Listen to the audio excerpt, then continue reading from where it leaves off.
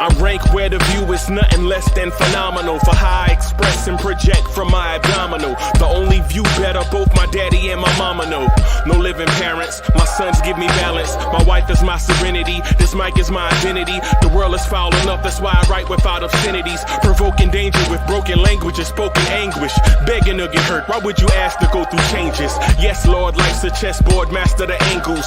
Control the tempo, be the one who holds the info. Acknowledge is just as deadly as machete swings. When spoken, the truth is as potent as that Medellin. While others swear the style is free, I just let it ring. Our time is undervalued, soldiers make us better kings. My fans on my shoulder, reaching after better things. Today I take the shot, for them I'd rather set the screen. My mama told me follow my dreams. My daddy told me get it by any means. Stand tall, make him bow to a king. But I've evolved, you can see the resolve. Look in my eyes when you speaking to God.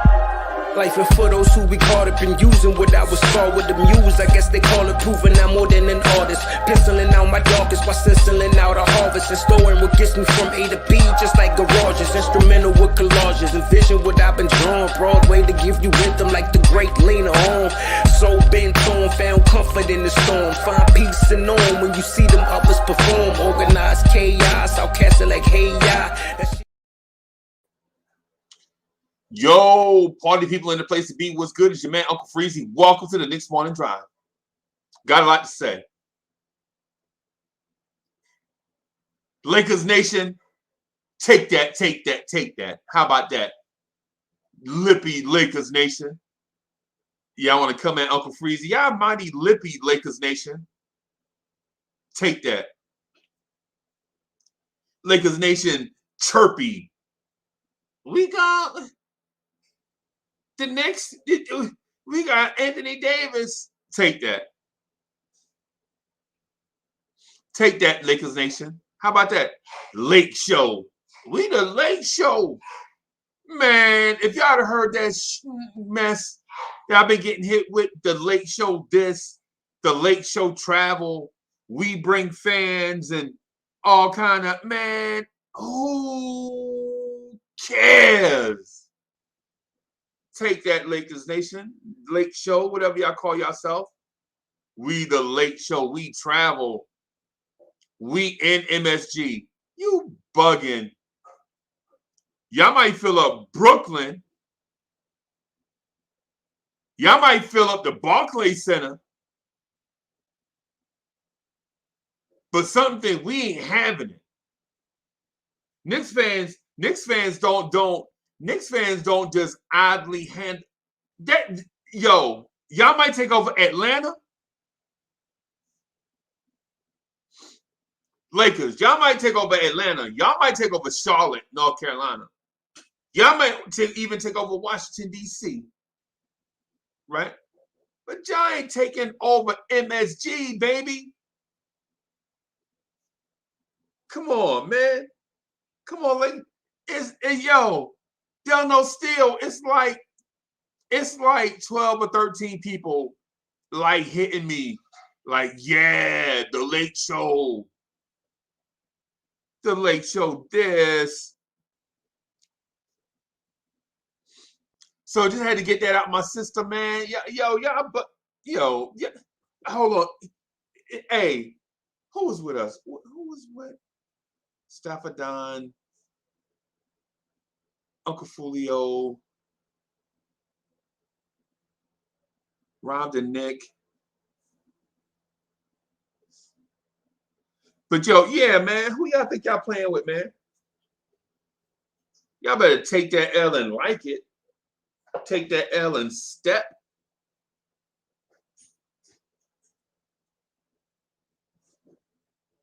Take that L and step.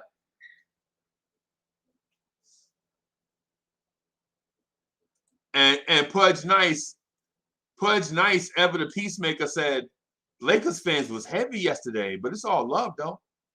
Nah, bro. Hey, man. Yeah.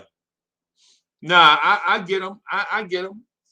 Since I talk Knicks 350 days out the year, since I talk Knicks 350 days out the year, people, you know what I'm saying, I guess when they search Knicks stuff, they find Lawrence Tears and they see me talking, and so they feel like they can come at me greasy. But what they don't know is I have an army with me. I have an army that includes Black University and Karen Fung. You know what I'm saying? Jamie Peralta, G-Man for Life, White Falcon, Delano Steele, Uncle Fulio, Staffa Don, Free Keith. It's an army of us. Is you crazy? You ain't just coming at Uncle Freezy with that. Cornerstone Kev. You know what I'm saying? Jay Boogie. Come on, man. We are army, bro. Well, come on, man. We are Knicks strong. We Knicks strong. This is a culture, dog. CWC, that's what I'm saying. Yo, this is a culture, dog. This ain't no fly by night. This ain't no casual, sometimes I'm a Knicks fan when they winning type of deal. It's a culture, dog. We live this. We live I am Knicks. How about that Lake Show? Which y'all fly by night self. Half of y'all was Golden State Warriors fans 5 years ago.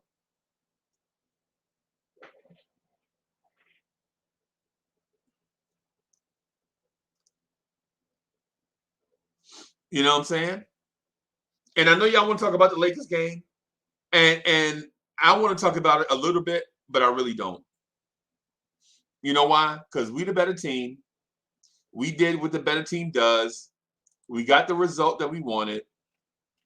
And take that. But I know y'all want to, so let's get into something real quick.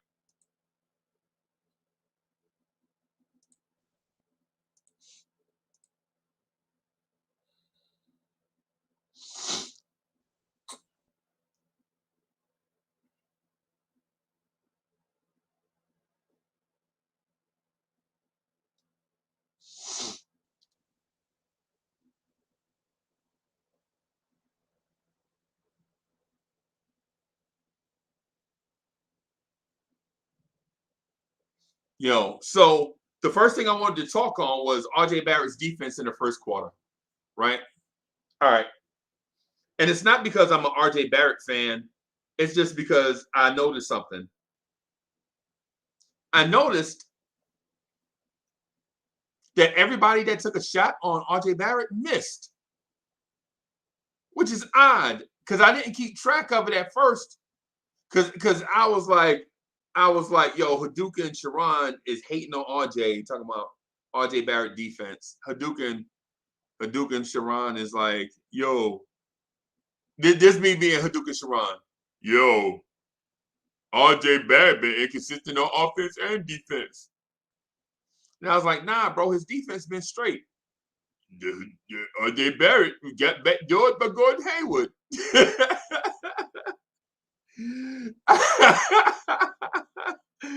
Yo, shout out to Hadouken. That's my guy. I'm kind of poking a little bit. You know what I'm saying? But this is me. This is my impression of Hadouken Sharon. RJ Barrett got backdoored by Gordon Hayward.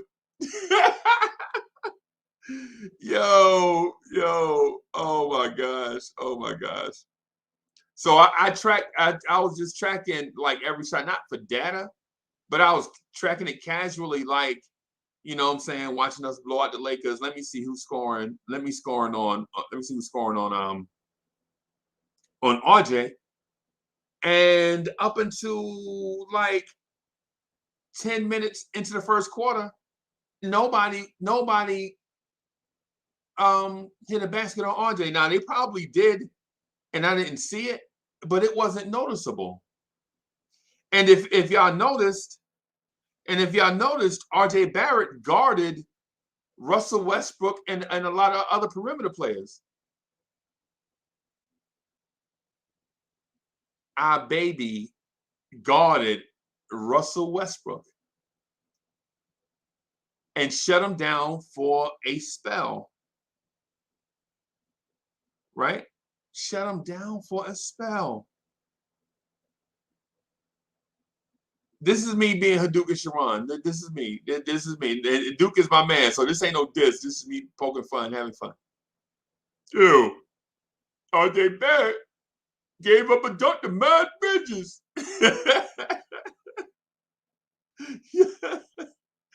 R.J. Barrett gave up a dunk to Mad Bridges. Really, man? Okay. All right. Okay. So what?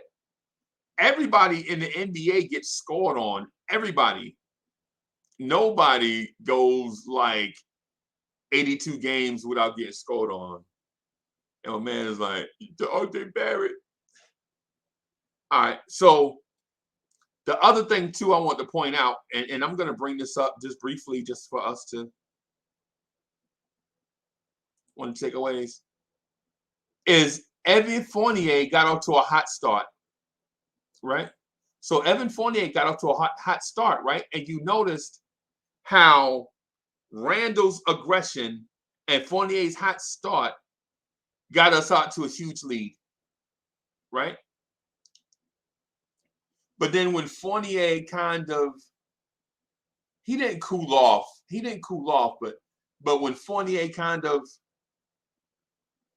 deferred, you noticed the lead kind of got chipped away at, right?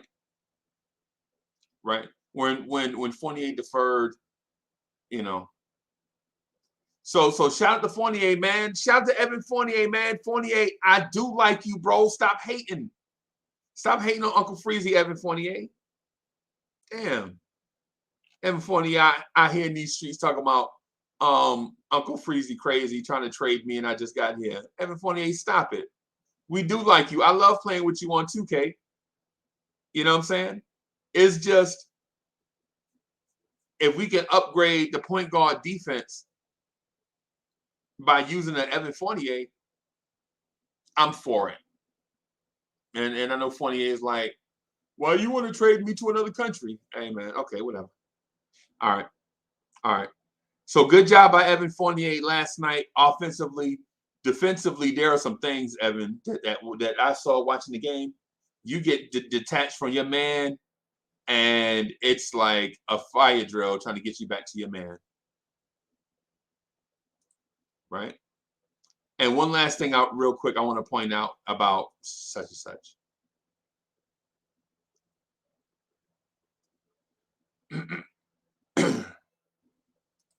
So Emmanuel quickly at point guard is a real thing. And I know he struggled a lot at the beginning of the season, trying to figure it out. Right?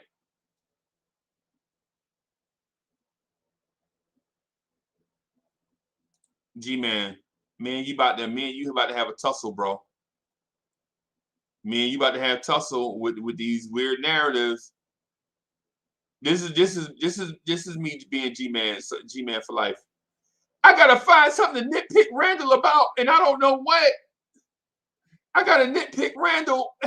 He had a great game against the second best power forward in the league, and I don't know what to nitpick Randle about. So I'm just gonna use a buzzword, ISO ball. Man, come on, G-Man. Come on, G-Man, don't do that. Don't do that, G-Man. G-Man, don't do that, man. We beat the Lakers. Julius Randle held his own against one of the great power forwards in the league, and we won. And we talking about ISO ball. And we talking about and you talking about ISO ball. Hey, D, I see you. Don't do that, because y'all want to fight. Y'all, hey, you know what? Y'all want to fight? Okay, I'm gonna put the link in the chat. Y'all want to fight this morning? We're going to fight the day before Thanksgiving. Chat, this is what they want to do. They want to fight. And me being one to never back down, say bring it on. And you better not be whack. Don't be D. If you jump on, don't be him and hawing like, I no, that ain't what I said. Ladies and gentlemen, D is balling. What's good? Yo, what's cracking? How you doing? You an instigator, bro. Damn, you're a good instigator. Listen, yo. This is what I was trying to Nah, say say salute because to the chat. oh, Salute okay, to my the bad. chat. Yo, peace to the chat, I mean, I already did all that, but peace of prosperity to everybody. You know, all the Obi fans out there, stand up, right? But check it, man. This is the synopsis. This is easy, bro. That first quarter and a half of basketball was the best basketball I've seen these Knicks play the whole damn season. That's a fact.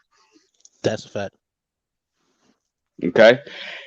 Then what happened? Third quarter came, right?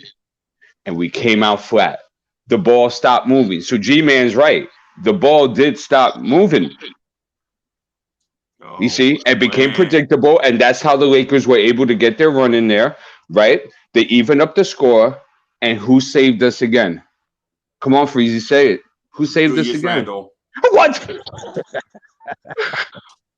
You say, man, you're such a clown, man. Do you know who saved us, bro? Do you know the bench saved us again, bro? Stop it. Okay. So for one, the way you said it is wrong. You said it like somebody who wants to be right. Anthony D, what's good? How, Freezy? Anthony D, in the place to be. I'm sure 90% would agree. Tears, hey, good morning. Good morning, Anthony everybody. Anthony D. Listen, man, you acting like a rookie. When you pop on the screen and I say your name, you pause for 10 to 15 seconds. I say something nice about Anthony D. I do this.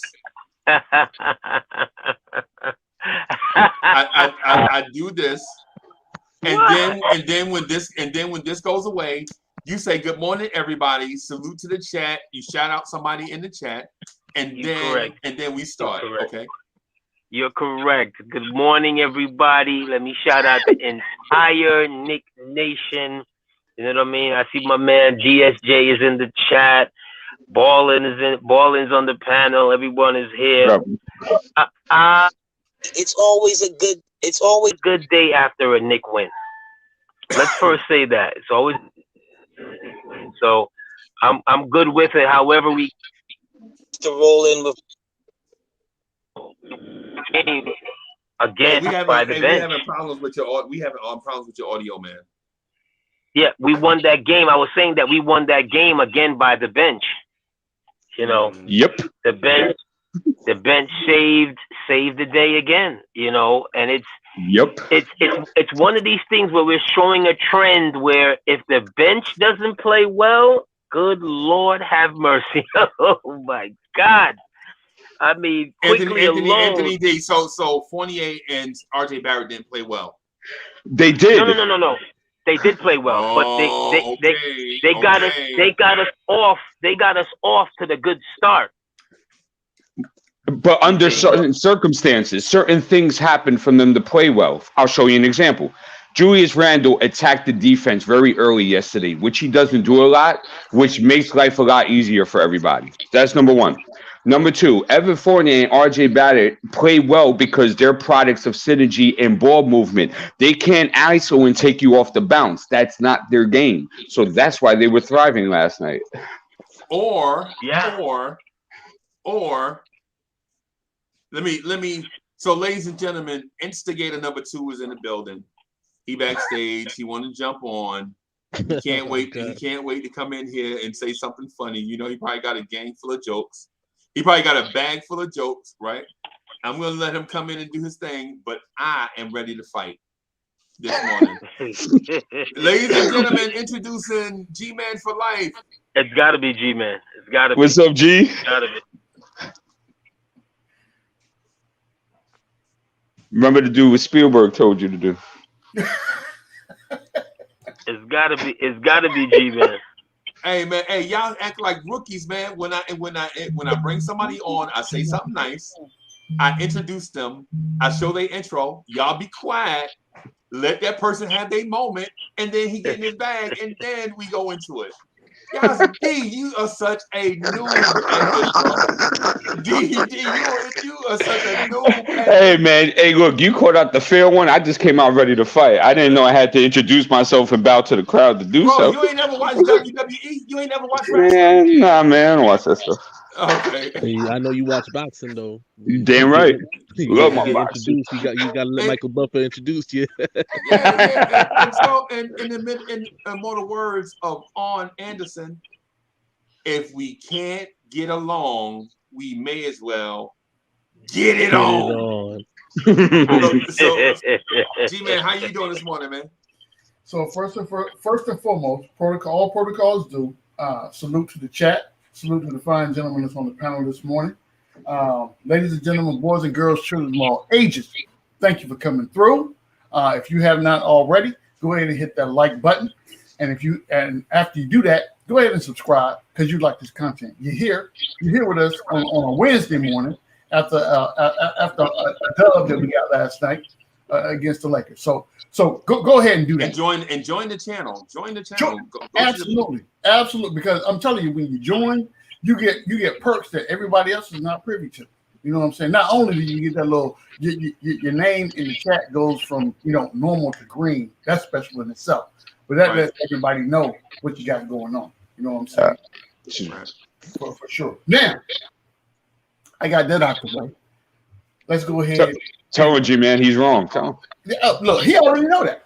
He knows that. Okay. Tell him. So look, it's like this, right?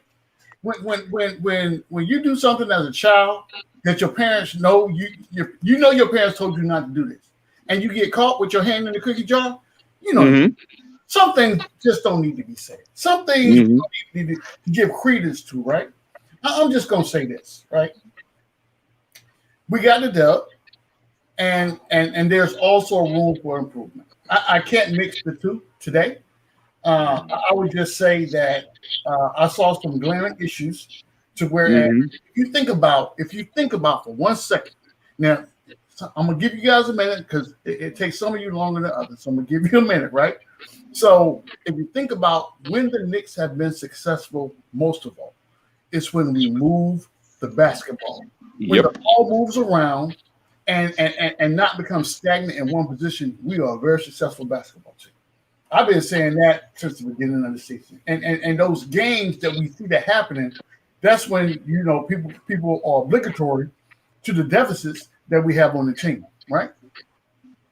You cannot start.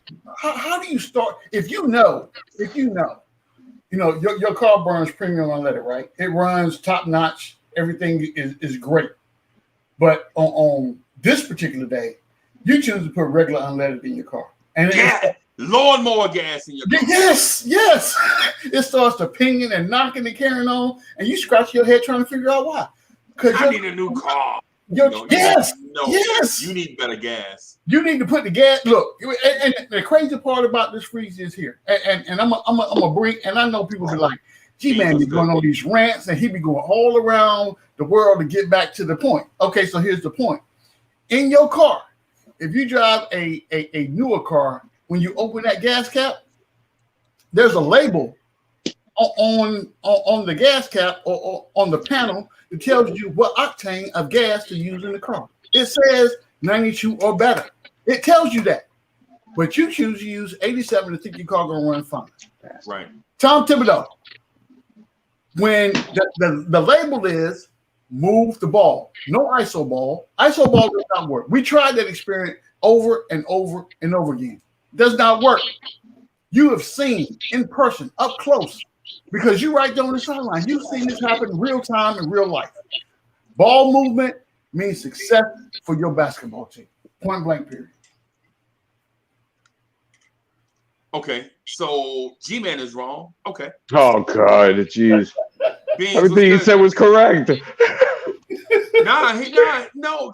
Because how is he wrong, Freezy? Just say it. How's he wrong? Because he's right in the wrong context. Oh God. Beans, what's good? How you doing, man? What's good, Uncle Freeze? What's the question? Talk to me. Hey, man, listen. We want to fight this morning. So this might be the wrong live stream for you, bro, because you know what I'm saying we about to tussle in here, and I know you're a peacemaker, bro. I know this. I've been around you for quite a bit. You know what I'm saying? But if this dude say that one more time about Julius Randle and ball movement, I'm telling you, I'm gonna start calling people out, bro. This is the crazy part. I never once mentioned Julius Randle's name. Not one. Not one. You opened up with a question, please, or we just what we Hold on for talking a about? second. Baked Beans is a peacemaker, like Billy Dan's on MOP. Is that kind of peacemaker? No, not that type of peacemaker. No. Like Lil Flame. I just want to make sure I get it right because the last thing I want to do is assume that we talking about Baked Beans as a peacemaker, knowing that he get brolic too. Word. Let's go. I don't want to confuse the two. I don't want to get it confused. I don't know if we talking Bush's Baked Beans or Baked Beans from Knicks Morning Drive. I just want to make sure I get it, get it right. Nah, this the real Baked Beans. He just stirring some shit up. You know how he do. Yeah, but listen, what's wrong with you? Don't like beef? You a chicken eater? You a fish eater? Nah, I'm not. I'm definitely not vegan. Okay. All right, I'm just asking off rip because I'm already getting ready to go at D and G-Man like beef stew did LeBron. You know what I'm saying? I got a point, man. Let me get my point across real quick. No, listen. How you gonna jump in and change the subject? What's wrong with you? Now we talking about Randle, right? Nah, man. No, you didn't hear what that dude just said. Freezy, it sounded like you're calling for backup, but the backup's not going as planned, bro. That's what it sounded like now, bro. You know what I'm doing right now? I'm trying to find somebody. I'm trying to find somebody to hold my beer. Wow. Stepping down in here now. Maybe it's too early for beer. Don. It was good. What's up, bro? Hey, so ladies and gentlemen. What's good? So, ladies and gentlemen, introducing the what's going on, brethren? Bro, y'all act like y'all ain't never did this before. Let me introduce Don. Ladies and gentlemen, introducing the host and the host and co-star of the Poppin' Blowing Tears show, NBA 101, on Sundays at 4:00. The numbers are insane and crazy. The numbers have been off the chain. Hey, ladies and gentlemen, introducing Don. Don, what's good? Blessings to everyone on the panel. Blessings to the chat. What a wonderful day. But I got some beans on the stove and I'm about to roast them right now. Me too. So I ain't even gonna bake them, Freezy. Go ahead, Freezy. I got your back. I will hold your beer. Let's go. So cute.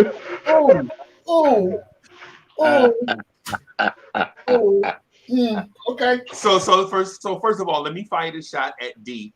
Is balling first to let him know. Of course. To let him know that we know play. Right. The thing about ball movement, bro, is ball movement offensively is based on the defense that you're facing. No, it's not. So yes, it that's already a false pretense, bro. Oh, okay. So defense don't matter, is what you're saying. No, what I'm saying is that what I'm saying is that do you let the defense? No, what I'm saying is that I have a question. I didn't even say anything to contradict myself. So listen, does your defense dictate your offense, or does your offense dictate the defense? It depends on game situations. Oh boy. So first of all, let me ladies and gentlemen, introduce the Worldwide L for the Love of the Game podcast.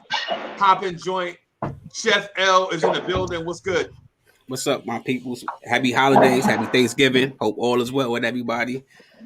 Worldwide L. Can y'all hear me? Yes, sir. You got your dog with you? Where my dog's at? The champ is someone. My daughter just came and got him.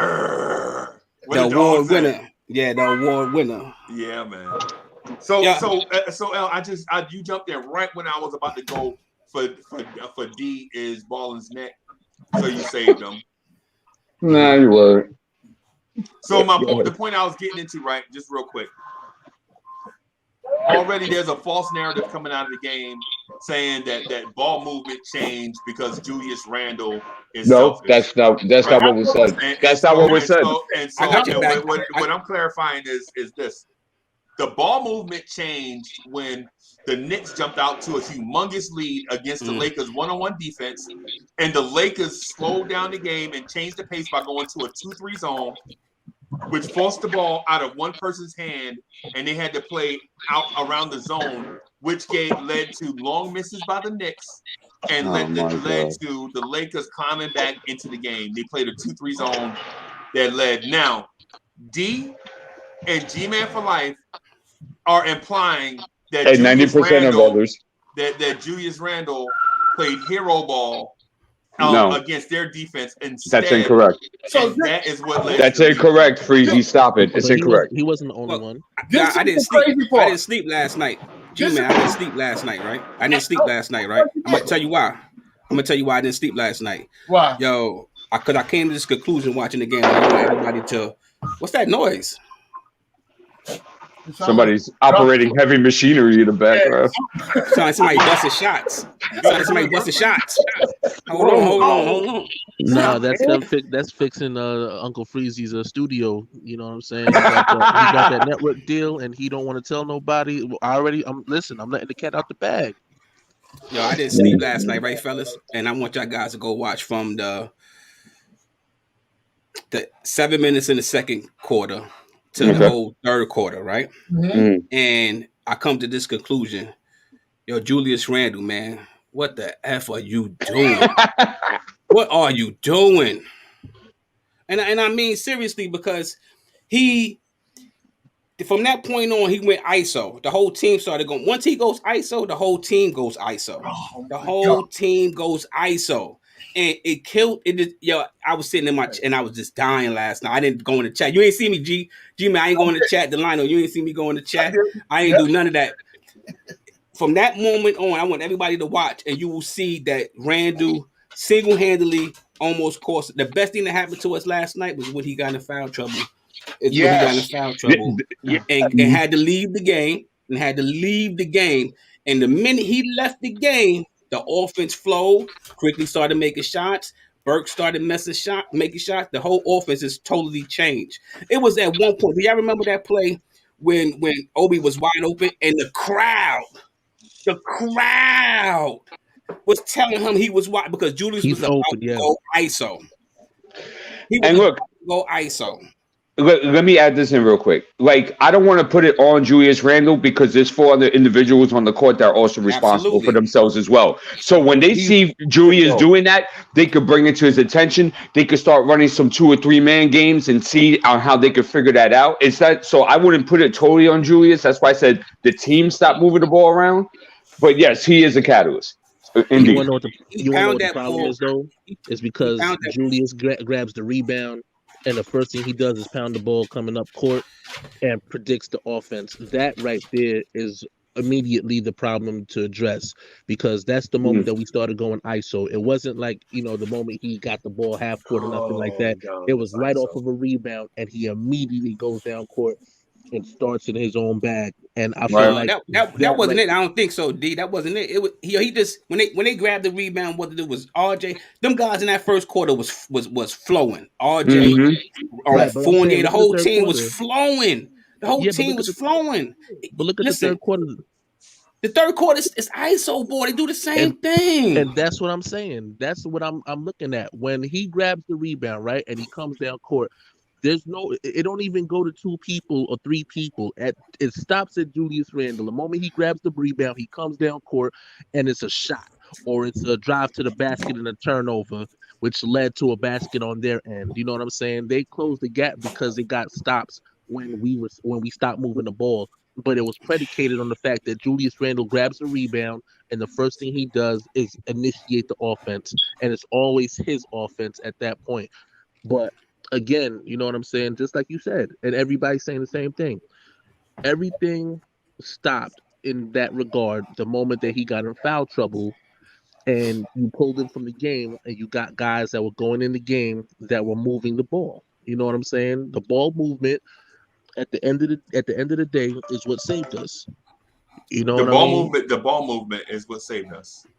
The ball movement saved us. Yeah, let Maxwell finish. Let Maxwell finish. The defense also tightened up. The defense also tightened up. But it was when he went out of the game and you heard Reggie Miller and I don't know what the other guy's name was, and they were saying where were we going to get the offense from with him going to the bench. And to me, I'm saying this is the offense already been there. Right. The offense been there. they just had to take. Not that he's. See, the problem with Julius is this is not last year's team. We don't need you to pound the ball. We just need you to do what you do and do it successfully. Don't pound the ball. He gets into these things where it just. So worldwide, from you saying from the 7th minute, right? So what's his name on the other team wasn't pickpocketing Kemba? Avery Bradley. Avery Bradley had a little something. Ain't no little something. He was pickpocketing Kemba. When the pressure comes, because you know why? Then after RJ had a turnover.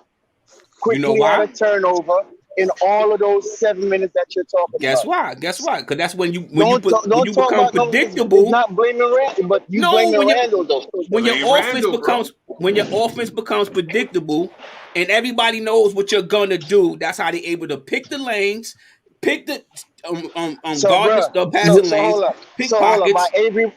By Avery Bradley picking up Kemba Walker was Julius Randle's fault. That's Julius Randle's fault. No. Wait. Let's put a narrative out there that's 100% true. The Lakers were disinterested for a large portion of that game last night. So let's keep that in mind. And then they started their run when they started amping up their defense a bit, right? And they're bound to have their run. But the problem is that when they came with their run, we didn't restore back to balance of what got us a 25-point lead to begin with until the fourth quarter. That's what happened. I see it different.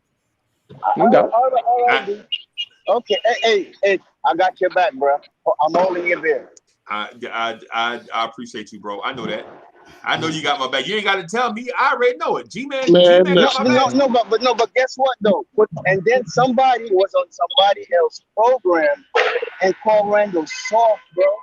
Oh, no. Get out of here. I know. Yeah, I can go that shit. On somebody's program and called Randle soft, bro. Jeff would never do that. I said he is soft. He's soft and he's not no gorilla. But he's in a gorilla body. That's what I said. He is soft. Okay, so I'm glad you're a flip-flopper. I'm glad you owning up to it, though. Because 1 minute the following day, we need Randle at 20 and 10, 5, and next day he's soft. And if Randle hold the ball for the second half, we ain't gonna win. That's what you said, though. What got to do with him being soft? I'm just saying, though. You got to be on one side, 10 toes down. Is either don't like him or you with him. Which one is it, Beans? No, that's not a way. That's not.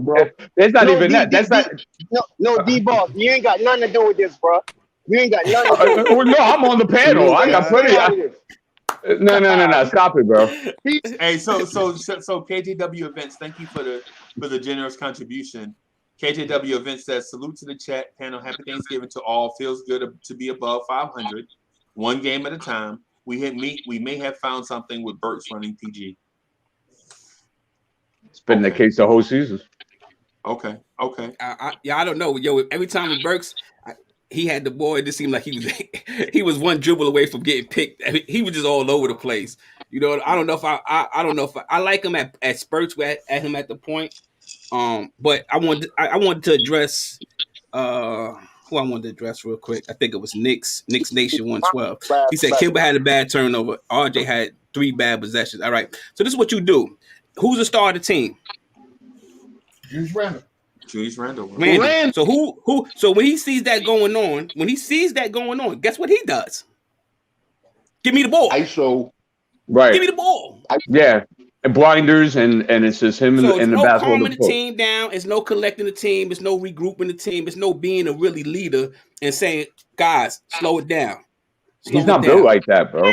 Hey, worldwide, that was weak, bro. That was weak. Jesus, what was weak? How many turnovers does Randle average so far? Like that should answer the question. Like that. What was weak? Who's the leader? Who's the leader?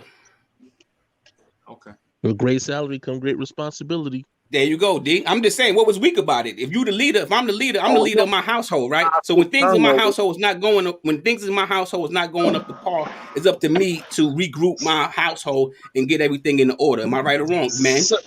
Am I right or wrong, man? Word is wrong. So we all men. So right, that's what we do. So as a leader of the team, he's supposed to regroup them and not say, "Give me the ball. Let me try to take over the game." When the game we had the game, all we had to do was just keep playing team basketball. All he had to do was tell the crew, slow it down, take your time. I want to get G-Man back over. G-Man, come on, over here to this side, bro. Don't go on that over there on that side, bro. Listen, Talk blaming Randle, bro. No, listen. Let's not play the blame game, man. Freezy. You know what I'm saying? Let's just be straight up. Let's just be straight up. Hold up, guys. Hold up. I'm gonna tell you two things real quick, right? Number one, I never in my whole soliloquy used Julius Randle's name. That's the ironic part about this. You said number 30. No, I did not. You did say the 6'9", 250 I dude. did not. Look, the Jedi You mind said the power forward from Kentucky. The Jedi mind trick don't work on G-Man. I'm telling you right now. The only thing I said was when the Knicks start to lose the lead is because we stop ball movement went out the window and we start playing ice ball. I never used the name. All right, wow. Or anything of sorts. So I'm gonna tell you this, right? That we got the win. We did. But in Knicks fashion, what we do is we let it come down to the wire when the game shouldn't even been close. We let bombs come in the garden and make themselves relevant when they should not be relevant. That's my problem. And say it again, G-Man. There is no way possible, if I'm thousands and thousands and thousands of miles in Florida, the head coach of the basketball team standing on the sideline can't see this for himself. I find that hard to believe. I think you gotta call timeout, put a stop to this, and then get us back into some relevance of the scheme that's gonna cause us to win this game. G-Man, I think you trying to do a finger roll in traffic, bro. Oh my God! But let me do this real quick, ladies and gentlemen. Introducing the co-host and co-star of NBA 101 on Lawrence Tears on Sunday afternoons, Soul Finger.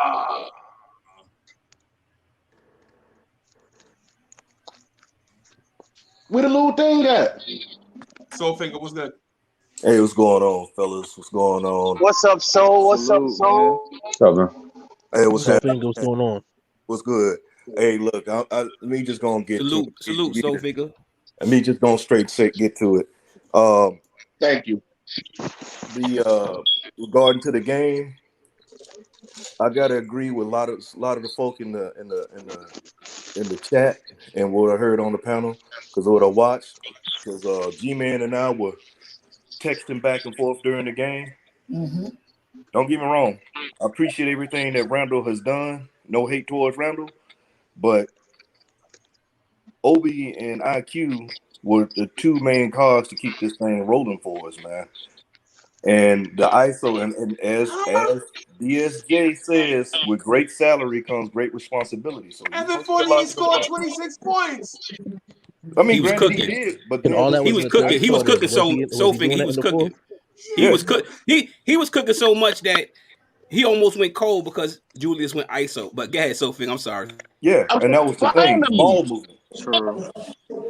You know, ball movement. But the bench came in and had to keep things going. We gotta. I mean, ball movement is the key, man. I agree with a lot of people saying in the chat and what we're saying right here in the on the panel.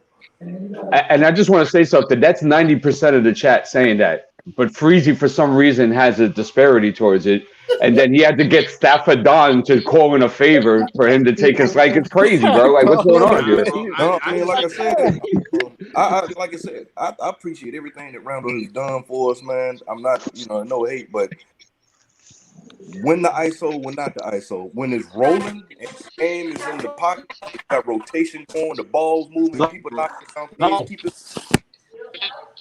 Yeah, I just think y'all wrong, bro. We can't fall into the ISO. 90% This is not of the the chat same. is wrong. The ISO slows Bro, everything down. what y'all saying is ridiculous. Y'all were saying the ball movement stop. How is a man gonna ISO? Bro, okay, so what you're saying is ridiculous, Keisha. How's a man gonna ISO against a 2-3 zone? How is somebody gonna ISO against a 2-3 zone? Explain that to me. There's possessions that he was, Freezy. He tried it last night. They wasn't in zone There's the whole time. possessions They went that he was. Yeah, they went in spurts of the zone. They didn't do I zone the whole know time. that. I know that the time that y'all are mentioning, the Lakers went to 2-3 zone. When they were in aggressive man-to-man, Fournier and Randle was killing them. They came out in aggressive man-to-man, and we got out to a 10-0 lead. Frank Vogel had to call a timeout. Those that watched the game saw it. The Knicks were winning. I'm not just talking about the game. I'm talking about so far the whole season. That's how he's been playing. No, see, that's what I'm saying. Now we moving the span. goalposts, Keisha. Now, see, that point is whack. How I'm you not gonna talk moving about the it's the goalposts. season? Yeah, it is moving the goalpost. We talk about the game. We talk about the Lakers, and you talk about the season. We're talking about the issue that why our offense is stagnant. I thought that's what we were. Worldwide L said 7 minutes left to go in last night game. And in the second quarter. In the second quarter. To the third, to the end of the third. And Keyshawn said he talked about the season. What are we talking about? Listen, man, let's be clear. Part of what happened has what's been going on the whole season, right? Am I right or wrong? Right. No, he's correct. Right. That's what I'm saying. So it correlates. Like, I don't understand, like, why that's not. Freezy's in the corner right now, and he's trying to find any way to get himself out of it. That's what's going on. I like pressure, bro. I like pressure. I couldn't tell.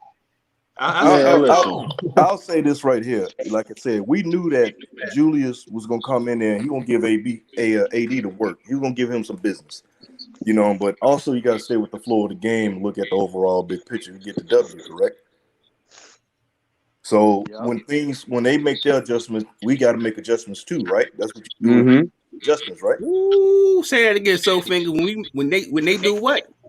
When they make adjustments, we got to make in-game adjustments as well.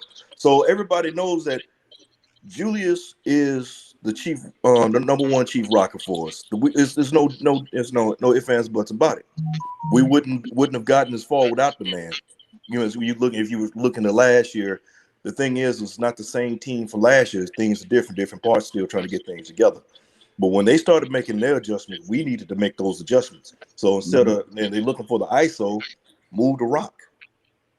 I hope Tommy's hearing that. So you saying? I hope Tommy's hearing it. You saying that there was no adjustment made? What I'm saying is you can't keep rolling with the look. You can't stay with if you can't keep a broke watch on your arm and try to keep your time. That's all. Word. To give you some credit too, Freeze, though, when they went to the zone, you know, that you were talking about, is how a season and a half. I keep hearing feedback. Is that me? No. So somebody. How a season and a half, we still don't know how to break down the zone. How is that? That's another question. You know, that don't fall on Randle. Nah, but the mental makeup of Randle falls on Randle with the decisions that he be making. Let's get to it. I agree with that. I agree with that, Beans. His decision making sucks. Okay, Beans, let's bring it to another perspective, though, Beans. But who's letting him do that? Tibbs. Right. Man, you don't blame the dog. You blame the owner. Yeah, both of them. Hey, somebody got a baby crying in the background? Somebody got a baby cry. I keep hearing a baby cry somewhere. I don't know where it's coming from. I had all kinds of stuff coming out of it. I heard a baby crying, bro. I didn't know where it was coming from, man. I'm sorry, man. I just heard a baby crying somewhere. Yo, let's keep it a buck, man. If Randle don't catch that fifth foul, we lose last night, man. Let's keep it a buck. No. Or the game's closer. No. Yeah, it was kind of one. Yeah, I got Beans. It was that was the key point when he get in that foul trouble, and it seemed like they just. It seemed I like was so happy that foul out. Like, you don't even know, bro. We need him. See, we need him. I can't say I was happy that he got the fifth foul because I didn't know how the game was going to go. Right. So to say that I'd be lying, right? To say that I'd be lying. In the fourth, with that 1 minute, I was tight. I'm not even. I was happy. I was happy he wasn't in the game when we started winning. Hey, L, Beans wants a cheerleader, so give him a hand clap for that. Hey! Wow. Hey, go! Hey, Beans! Hey, go! Cheerleader. What are you talking about, bro? That's some female shit. What are you talking about with cheerleader?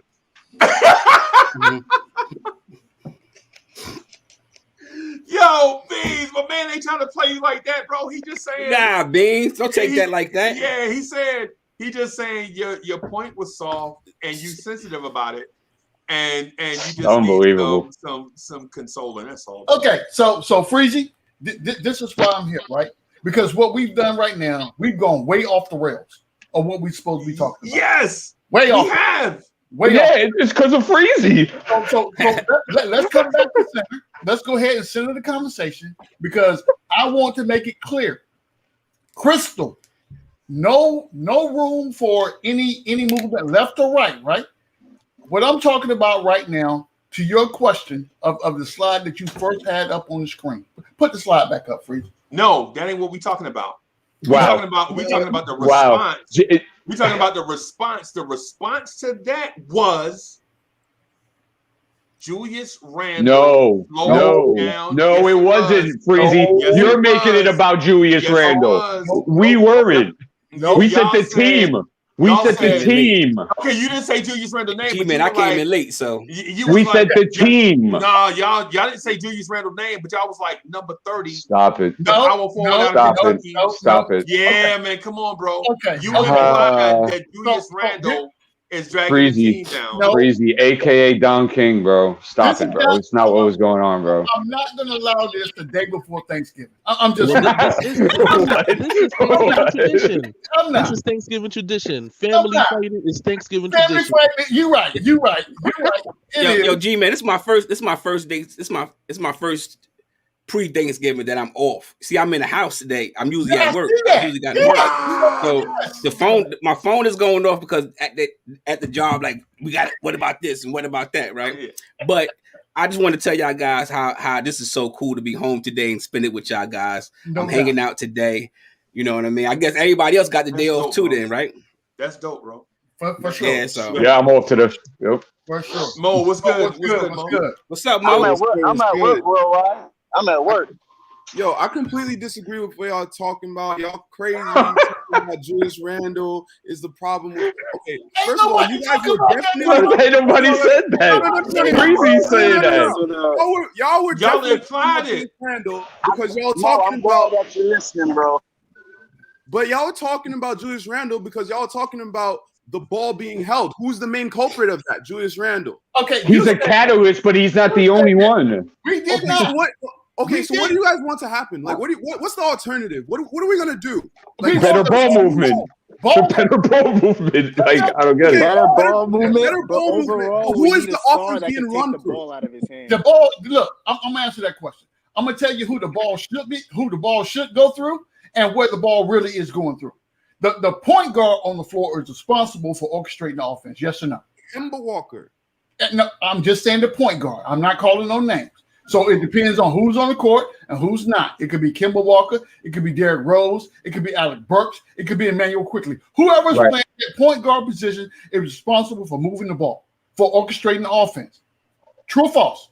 Let me take this in baby steps, right? Okay, so we agree in that fact. Yes, sir. Now, where the Knicks fall prey to is we feel like, or someone feels like, that the offense needs to run through Julius Randle and not the point guard position. Well, currently, as this team is constituted, it does need to run through Julius Randle. Okay, who else are we going to run the offense through? I don't think it needs to. It could, but it doesn't need to. Who do you want to run it through? Okay, so let me ask you this, Mo. Oh, man. In the first quarter, listen, in the first quarter of the game, who did the ball? Where did the ball stop and start? Kemba was first quarter. First quarter, like it was like a balance. It wasn't like Julius heavy for sure. Absolutely. Right. But we cannot sustain the whole game with Kemba Walker being the orchestrator of the offense. Maybe if we like change up our lineups, like we can do that. But Kemba is not the answer. So when the starting lineup is out there, we can't rely on pick and roll offense because we can't rely on Kemba at the rim. Randle doesn't roll. And also, wait a minute. He was talking about point guard, and all of a sudden, Randle's name came up. What? There's only one. Y'all hating on Randle, man. There's only one person bringing up Randle, bro. I'm not hating on the man. I know, G-Man. I'm with G-Man. We're in the same lane, bro. All the time, we know you guys' agenda. We know who you guys like. Like we know what we're talking about here. Who's you guys? We're just talking about basketball. Yeah, talking about me? Me? Yes. I have not said one thing about Julius Randle throughout this whole time, bro. How is it me? You don't have to. It's implicit. You don't have to say anything. You have to stop taking Freezy notes, bro. That's not what's going on. It's not what's going on. I came on because Freezy was getting lambasted for no reason. It didn't make any sense. Oh, you trying to save him? He called him. He called him. Y'all should just form Rotron at this point. Goddamn. Oh, man. What y'all say? Y'all are alluding to Randle hate. Y'all, G-Man legit said the 6'9", 250-pound dude. Not what I said. Never said that. That's what you implied. Said that. I legit just G-Man, you said the starting power forward. That's basically what you're saying. So this is the thing, Freaky. This is the thing, right? You know, I don't know if you guys are Star Wars fans, but the word on the street is the Jedi mind trick works on the weak-minded. I am by no means weak-minded at all. Yo, G-Man, you know I would never disrespect you like that, bro. Listen, you think that's what I called you? No, I ain't never said that like that. No, Freezy. I ain't never came out my mouth with no. Hey, man, I'm out of here. I'll let you.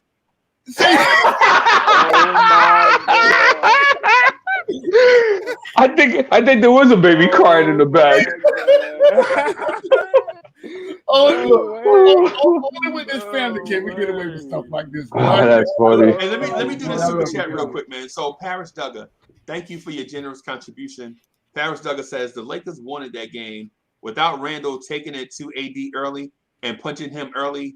We don't win, period. But he's not perfect, but he wins games.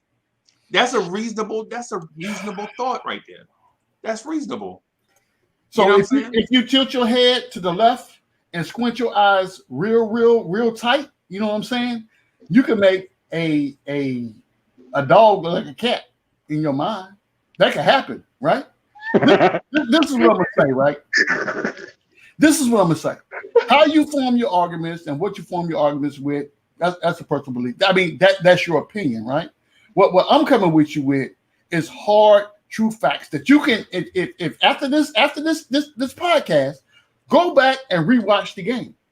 Bro, I watched it 3 times. You know me. Come on, man. I watched TNT first. Watching the fourth time, and then I watched the Lakers broadcast. Mm-hmm. Right. Because I like to hear what the other team is saying about. Bless your heart. I couldn't stand that, but that's another discussion. Go ahead. But in the Lakers broadcast, they were like, Julius Randle is such a great player. Julius Randle is a top 4 power forward in the NBA. Julius Randle is a top 20 player. Where would this team be without Julius Randle? Right? But Knicks fans are like, trade Julius Randle. I want Obi to play. That's the secret. My God. That's the secret. That's not my perspective, by the way. That's not my perspective. And when I'm talking about, that's not my perspective. Stop lying. Don't lie. No one said trade him.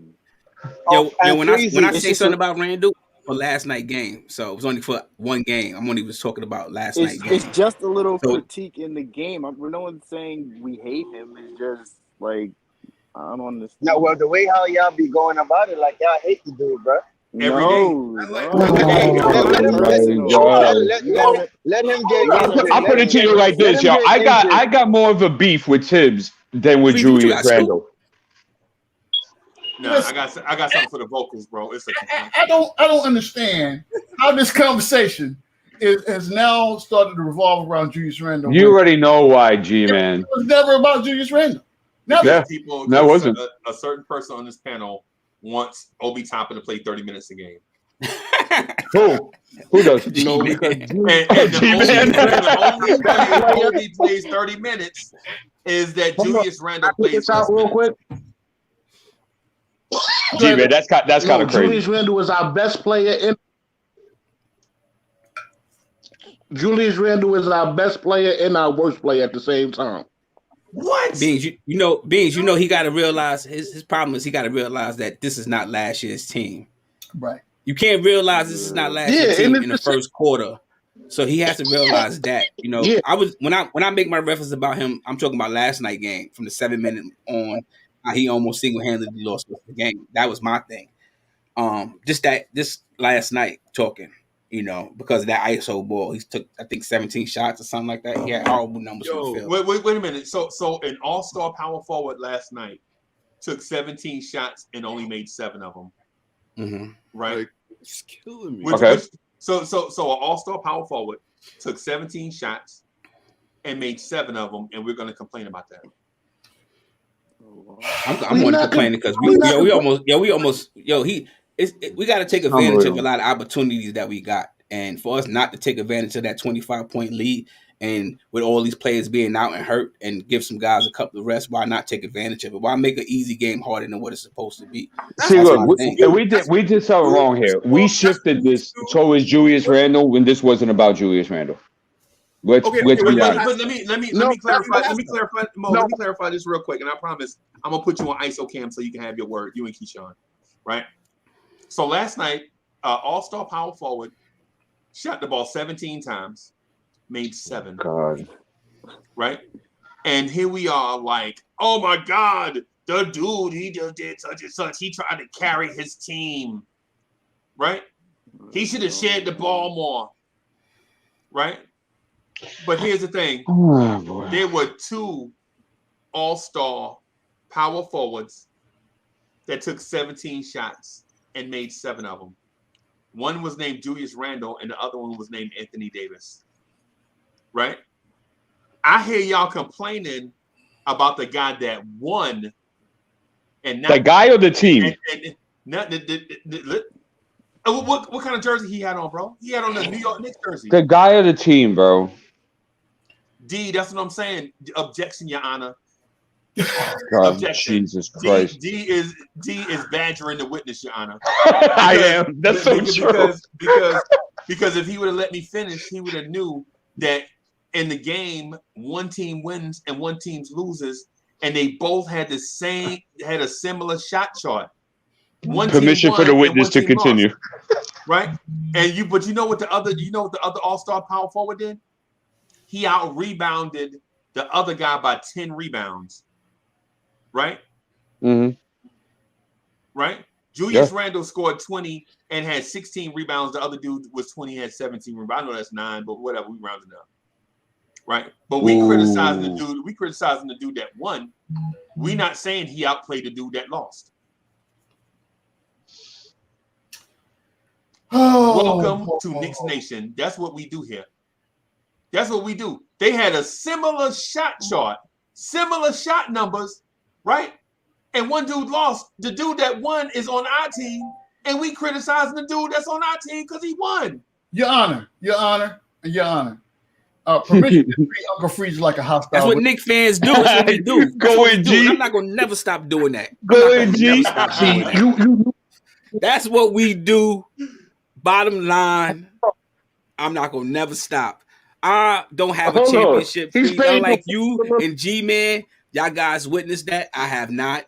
So yes, I'm jealous. I hate. Every day I ask God to help. Please, the only wish that I got before I die is the Knicks win the championship. Man, please. Yeah. That's it. That's all. Oh man, you better plan on living for a long time. That's all I ask. So I wear this on my sleeve. My hairs is gray, fellas. My hairs is gray.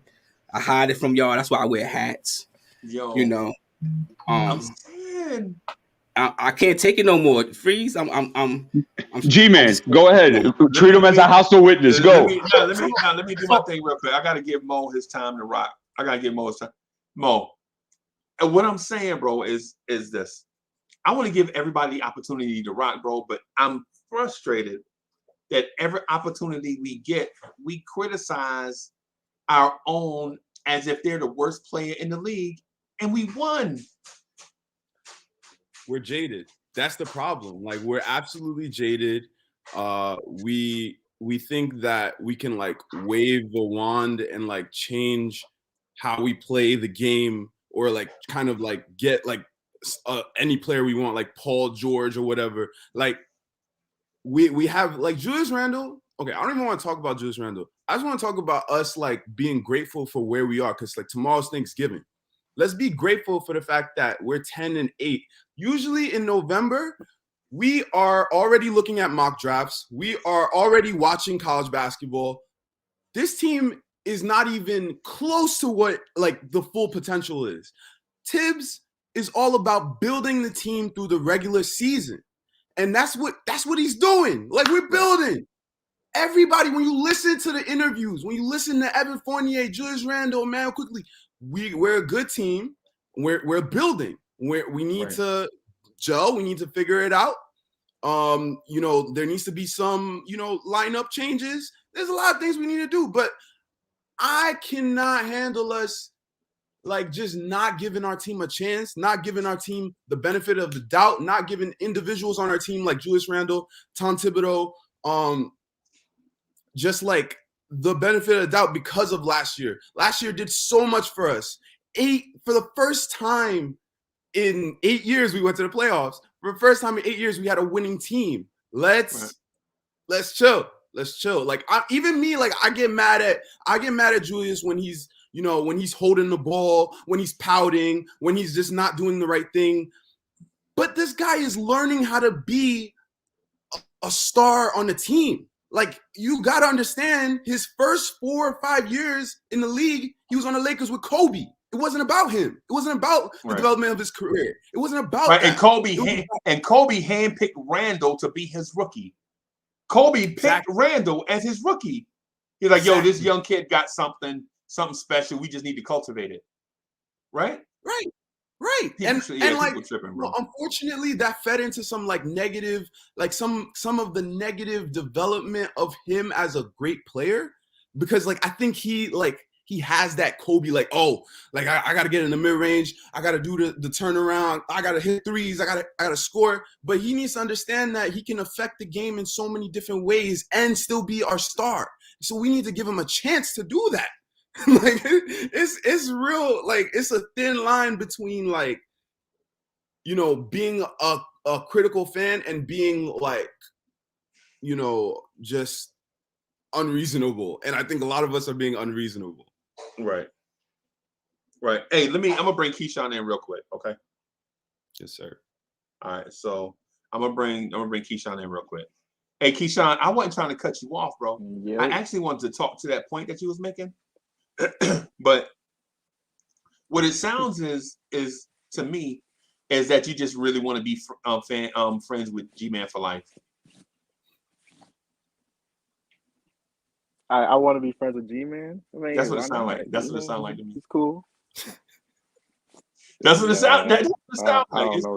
It sounds like. And so the reason why I give you such a hard time, bro, is because I'm a Packers fan. Just say it. Aaron Rodgers feels like he above the law, bro. Aaron Rodgers feels like he above the law. Man, he took a fake vaccine, bro. The NFL let him do what he did, man. That, you know, when you Aaron Rodgers, you can do what you want. See, that's what I'm saying. Let me bring in D. I'm gonna bring everybody else in, and I'm gonna move to the side. So because we got so many people up, I want to hear what everybody got to say. G-Man, I'm in the background, bro. All right, I got you, brother. So go ahead and continue your point, Keyshawn. Regarding what the Packers? I don't know what about the Packers. No, we don't care about the Packers. We don't care nothing about Aaron Rodgers and what he got going. Let's go. All right. Hey, I'm gonna go ahead. Smoke though, like basically what it is the only reason why Keyshawn jumped on that side with G-Man and D is balling is because he wanted to be friends with them. No, it's because usually Keyshawn be straight down the middle.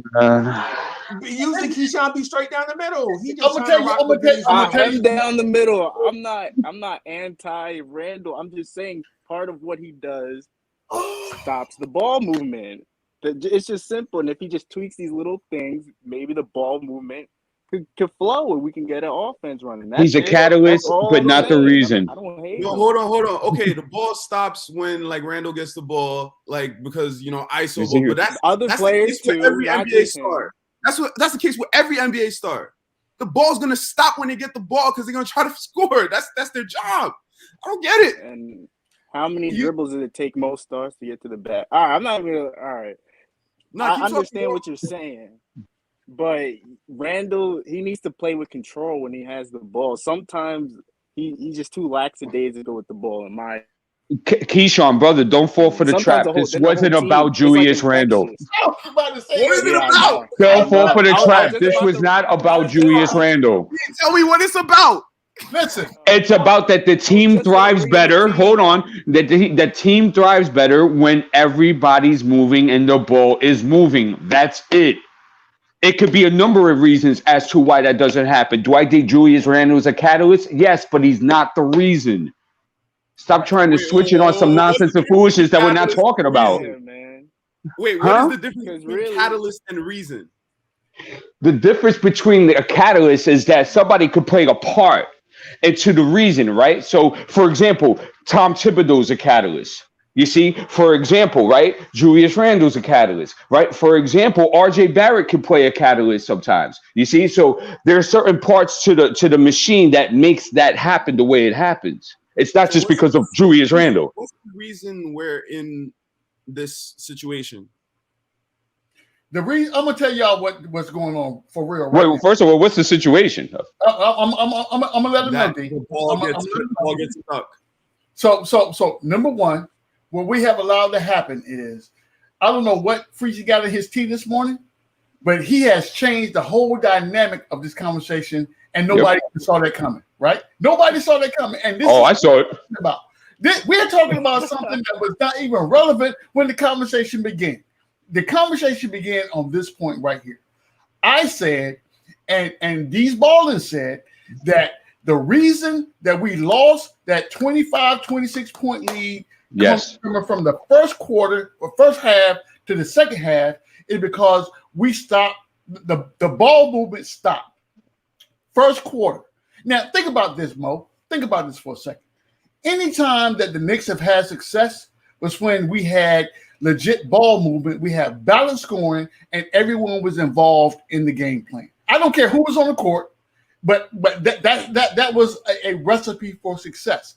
We saw that in the first quarter, and the thing that I was most impressed about when we went in there was Julius didn't settle for the threes. He actually went, he took it to Anthony Davis' body.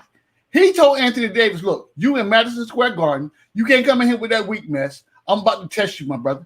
I'm about to test you. If you get this dub on us tonight, you're going to have to earn that, right? But at the same time that he was doing that, he also facilitated the movement of the basketball to get Fournier open shots. That's my point. Julius Randle can play his game. He can be the bully down low, but still involve everyone else that's around him. That worked in the first quarter. So explain to me why, if you have a proven formula that works, you go away from it in the second quarter. Without let me finish.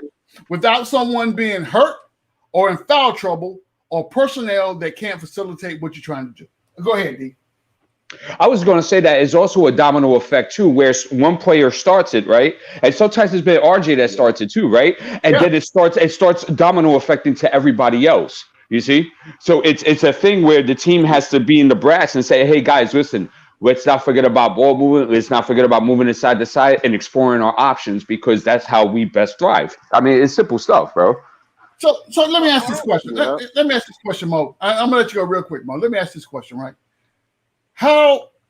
Tell me on the second unit, who dominates the ball? Or is there ball movement on the second unit? And could that be the catalyst to the success of the second unit? That's a whole bunch of questions. No, the second unit it's a team. That's a team for sure. And like there's no ego, there's nothing. But the reason why in the first quarter the starting lineup worked is because they made shots. Like it wasn't predicated on ball movement. It wasn't like Spurs level ball movement. No, Julius went ahead and Julius was initiated. playing with energy. Yes, exactly. They play with energy, but it wasn't like a ball. It started movement. with Randle. Okay, can I ask you a question, Mo? How many? How many assists? How many assists did the Knicks have for the whole game? I'm not sure. Okay, they had 23. Do you know how many they had in the first half? Bro, no, I don't know. I don't know. They had more than half of that. Yeah. Okay. You see, because it was predicated off the ball movement. From the field goals that they made, most of their field goals was predicated off the assists. So yeah, it was that. Woke up and played better defense. Let's not say that the Lakers had no part in coming back into that game, because they did. They absolutely did. And we weren't like moving the ball like the Spurs in the first quarter. Like it wasn't crazy ball movement. It was just like the ball kind of like, I don't know. I think the team just was a little rattled by that defense, and I think that's what happened. So Mo, let me ask you this question. You say, okay, I get it that it wasn't the Spurs quasi ball movement, but was it more ISO or ball movement in the first quarter? I mean, Randle scored off of some ISO buckets. Okay, so this is what this is what y'all let Freezy do to y'all, right? Y'all let Freezy dictate to you. Who I have never said Julius Randle's name. The whole time I've been talking, I've never said Julius Randle's name. But what are we talking about if we're not talking about Julius Randle? How are we going to utilize Julius Randle if we're not analyzing what Julius Randle did in the game? We're not analyzing the team. My I have God. never Unbelievable. said that this conversation was about Julius Randle. What I said was that Mo, stop drinking a punch, brother. the New York Knicks went I'm good. away from ball movement to allowing ISO ball to be played. Now, I'm not saying it now, and people automatically, when you say ISO, and this is crazy, right? This is crazy to me. So words mean something, right? How you put things together without anybody ever saying. I say ISO ball, people automatically go to Julius Randle. So let me paint a picture for you real quick. How many people feel that Emmanuel Quickly dribbles a ball too late into the shot clock and forces people into bad shots? I do. I don't think so. Yeah. Oh, he does. Oh, he does. Oh my God. That's who you want. That's who you want with the ball at the end of the shot clock. That's unbelievable. But if he's dribbling it the whole shot, and he dribbles and he figures it out. Like that's why we like him. He finds magic in those moments when we have nothing. That's not why I like him. Okay, why do you like him? Because he's a fire starter. Because he's a microwave. He can get cooking. And his game falters when he's dribbling the ball too damn much. Yeah. Come on, man. Come on, guys. His game is all about that. If you don't let him dribble, then what we have him on the court for? He's just a spot-up shooter. He's dribbling from side to side. Oh my God. Sometimes you can over dribble though, Mo. Sometimes you can over dribble. It's a such I agree thing with as that. You know what I mean? But You see at times IQ find himself over dribbling. You see at times of that, and what happens when he does that because he over need to let him dribbles. play with some freedom. That's our future guard. He is playing. No, he is playing. But I'm just saying. I'm just making a point. So I'm just letting you know this is facts. So sometimes there's such thing as over dribbling, and when you over dribble, that's when you end up having bad shot selection, turnovers. This is facts, Mo. This is not debatable. This is what it is. What are we getting at? No, I'm just saying. You said that you want him to have the ball movement matters. The ball movement matters. Everything. Y'all gotta understand. See, Randle is our star. Why did this turn into Emmanuel Quickly being somebody who stops? This is how you make comparisons, right? No, so you make comparisons. So the comparison is when you pound the ball. The fact is when you pound the ball and you hold the ball, it turns into bad possessions. It happens. So even though yes, Julius is our star, but there's a such thing as over dribbling. Such thing as that. That's what it is. No, I'm not saying. All right, can we talk about RQ? But like, what are our options? Like, who else is gonna? Like, we don't have many offensive creators. Like, if you look at RJ Barrett's game, bro, I'm disappointed. Like, I love RJ. I love his defense, but like offensively, like he moves like in straight lines. Like, so I don't know who we have. Like, I mean, like I don't know, man. Like, there's just a lot of complaining going on. and it doesn't make sense. So Mo, I'm gonna simplify it for you real quick, right? Real simple, right? I have noticed the whole time I've given you examples of different individuals doing different things, but I've never pointed an individual out to say it's your fault. Stop doing this, and we can be successful. I'm telling you right now, there is. You can't imagine in your mind who could be the star of any game on any night. Last night it was Evan Fournier, right? And we have seen Evan Fournier be inconsistent the whole season. If someone had it almost wasn't Evan Fournier. It almost wasn't. You're right. It almost wasn't. See, I mean, you just call a spade. G man, it is what it is. Like, you right. On this team, it is anybody night. That's the luxury of this team. This team is a good team. Yep. And if we don't allow, and if we, or now I'm not gonna say we, but if he doesn't allow, Julius Randle doesn't allow this team to be great, then it won't be great, because he's our star. That's the fact. He is our star, and we can only go as far as he takes us. But he has to let this team be great, and he has to also be great along with this team. But L, keep this in mind too. We have to also hold the coaching staff accountable too, because they got to constantly remind and pound to these players what it is that makes us work. You get what I'm saying? Yeah. That's why you always say that we win as a team, we lose as a team. Right. That's why you hear that expression all the time. You know, I'm just saying, like, we need. Like G-Man said, I didn't mean to cut you off, G-Man, but when you was talking, it was just it came to me when. You know, when we on this path and we have these players on this team, that's how the team is constructed. Any given night, it could be anybody night. That's a luxury. Last night was Fournier night. It was his night.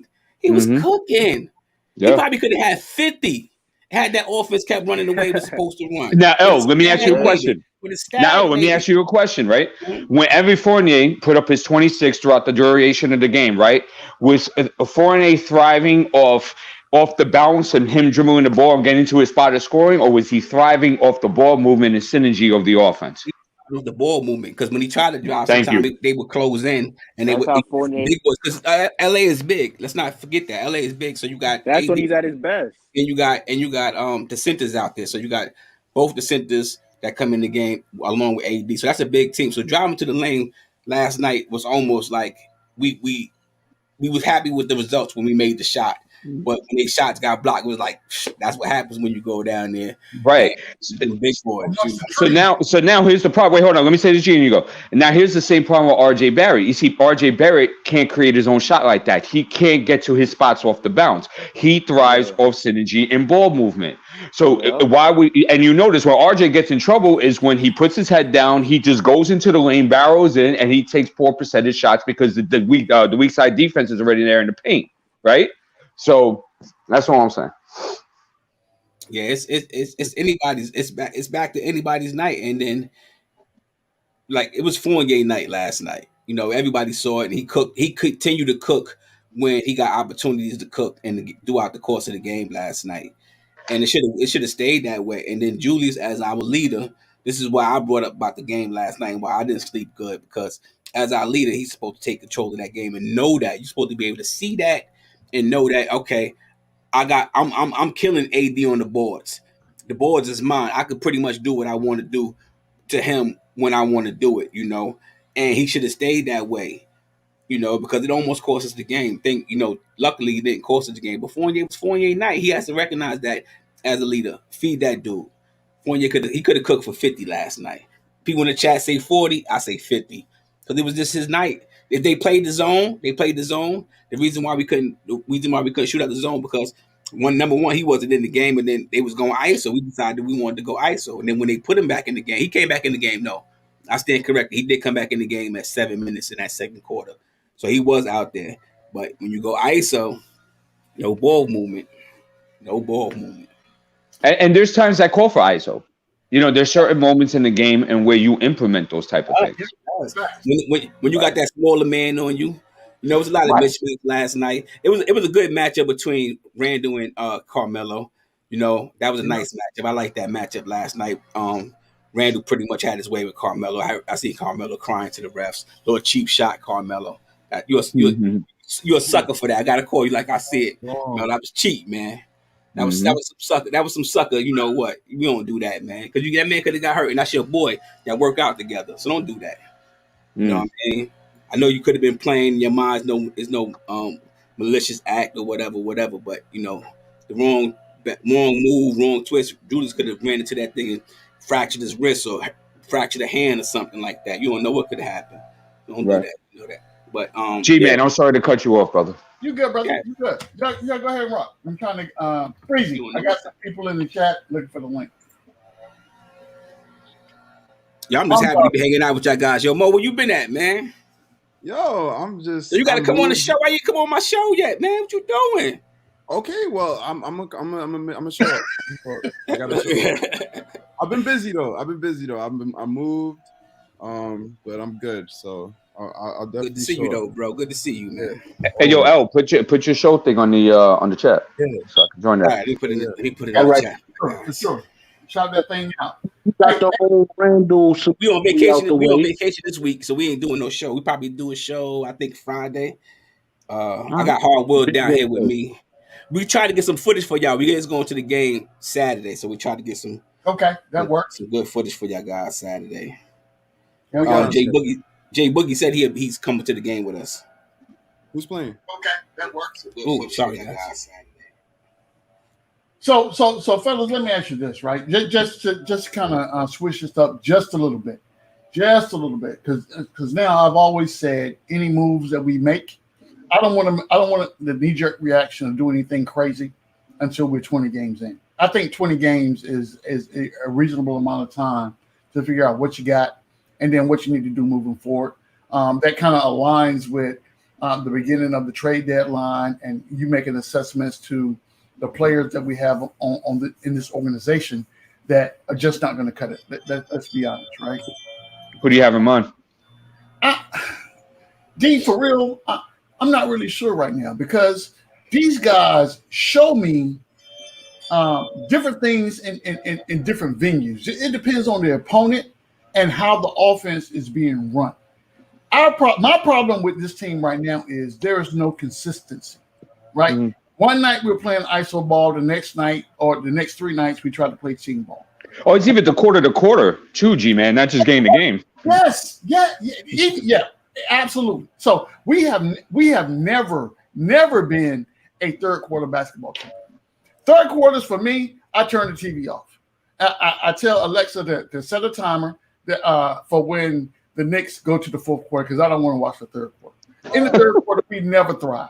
Ever, never. I told I was on the phone with Cornerstone Kev last night. I told Kev, I was like, Kev, at the end of the third quarter, if we were up now, by this time we had I think a 12-point lead going into half, if I'm not mistaken.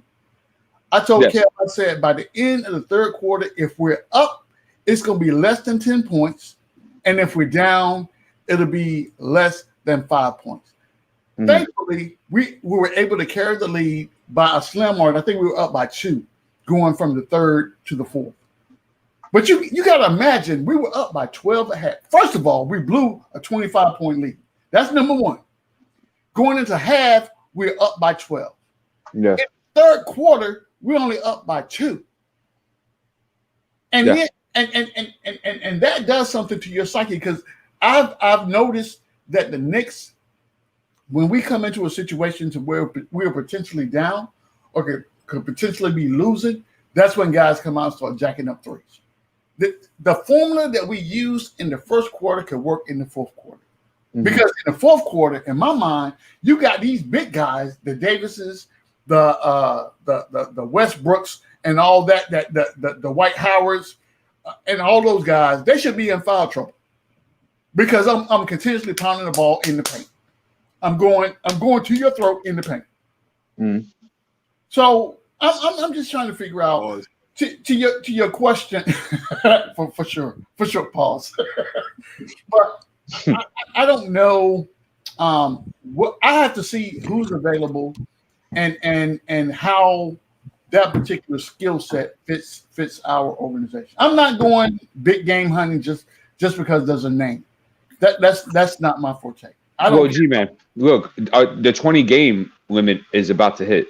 It is. We have stuff. And I just, and this is my perspective only. I just don't feel that we could thoroughly evaluate everybody to put them on a trade yet, because there have been injuries, there have been a lot of inconsistencies, and I think we have to get a bigger scope and a longer stretch of games to realize, okay, this works, this doesn't work. This rotation works better this way. We should, I think it's still a little bit too early. I concur with that statement in part. Okay. This is the part where I differ. Go ahead. I believe that at the beginning of the season, we had expectations of individuals that we brought into the organization, and they have not lived up to that expectation, right?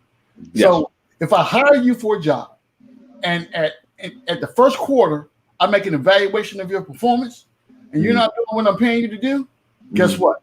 I'm telling you right there on the spot, so you don't have to guess. You don't have to try to figure out what I'm expecting of you. This is what I need for you to do: A, B, and C. If you do A and B, there's room for discussion about C. But if you're not doing A, B, or C, guess what? You got to go. You got to go. And I'm gonna go find somebody else that can do A, B, and C. Maybe not on the same scale, but I can get A, B, and C done. G-Man, I got a question. Yes, sir. So it's for D. So you say there's not enough, like you haven't seen enough to like make any changes. But what about like Kemba? Like in terms of defensively, I don't know. Offensively, maybe he might get it back together, but like defensively, don't you think we need to make some adjustments there? Oh, absolutely. I mean, the perimeter defense has been horrid, but I mean, what you guys are doing, I mean, what you're trying to say, I think what you guys are trying to say is that you're trying to move one of them, right? And it's like, where is the market for that at this moment in time? I'm not saying it won't be a market. I'm just saying at this moment in time, what trade can we possibly facilitate that can, strengthen our perimeter defense at that position? So I think to your point, D and Mo, both, we have to remember what the mindset was going into this season, from last season to this season. When we went out and got Evan and Kemba, and I've said this numerous times, when we went out and got these guys, we were okay with the fact that we knew our defensive paralysis was not going to be what it was last season, because we gave up something on the defensive end. Correct. But what we thought was going to happen is we thought that the output on the offensive end would outweigh the lack of defense that these two individuals brought to the team. What we found in revisionist history is they are not consistent in either scoring, and plus your defense is horrible. You're getting beat like a drum every game, right? So one or two things need to happen. Either you're going to have to give me my offensive scoring that I'm paying you for, and with the lack of, I'm not going to ask you to play defense because I know that's not your forte. That's like asking somebody that's left-handed to start, doing right-handed stuff. It's not going to happen. You asking for a disaster waiting to happen, right? I'm not going to ask you to play defense. I'm going to ask you to score the ball on a consistent basis. Whatever that means, whatever situation I need to get you in for you to be productive, I will see about getting that done, right? If you can't do that, and right now I'm telling you, I haven't seen it. I haven't. I'm just saying, Evan Fournier, if you're watching and I know you are, congratulations on the performance last night. But what I'm saying is I need to see that every night. I'm not saying you guys score 26 every night, but just give me your average. If I can get your average every night, then I can plan around that, right? I can put systems and schematics in place to make sure you get the ball in a position that's going to be advantageous to you scoring the ball. I can do that as a head coach, right? But you got to make sure you hit the bucket. All this, 2 points in 30 minutes, man, miss me with that. For my backcourt, that makes you one-dimensional. That means I ain't got to worry about the backcourt. So when them guys get the ball, I can leave you wide open. Self-check. I ain't even got to check you because you about to throw an air ball. You about to throw the ball out of bounds. There's a whole bunch of stuff out there, right? I ain't worried about that. Just want to say one thing real quick, and I think we should give a clap for it. we had a Quentin Grimes sighting last night. Let's clap for that. And he played well. I mean, his on-ball defense is on point. And he forced the turnover. I would like to see him more. Yeah. So D, it's amazing that you say that, because when I opened my eyes, I walked out of the room and walked back in, and I'm looking at my TV, and I'm like, is that Quentin Grimes on the floor? No way. And it's not like 23 games left in the game, 23 seconds left in the game. He is actually on the court with legit minutes. I'm like, oh my! But I'm telling you something, gentlemen. Injuries breed evolution, and I'm gonna tell you how I say that. If Derrick Rose was not out of the game last night, if Derrick Rose was not playing, you would not have seen Quentin Grimes. I'm gonna tell you that right now. Yeah, you're right about that. He would not be on the floor. But what I did see is there is a potential, and the rotation that I saw when he was in the game, I like that. There's potential in that. IQ, Quentin Grimes, Burks, Obi, Nerlens Noel. Man, that's I can get with that. And I think that the synergy that Obi had in Summer League with Quentin brings something to the table in that, to where he comes to the game a little bit more comfortable and not trying to figure out what it is that he's supposed to do. Right? You got Quickly and Obi on the floor with Grimes, and that just picks that synergy back up that they had in Summer League. That's just my opinion. Played great defense. I ain't seen him take no shot. You have seen him take a shot? No, he didn't take a shot. Quentin? No, he didn't take no shot. He didn't take no shot. But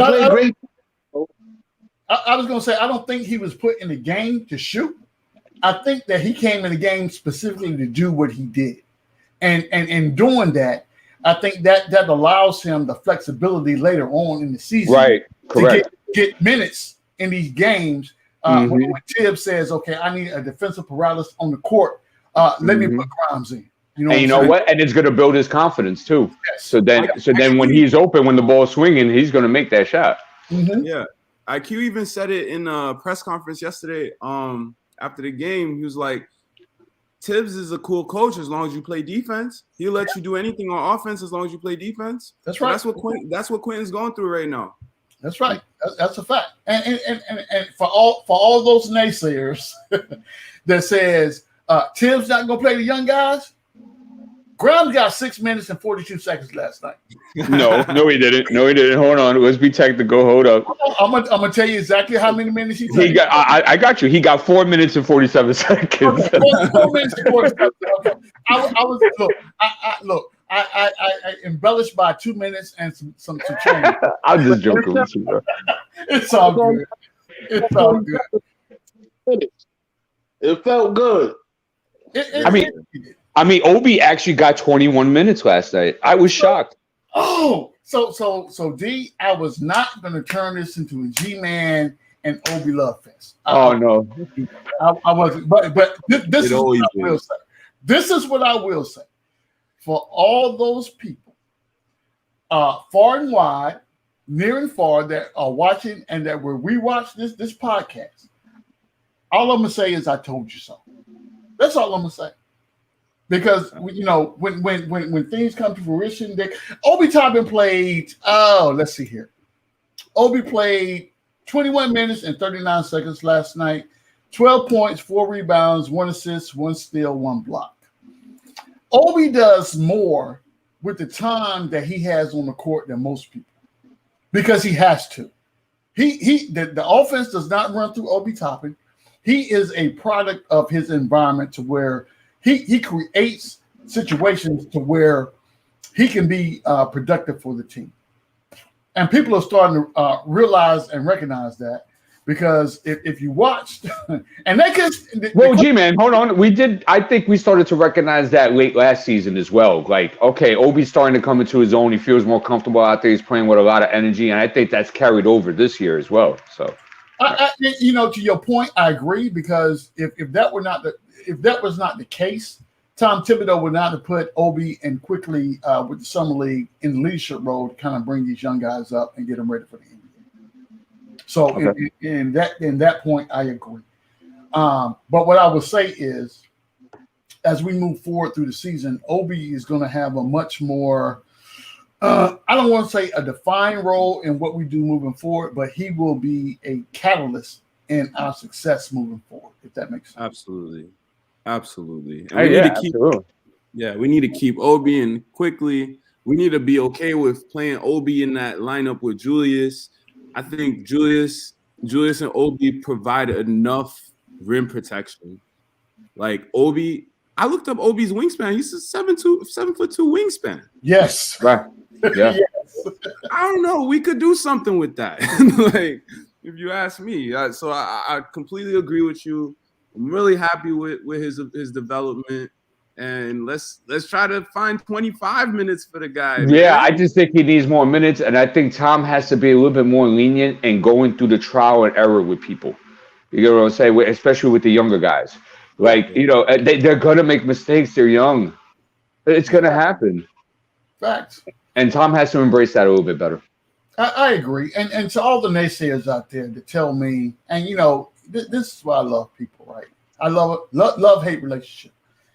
I love people because they have when you're passionate about a certain topic or a certain individual or a certain subject, you're passionate about that and you believe that with all your heart, right? I'm gonna tell you this. When I started talking about Obi Toppin, I did my homework on Obi. This is not just, I like the pick, I like the size, I like the potential for athleticism. That's not what it's about. I understood, once we drafted Obi, where can he be most beneficial to this organization based on the people that we had on the roster? Now, number one, you come in and you're playing behind Julius Randle. So off the bat, that limits the amount of minutes that you're going to see on the court. And I said this last year. I wanted Obi Toppin to be in a position to where he made it difficult for Tom Thibodeau to leave him on the bench, and he did that. This year, you see Obi in a whole bunch of different type scenarios. He's on the court with Julius at the same time when they go small ball. He's on the court longer, allowing Julius Randle to rest longer when he's out there doing the things that he does. And his teammates have confidence in looking for him flashing the basket. That's true. All those things are important.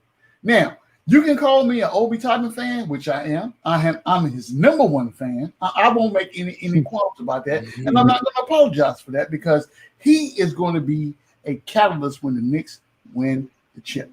Trust me when I said it. That's right, ladies and gentlemen. I said, let me look in the camera because y'all think I'm playing with y'all right now. Pre-Thanksgiving, I ain't playing with y'all. Obi Toppin is going to be a catalyst when the Knicks win our first chip. I'm just saying. It is what it is. Respect. And listen, I don't want to get it twisted. That's not even open for debate. How about that? Well, unless we trade him. See, here we go. Here we go. So if that happens, I'm in my Ron Cleveland voice, that would be front office malpractice. I'm telling you right now. I'm telling you what it would be. I'm telling you, bro. But I ain't gonna turn this into an Obi conversation. I just wanted to give my man his flowers because it is what it is for them naysayers out there to say, oh, the only thing Obi Toppin can do is jump. Oh, the only thing Obi Toppin can do is dunk. Oh, but you ain't taking into consideration the blocks, the assists, the rebounds, and the 3-point shots that he's making. Oh, we don't talk about that. We are so when you get a bone and it's still got a little bit of meat on it, that chicken bone, right? With when you're eating a chicken leg and that little meat that's up there at the top, nestled up under that cap that you got right there, and you go get that. Oh, people like, you ain't 18 years. No, this is just the best part of the chicken. You don't even understand. You don't know. Another thing though, IQ and Obi, like they remind me of me and my boy when we go and play like on the court. Like they find each other, they know where each other is. Like I really want to see that relationship develop. Yep. Maybe into them being starters on the team. Yep. Because I really like that like I think there was a point where IQ found Obi at the free throw line. Obi like squared up real nice, made it. I was just like, wait, what's going on here? What is this? What is going on here? Because I had never seen that from Obi up until then. And then he tried another mid-range shot after that. I like it, man. I really do. It's good vibes all around, man. I haven't felt this. And I'll give credit to Burke too. Burke has done a better job of identifying where Obi's at on the court this year as well. So I'm gonna tell you the thing that's kind of unnerving, but not really unnerving, but when Obi's in the game, peep this, right? When Obi's in the game and he flashes to the basket, whether it be baseline or he just flashes, right? And he throws their hand up and people automatically looking for him, right? So imagine this. When Obi does that, 95% of the time he converts on the shot. But when Obi's out of the game and the same situation happens and we're looking for Nerlens or Mitch, that's 50-50. It's 50-50. And I'm sitting here pulling my hair like, the ball hits you in your hands. The only thing you got to do, you 7 foot tall. The only thing you got to do is turn around, keep the ball up here, and you ain't even got to dunk it unless you contest it. I would say dunk it every time because that's an automatic bucket, and you can get a foul. You try to lay it off the glass, and you get some overzealous power forward come up and smack your crap off the glass, and the ball going the other way, and then you scratch your head, and you don't want to look at Tom Thibodeau. You're running down the court like this right here. You don't want to see him because he's saying you're 7 foot tall. Why you didn't dunk the ball? Why did you not dunk the ball? That's what he's saying. I would say that I guess the negative to the athleticism and the gameplay that Obi brings is when he's out of the game, then that doesn't carry over.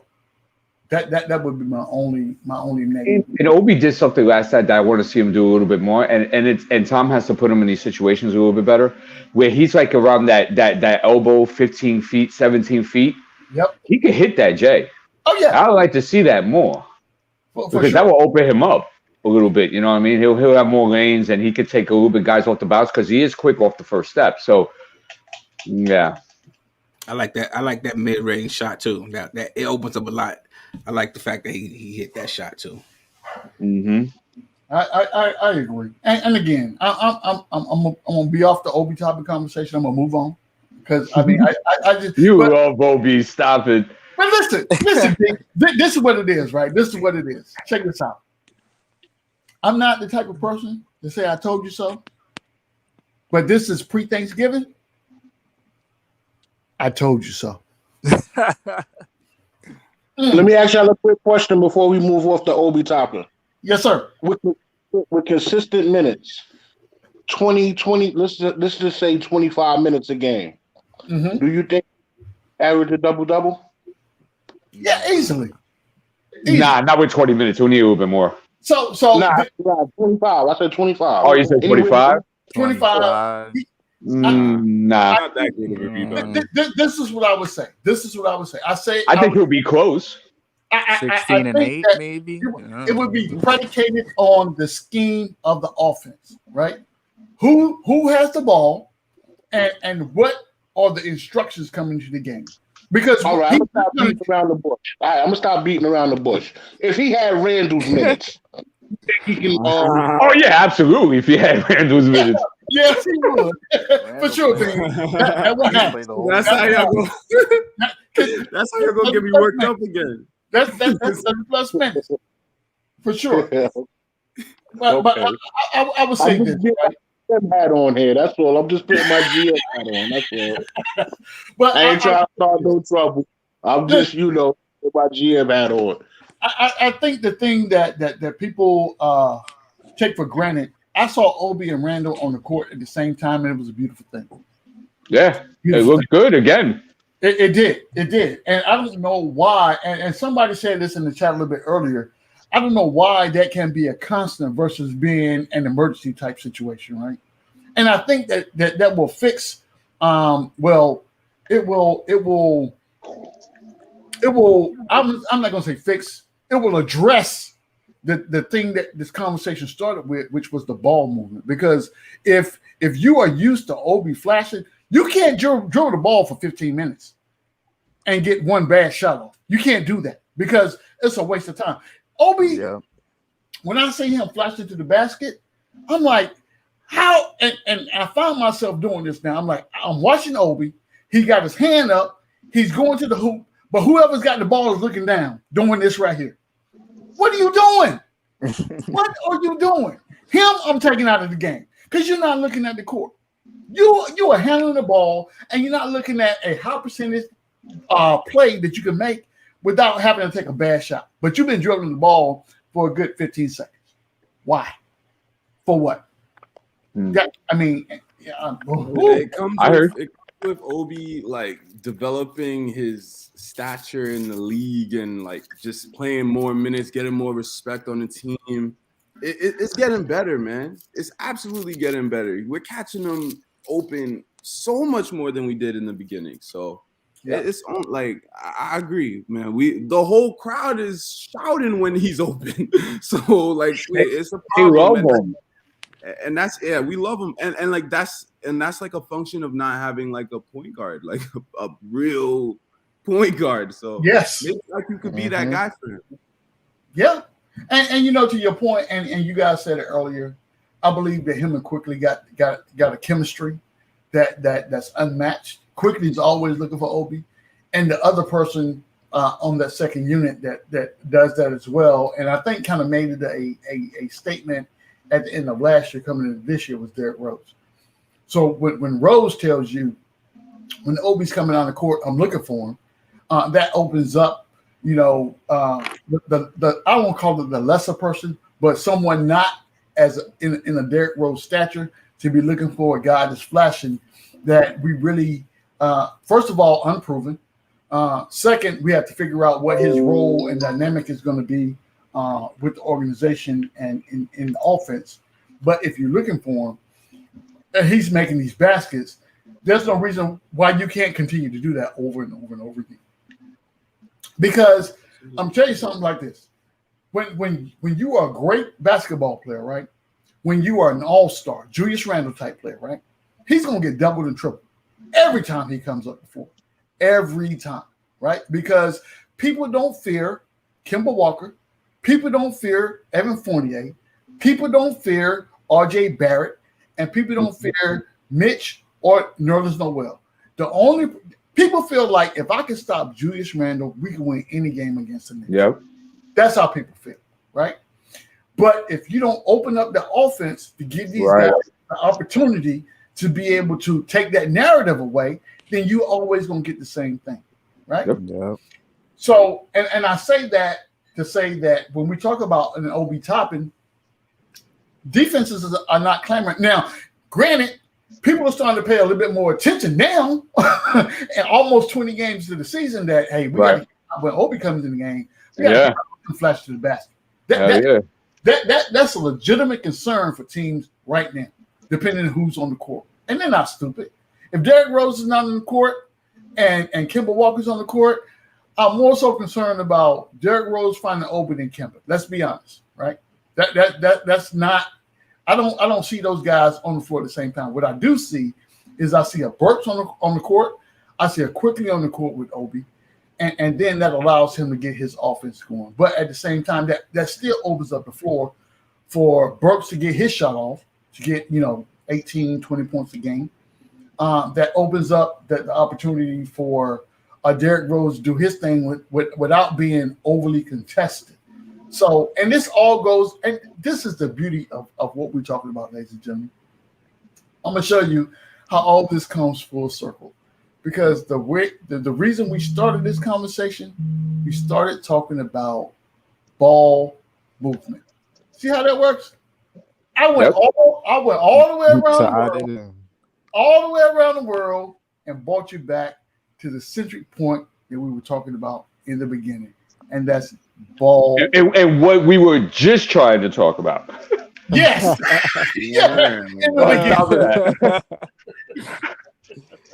In the beginning, for sure. But and I want to give flowers to my man Alec Burks too, because I'm telling you right now, the signing at the beginning of the year, I knew what he brought from last year to this year, but I still had moments to where I'm like, okay, well, is this really what we want? Alec Burks, I'm telling you right now, there is no question in my mind right now. You are good for the New York Knicks, brother. Do what you do, and continue to get yours. Because when Alec Burks comes in the game, for whatever reason, he's like that rub in case of or break glass in case of emergencies, right? When he comes in the game, he just, the shots that he takes, I'm like, no. Okay, yeah, good shot. You know what it is, G-Man? He's evolved, not like superstar status or anything like that, but like he's evolved in his role and what he brings, and he looks fantastic. You said something key right there, the role. So when players understand their role, when I know that if I come in the game, I'm only playing 15 minutes a game. However you slice that up. If you put me in the second quarter at 5 minutes left to play, I will play those 5 minutes out, and I'm not going to play the third quarter, but you put me in. Well, I may play 2 minutes at the end of the third, but I'm going to play the bulk of my minutes in the fourth. Understand your role, know what you're coming in to do, so therefore you can mentally prepare for that task at hand. And I think, to your point, I think that's a lot of what's going on with Burks this year. Yeah. But I think, which is why I would not want to start him. No, he's good where he's at. Leave him. Yes, do not. So any conversation that we talk about starting one Mr. Alec Burks, kick that out of the building. Yeah. We're not doing that. We are not doing that. I'm in the position right now to where when we saw last year, we were all a definitive voice on the lack of production from one Mr. Payton. Oh, but man! When he started, we knew he was going to be in the game for 5 minutes, and then after that, it's a Derrick Rose show. So we had to be able to. We prayed that in these 5 minutes you're in the game, don't do anything to lose us the game, and we just need to get past these 5 minutes to where we can get some productivity out of the point guard position. Right? I think that is the same mentality we need to have moving forward. These guys need to understand. First of all, the coach staff needs to identify what these roles are going to be, and then hold these guys accountable. Right. That role. Correct. Yep. For sure. Yep. And certain guys have done it, and certain guys haven't. They have, and D, that's a very good point, because I believe now is not the time to coddle people. You have to be held accountable for your production or lack thereof. Doesn't matter who it is. I don't care who you are. I don't care what your name is, because on the front of that jersey, what does it say? Yep. I don't care what's on the back. On the back is irrelevant to me. It's what's on the front. It says New York, the Knicks. Yeah. So if you are able to uphold your end of what you got going on, then I'm with you. But when you are circumspect and lackadaisical as to what you need to do just because my name is such and such, I think I got this going on and that going on, guess where you at? In the fourth quarter, guess where you at? You on the bench. You watching me play. And I'm on the second unit. Imagine that. Yeah. That's the story. And then, now since we're getting into this conversation like this, we have to think about, okay, like, we won last night. There's things that have to be tweaked. And especially, I just feel like the ball movement is just key in it, because I mean, we literally saw it with our own eyes. Like it was a tale of quarters between that ball movement and certain personnel that was on the court while it was happening. Yeah. So, and I mean, how many times did Reggie Miller? I mean, and not that we're going to take Reggie Miller's word for anything, but I mean, it was accurate in what he was saying. Throughout the whole third quarter, he was like, the ball has stopped moving. Everything has turned to ISO, because it was 100% truth. So I think that's the biggest address right now, because, our defensive numbers and our personnel is not the same as it was last year. So we do have to rely a little bit on our offensive explosion to get us leads and to win some games and stuff like that. So, yeah. I think that's very important. And then, I think our next thing on the pecking order is that we need to take care of our perimeter defensive issues. Because look, and we're going to see them. Like when we go against Phoenix and when we go against Atlanta, we're going to see why that needs to be addressed. Because they like to dribble penetrate both of those teams very well too. So, and I think the Kemba situation will be addressed at some point. But my thing is that with trades and stuff that you guys talk about sometimes is that who would take them and what will we get back? Nobody's taking an Evan Fournier contract at this point in time. Nobody's taking Kemba Walker and giving us something back substantial that we can use. I agree. And I think to your point, when we come up to the trade deadline, I'm sorry, Jimmy, to cut you off, but don't forget we got them picks too. Them picks make a lot of things happen with them contracts. Yeah, we do. That's a fact. It could, yeah. But I think Beans at the end of the day, who's available? That's my question. And not only who's available, but who's available that can fulfill a need that we have on the squad. What I don't want to do is go out and get a big name just for the sake of signing a big name and say that we went out and signed whomever, whatever. But you are not consistent to what we're trying to build. Why go get you? For what? Even with the Kemba and Evan trade, I understood the mythology behind moving in that direction because we said at the end of last year we need offense. So you're gonna get a backcourt that could potentially give you that offense.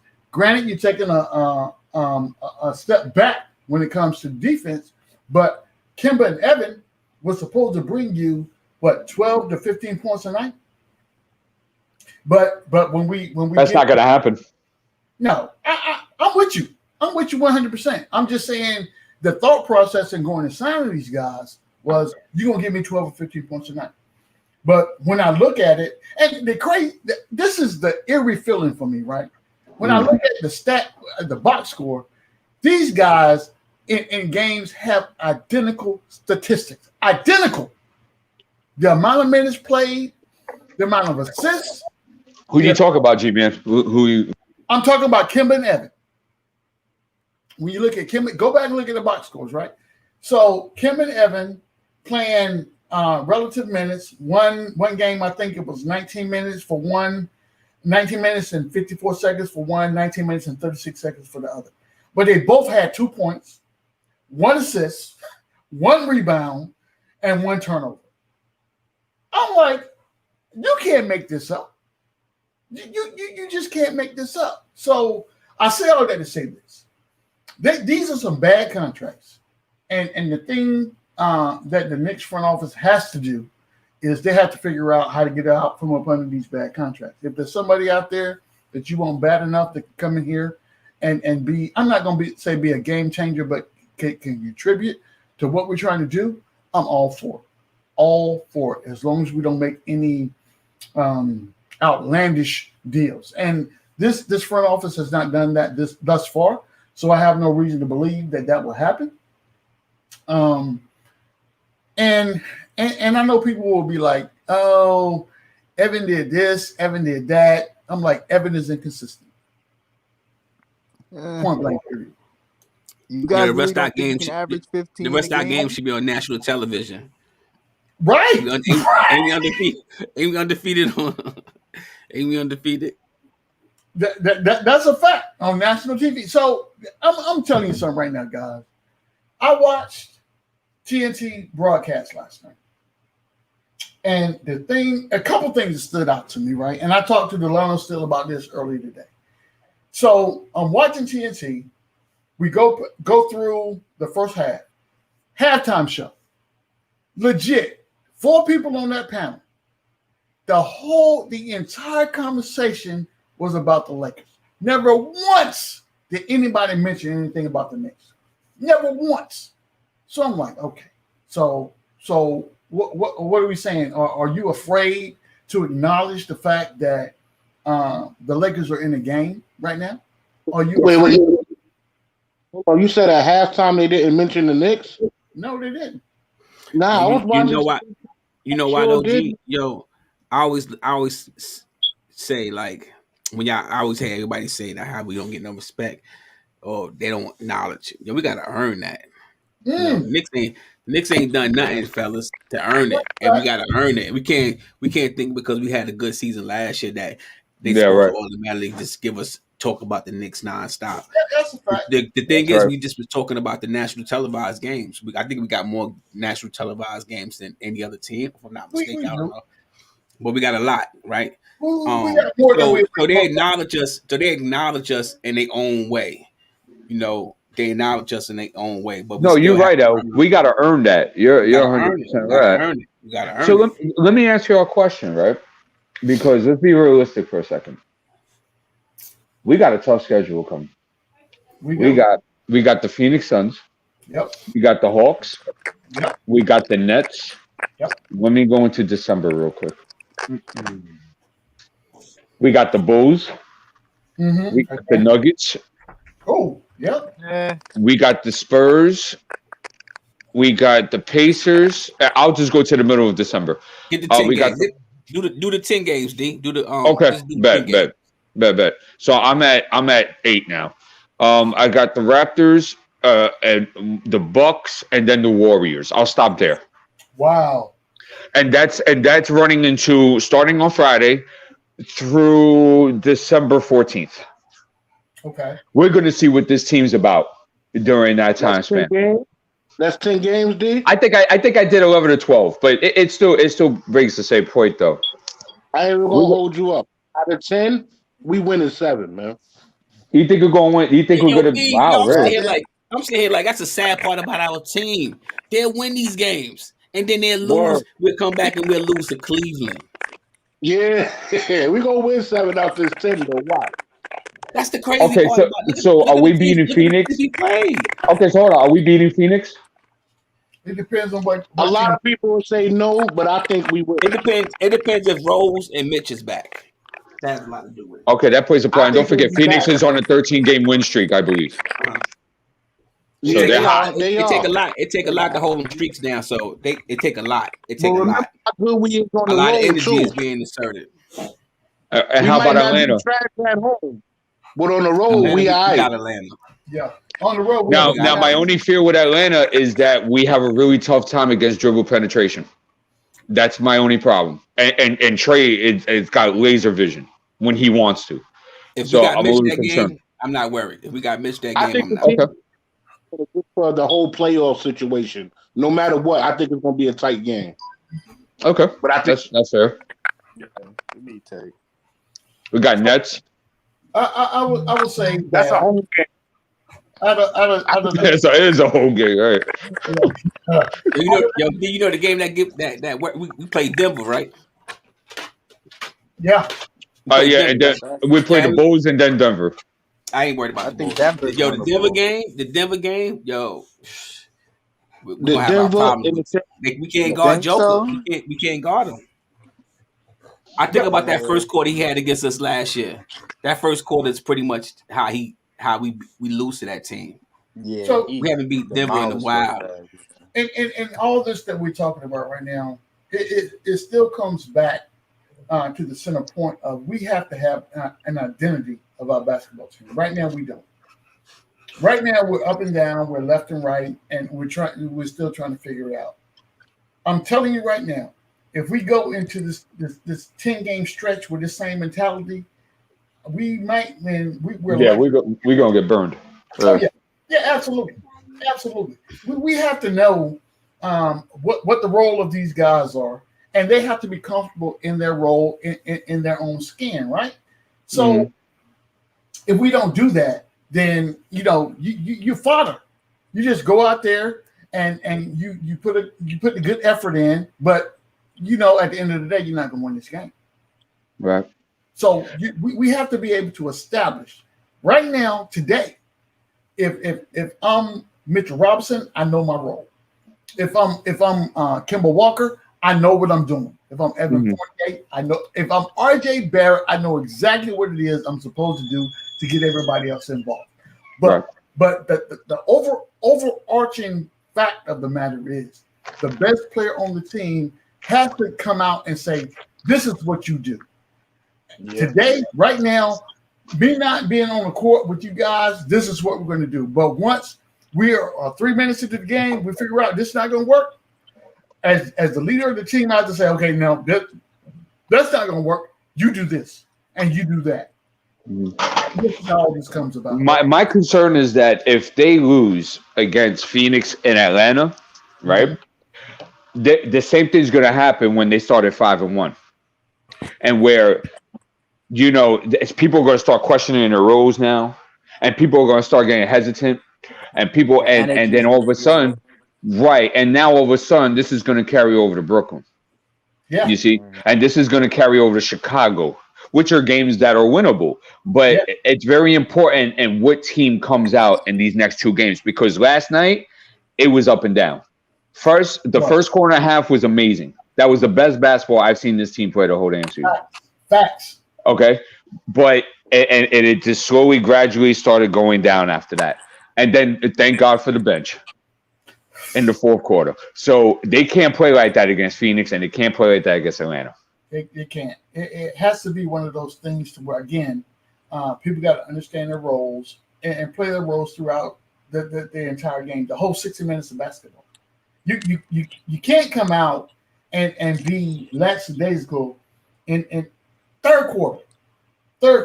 I'm telling you right now, I would off my pinky toe for us to perform well in the third quarter. That's all I want. And you know what, G? The first quarter is an issue too. Last night it wasn't, but it has been. I think we're like 26 in the league in first quarter points.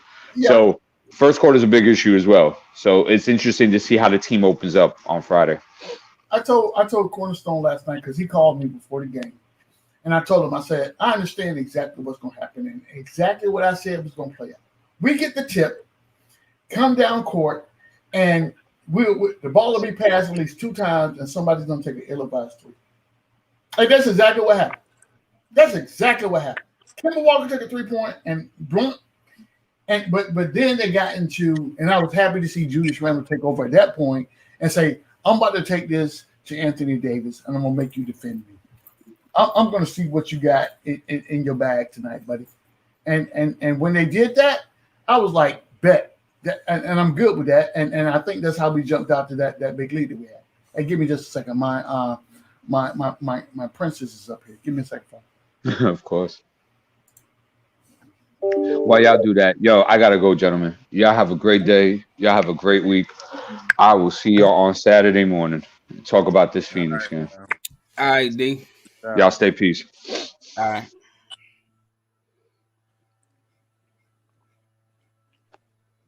All right, man. Everybody feeling good, man. Who up next? Phoenix, right? Yeah. Worldwide L, man. What you thinking, man? Talk to me. It all depends. Mitch got to come back. Means he got to come back. We need Mitch. Let me ask you this: do you think that's a team that we could run small ball on? Possibly. They play small ball at times. Possibly. It's they strength is the guards. So our guards need to come out there and play Friday night. They strength is they guard. So if we come out there, we play, not the guard. I know that Heath in the building. Yeah. Talk about it, man. You know what's going on. Yo. What you think, man? What's good? 2018 Mitch. Good morrow to the team, to the chat, all the fan verse. Nah, Pudge. Nah, I'm good. Yo, I'm feeling good, Pudge. I'm not even. Yo, I'm off this. I'm off y'all nonsense. Oh, y'all cats is jumping out the window, doom and gloom. Like, son, let these cats just go back to hitting shots, and everybody's gonna be fine. That's it. Make your shots. I'm impressed that we still got a winning record with Randle, RJ, Evan, and Kemba being as inconsistent as they are shooting. That's impressive. This is true. We definitely need Mitch back. I thought that was going to be a problem last night. Apparently, the Lakers didn't think so. Yeah, they didn't. They didn't follow the game plan, I guess, or Vogel or whoever. Because I sure enough would have took advantage of that down there. What? I thought we were. I honestly, like, I was rah-rah before the game, but like I was kind of like, we might get cooked without Mitch. I feel like we could have probably still beat that team if LeBron was there too. Yeah, they don't I have ain't a even real gonna lie, identity. man. I got a little faith in Noel, man. I'm not Yo, gonna sit here and act like I don't. I got faith in Noel on the defensive end. yo, Noel ain't no slouch. Yeah, he just can't catch. Like I just don't like him. I don't like him too much offensively, but like Noel is not a slouch on the defensive end. He's not a net negative player at all by far. I agree. I agree with that. But again, I think although I do think him, Evan, and Burks might be trade bait. Yeah. I mean, just by from contracts alone, I agree with that. Dude. From that alone, I agree with that. If they're moved to be made, I guarantee it's around them cats and picks. Yeah, I definitely see Burks leave. That makes sense. You think he more than Mitch? So I think like this, to Keith's point, when we talk, first of all, the money got to match, right? That's number one. The money has to match. And so what we can't get enamored with is glimpses of success with these guys doing what they're getting paid to do. At the end of the day, it's about going out and getting an asset that's going to help you further your cause as to what you want to do to be successful. And if that's making a trade, G. Yeah. I mean, when we talk, I'm specifically talking about not going out and getting. Okay, L. Let me put it here like this. I drive a Honda Civic, right? Right now, that's all I've been able to afford. I just got a promotion at work. Now I can step my taste up from a Honda Civic to a Honda Accord, right? Or I could say I'm going from a Civic to a C-Class Mercedes. Both cars going to get you from point A to point B at the same time. It doesn't matter, right? It's all about that status symbol and what you got going on. So the smart buy for me would be to stay with my brand and go with that Accord, which is going to cost me less in maintenance. It's going to cost me less in upkeep and all that, right? Or I can go out and get that flashy, shiny new toy that say, okay, this is my status symbol, this is what's going on. And as soon as I got to get my oil change, it's going to cost me $3,500. So I can't get it done this week. I got to save up for oil change, L. Imagine that. I got to save money for oil change. That's not what we want to do. And I'm going to tell you how I equate that to the Knicks. When we talk about a trade deadline, do not go out and get me someone in name only. I need for that individual to be able to be productive and to be able to fit into whatever. We don't even have an identity for the team just yet, a solidified identity. We're still trying to figure that out. But don't bring me anybody in here that's going to be contrary to what that identity or whatever the potential identity is going to be for this team. Yeah, we got to be careful because as you can see, you guys got to be careful. I'm with you, bro. I'm with you. Because we can go out there and get another player, right? But if Randle's going to continue to be our superstar, the things that we bring up about him, yeah, he's our go-to guy, and I don't have a problem with going through Randle, but I need Randle to be great along with the team. Yeah. And if you bring another player in, you're going to have what you got where these guys don't know who should be shooting the ball. It shouldn't be that. It shouldn't be that hard. This is play basketball. Go out there and just play ball. Find an open man, move the ball. Take the shot. It's times they be wide open. They don't take the open shot. They pass it out like. And it's a bad pass. It's a bad pass. Shoot the ball. See, because I'm always okay, and I live and die by this notion that I have. A good shot is a good shot. You know, if you take a good shot and you miss that good shot, just like, oh man. But if you take a bad shot, it's even more frustrating when you see somebody take a bad shot and miss a bad shot. But if you take a good shot and you in rhythm and you in flow of the game and you take that shot, then hey, it just ain't your night. And you miss that shot, it just ain't your night tonight. And it bees like that. We're trying to get a round ball into a round circle. You know what I mean? So it's gonna be it's gonna be some times where it may not fall, but a good shot is a good shot. It's a good shot, and I'm okay with a good shot. But for them guys to pass up a good shot and then pass out because they don't know who should be taking the shot, that's bad. That's bad. We got a good team. You know, we don't need to do too much. You know, I feel like Kimba get it. He'll get it. I think part of his struggles is he hasn't got into a flow yet. That's all I see. I don't see nothing else. I see Fournier. I just see that the offense be stagnated. I think Fournier needs to be in a free flowing offense to order for him to be able to, you know, do his thing. You know, and the same thing goes for RJ. If that happens, then everybody's good. Everybody's chilling. But we can't pound the ball. We got to stop with that. Yeah. And we got to take good shots. That's a recipe for disaster right there, in my opinion. The only thing I see, like yo, when these dudes, when Randle, RJ, Evan, and Kemba are hitting, it is no problem. I agree. What happens with Randle is he goes into superhero mode when he sees them, when them other cats aren't hitting. Dude, the games don't start out with ISO Randle. No, it don't. No. It don't. It don't start out with ISO Randle. There's always like free fluid motion at the beginning of the game.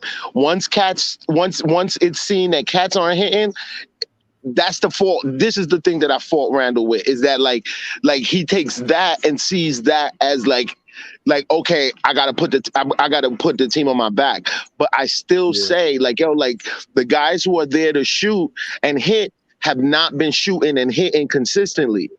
When they do, there's no problems with the gameplay. So Keith, what about last night then, when everybody was hitting and everybody was scoring? When we jump out to a 25-point lead, what happens at that point? Why everybody wasn't hitting and scoring? Why do he feel he has to be the man? No, you know? That's why. But this is the point I'm trying to make: is he doesn't start out like that. No, it doesn't start out like that. Once it's like it starts out. I guarantee you, like the game starts if Kemba Evans' first shots go in, dude, you're talking about fluid gameplay for the rest of that quarter. Even from Randle. It's supposed to stay like that. That's what I'm saying. It's supposed to stay like that. Yeah, that's the only thing. That's the only thing I fault Randle for, is that he doesn't stick with the program. But like again, that's also averted by them cats like coming out harder. Like a lot of times, them dudes is not coming out and throwing up sloppy shots, and you can see it in his eyes. Like he look at it like, oh, like this is the opening to his door. Like this is ISO Randle time. Like I gotta, you know what I'm saying, I gotta put the team on my back. But like the games very, very, very rarely start out like that. No, you're right. I just don't understand why. And even last night, if everybody was hitting, we would have scored way more. We only scored 106 points. Sorry, guys. We only scored 106 points. It Yeah, wasn't we like, understand you know what I'm saying, that. like, oh, everybody was out there barnstorming. Like, yo, you know what I'm saying? Like, all we need is 3 of those 4 cats to be on. And I promise you see better gameplay. If anything, I hate the fact that our offense is so shooter centric now. Like, oddly enough, like our offense is so shooter centric now. Is that like yo, you could tell from the beginning of the game which direction we going. Yeah. Because once those first few shots go in, like you know that Cats is about to be in rhythm early. So that's for all teams. That's for all teams too, though, Keith. You know the direction when them cats, you know, when the team come out there and they hit. I definitely, we're not the only team that does it, but like by degrees, who does it better is the winner. Yep. Now, what the question was for you, Keith, if we go up 25, we up 25, right? Why do the superstar stuff start then when we already up 25? Why do he feel like he got to take over then when we already up 25? Padding stats. Again, like that to me, I 100% agree with you right there. Those are the very few instances, and I don't understand why, but I guess the cushion is big enough that they can kind of like, they feel like they could trust one guy to go ahead and just like and take them the rest of the way. But like that kind of basketball to me is not gonna like is not gonna win you long term basketball. It's not gonna win you games long term. Yo, Sharon, I'm gonna tell you what I'm talking about when you say Randle took 17 shots. See, it's the thing called the game within the game. If he pounds the ball and he holds the ball, and then the double team comes and he doesn't pass out, or he end up passing out of the thing with not a lot of time on the shot clock, and forces us to take a bad shot. So it doesn't have anything to do with him just taking 17 shots. Understand the game within the game, Sharon, when you come at me. Understand what I'm talking about. So it ain't just him taking the shots. And when he pounds the ball and we got to shoot with 2 seconds or a second left on the shot clock, that's a bad possession, homie. That's a bad possession. It all starts with him pounding the ball. But it wasn't a lot of those last night when they was taking shots with 2 seconds on the shot clock. Nah, it wasn't last night. He holds the ball. Players lose confidence. Get into offense. There you go. They lose their confidence. And you hold the ball and then you pass out. That shit with him and Fournier in the corner was ridiculous. That shit ain't make no sense. Come on, man. Get those. Everybody get those plays, fellas. Watch the game. Everybody get those plays during the course of the game. Both teams, shot clock violations, low shot clock. But that's not the case. The case is with these players. They'll start playing and then they'll hit shots. And then as soon as they miss 2, they lose confidence. And that put the pressure on Randle. Randle's just not out there running and gunning. Right, he's still passing them the ball, but like we keep saying, the rock. At the time, it has to be within the offense, though, with rhythm, not just a last second. You know, that's they're not shoot. They're not always shooting like that. Them players right now got to develop a little bit more confidence when they on the floor. And they're not doing that. The only thing I say like that to that is that you had Fournier who was cooking last night. He was hot the whole game. He was hot. And for him not to get some touches, you know, even though they had that little mishap in the corner, for him not to get them touches and throughout the course of the game, didn't make no sense. He scored 6 points down the stretch of the game. 6 points, like and he was hot. And he was hot. Of course, but look, they secured the victory. At the end of the day, Fournier got hot though, but you got to look at the whole picture. Has he been playing like that all year? No. Okay, then. So therefore, he has to get into a groove. He in a nice rhythm. He in a nice little rhythm. He in a nice good groove. Last 2 games, he had 7. He had 7 the game before. And the game before that, he had 20 something, right? Okay, so you can inconsistency. Inconsistency. That's the issue. Like cats play like they came into the season playing. We good money. Exactly. You go back to that Chicago game. You go back to that Chicago game and look at them. Look at the shot selection from that Chicago game. So it's a lot that goes into that, into who has a bad game and who has a good game. He had a good game against Houston. All I'm saying is, like, we've been seeing from our main shooters. From our main shooters, we've been seeing 14 and 16, 14, 16 games, 3 and 12, 2 and 12. Like, these cats have been shooting like ass cheeks. But when they are hitting, we are winning. It's hands down. You can see that if you're a numbers person. You can see it if you're watching a game. Like, like the made shots changes, like, keeps the flow of the game, like, in just a whole different spirit. It looked like. So to your point, Keith, you said that when they're hitting, does that entail the ball being moved and not being pounded in one spot on the court? Wait, say that again. So my question is, from your statement, does that equate to ball movement versus somebody just dribbling the ball in the same spot on the court for the last 20 seconds. There's only 2 seconds by on the shot. by degrees and situationally, yeah, ball movement is probably gonna be better for you. Like, but also I'm gonna go ahead and say like that ain't everything. Like the Spurs move the ball. They don't win games. Like it's, you know what I'm saying? Like, so you got to put things into perspective. I'm not saying that we need to be, I'm not saying that the ISO sets, like Randle over ISOs. Definitely. I feel like he does it he goes into superhero mode way too easily and quickly. But whatever the case is, like when we are shooting, when the guys who are there to shoot actually hit, dude, it changes even that dynamic. I agree, but I disagree because that dynamic that you're talking about existed in the first quarter. But in the second quarter, we went to ISO ball. I wouldn't say that. I'll say this. Randle makes bad turnovers. Pounding the ball is not really the main problem. The problem is because we don't have a lot of shot clock violations. Randle will get to running and it looks like a fast break and he'll kick the ball out of bounds 3-4 times a game. That kills momentum.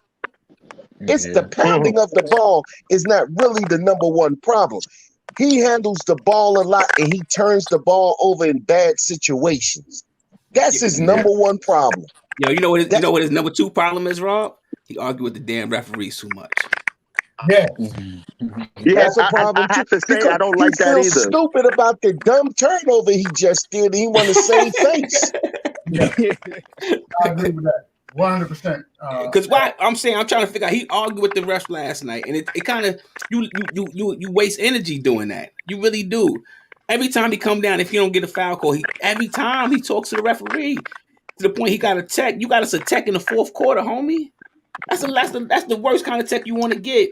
On the bench. He was on the bench. Come on now. That's the worst. Yeah, you got good technicals. Yeah. You got good technicals and you dumb. got bad technicals. That was a bad technical because you wasn't even in the game. You was out the game, and it was the fourth quarter.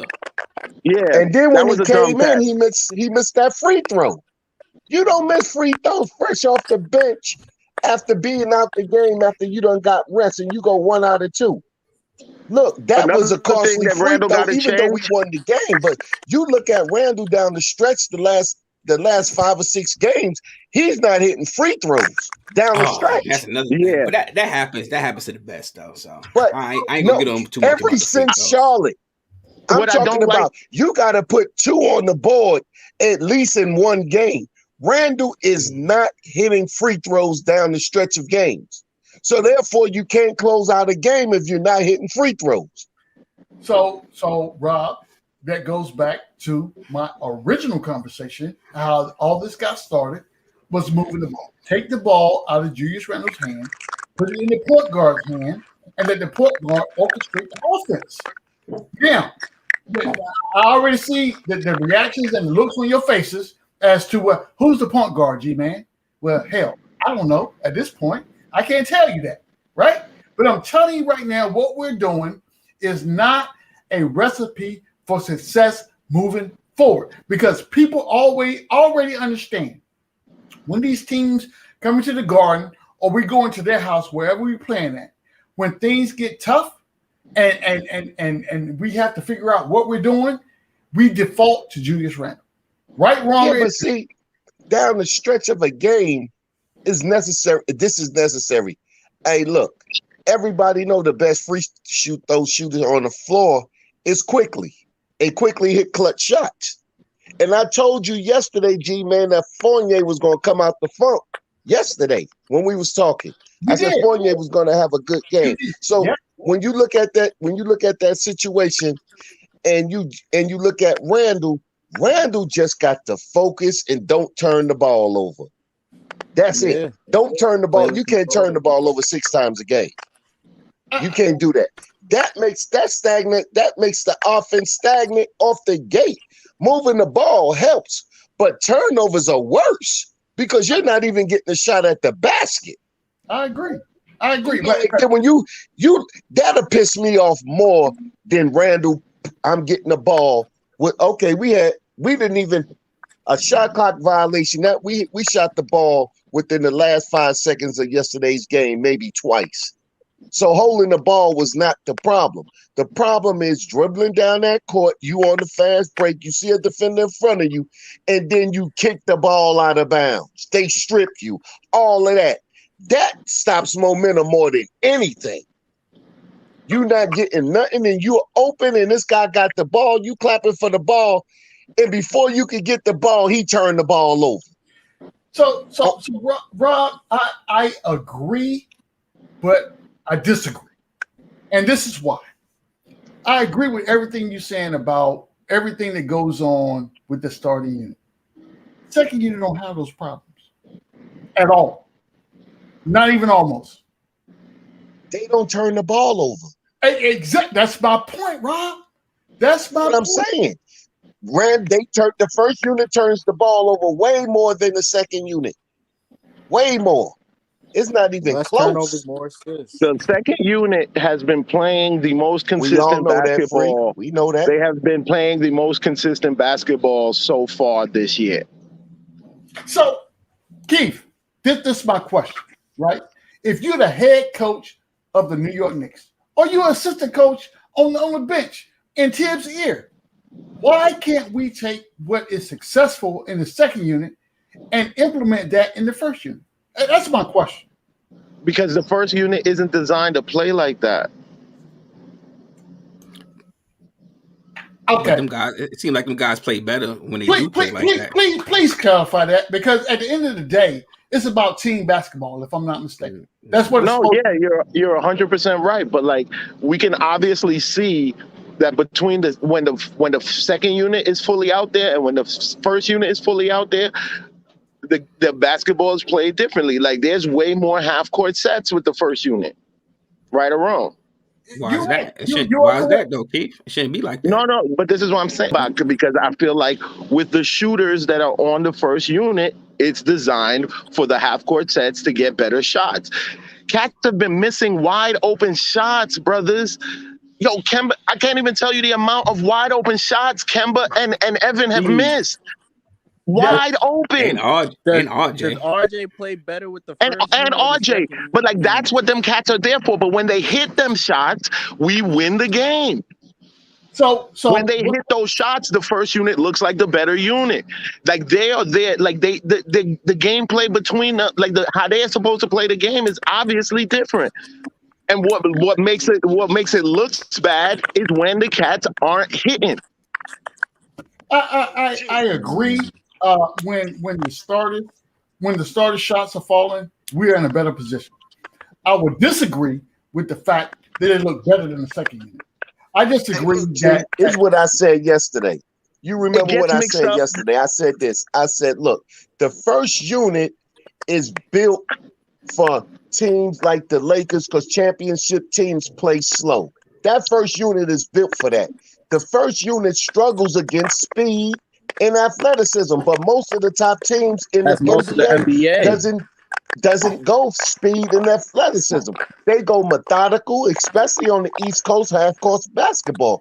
The Knicks' first unit thrive in half-court basketball. That's how come they took the lead to the Lakers like that, because they both was playing half-court, and all you have to deal with is execution and not speed and not athleticism. So then they can nobody is pushing up the pace. Nobody is rushing them. They can execute better.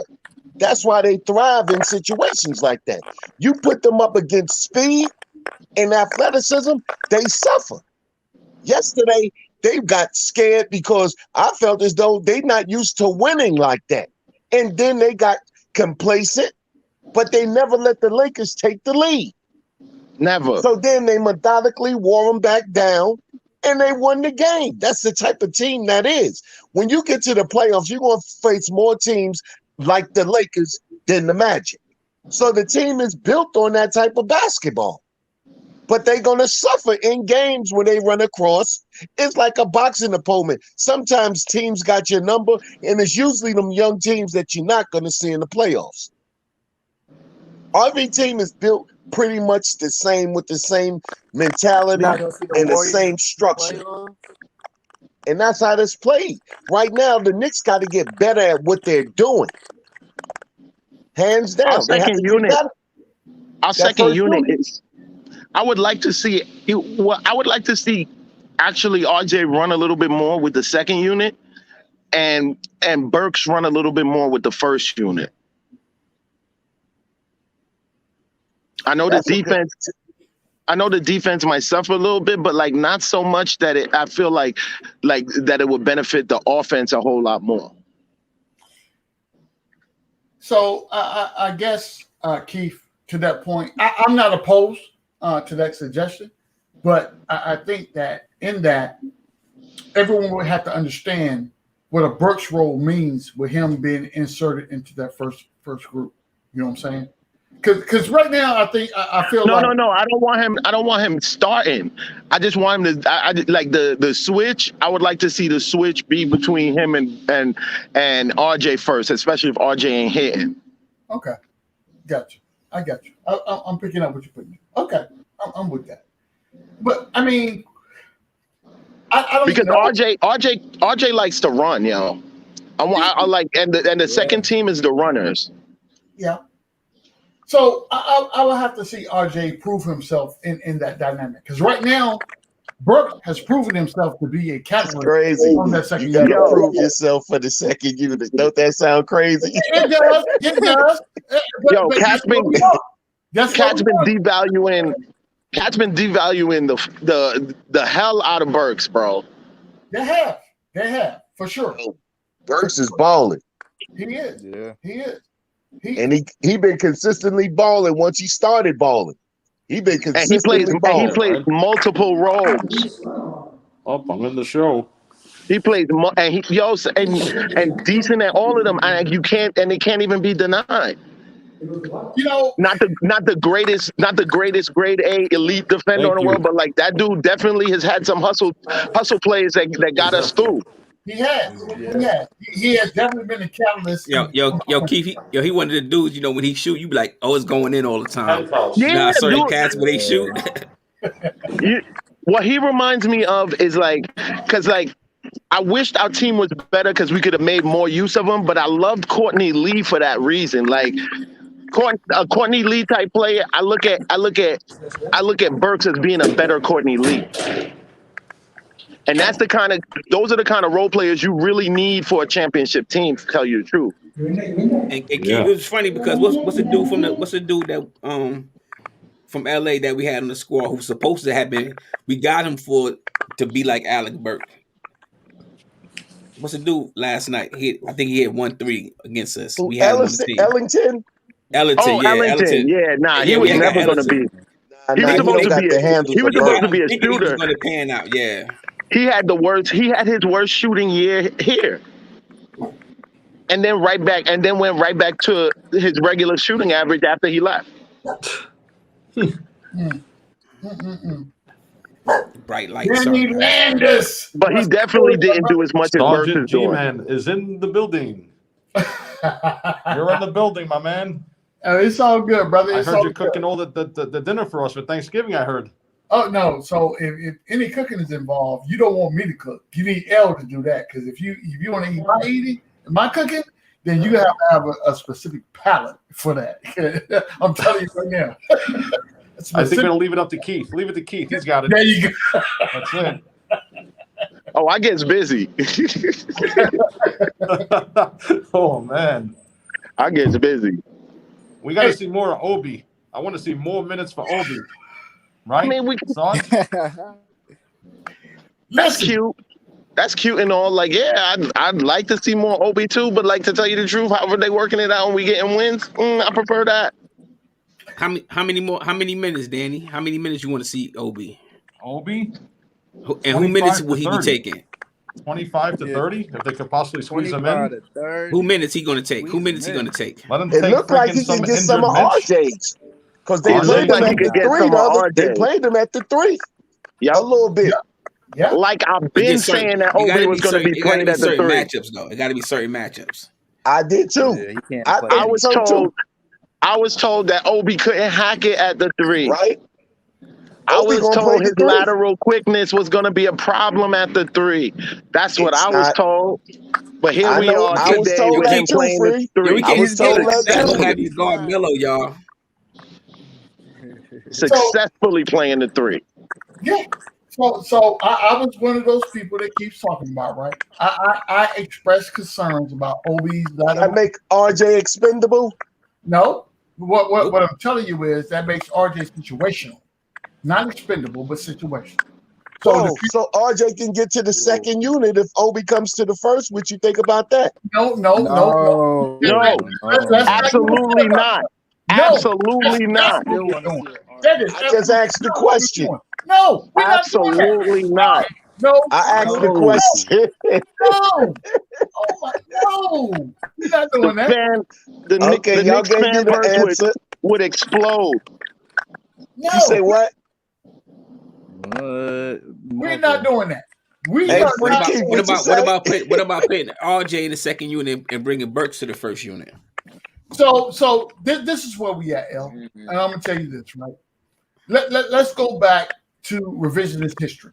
So when we're talking about these players that could be interjected into a certain rotation or whatever the case may be, you start with who your starters are, and then when you bring them into that rotation is when you bring them in, and they know their role, they know what they're coming in to do, and then if they're not able to execute, you make adjustments based on that.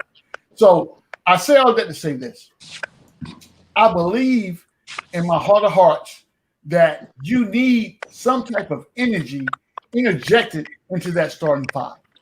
If it's Burks and pulling RJ out and having him come off the bench with the second unit, I got it, right? But everyone needs to understand their role. It does no good to do what we're talking about doing if Randle's going to continuously pound the ball. Do you think Kemba looks washed? Say again? Do you think Kemba is washed? No, I believe Kemba is situational ball. We knew when we went out and signed Kemba Walker what we were going to have to do. He's not a dude that's going to play 30, 40 minutes a game. That is not what we went out and get him to do, right? But you have to figure out in the scheme of the game when Kemba Walker could be the most effective and surround him with the players and the scheme of the game that's going to make him the most successful. We have not done that thus far. Yeah. We haven't. It has not happened. Now, correct. I could be wrong, but somebody tell me when have you seen a situation where Kemba Walker was in the game set up to flourish? None, and that's where Tibbs Set gotta up. come He in. can't be yo. You can't set.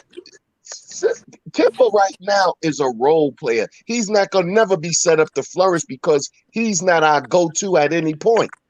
He's part of a system that he needs to play.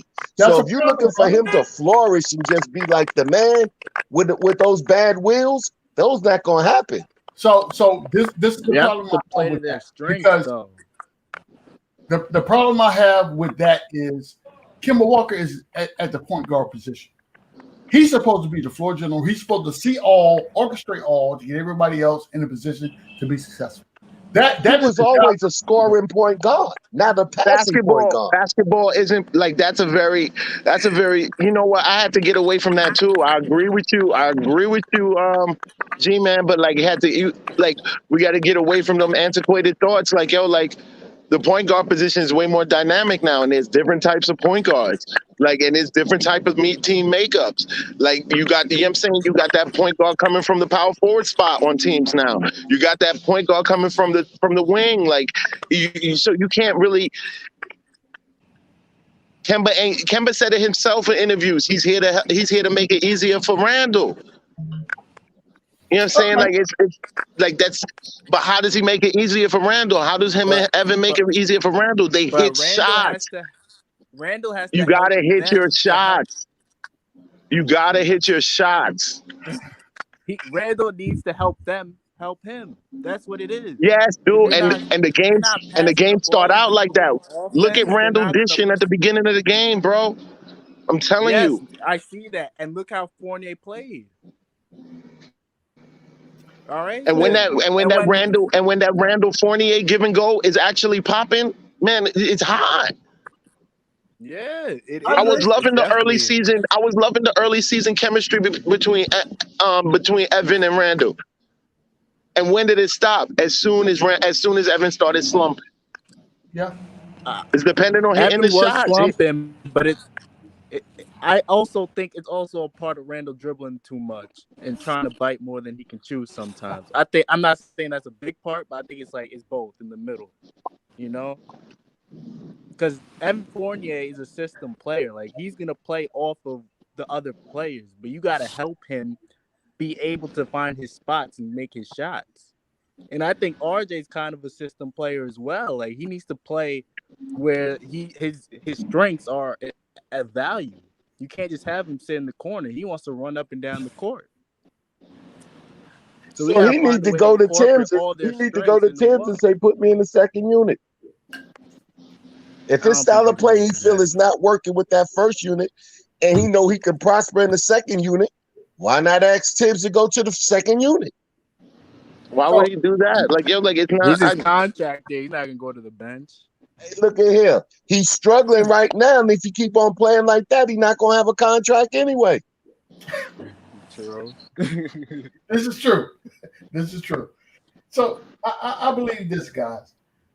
I believe that at the point of the season that we're in right now, what we need to do is identify roles of responsibility for individuals and hold them accountable for those roles of responsibility.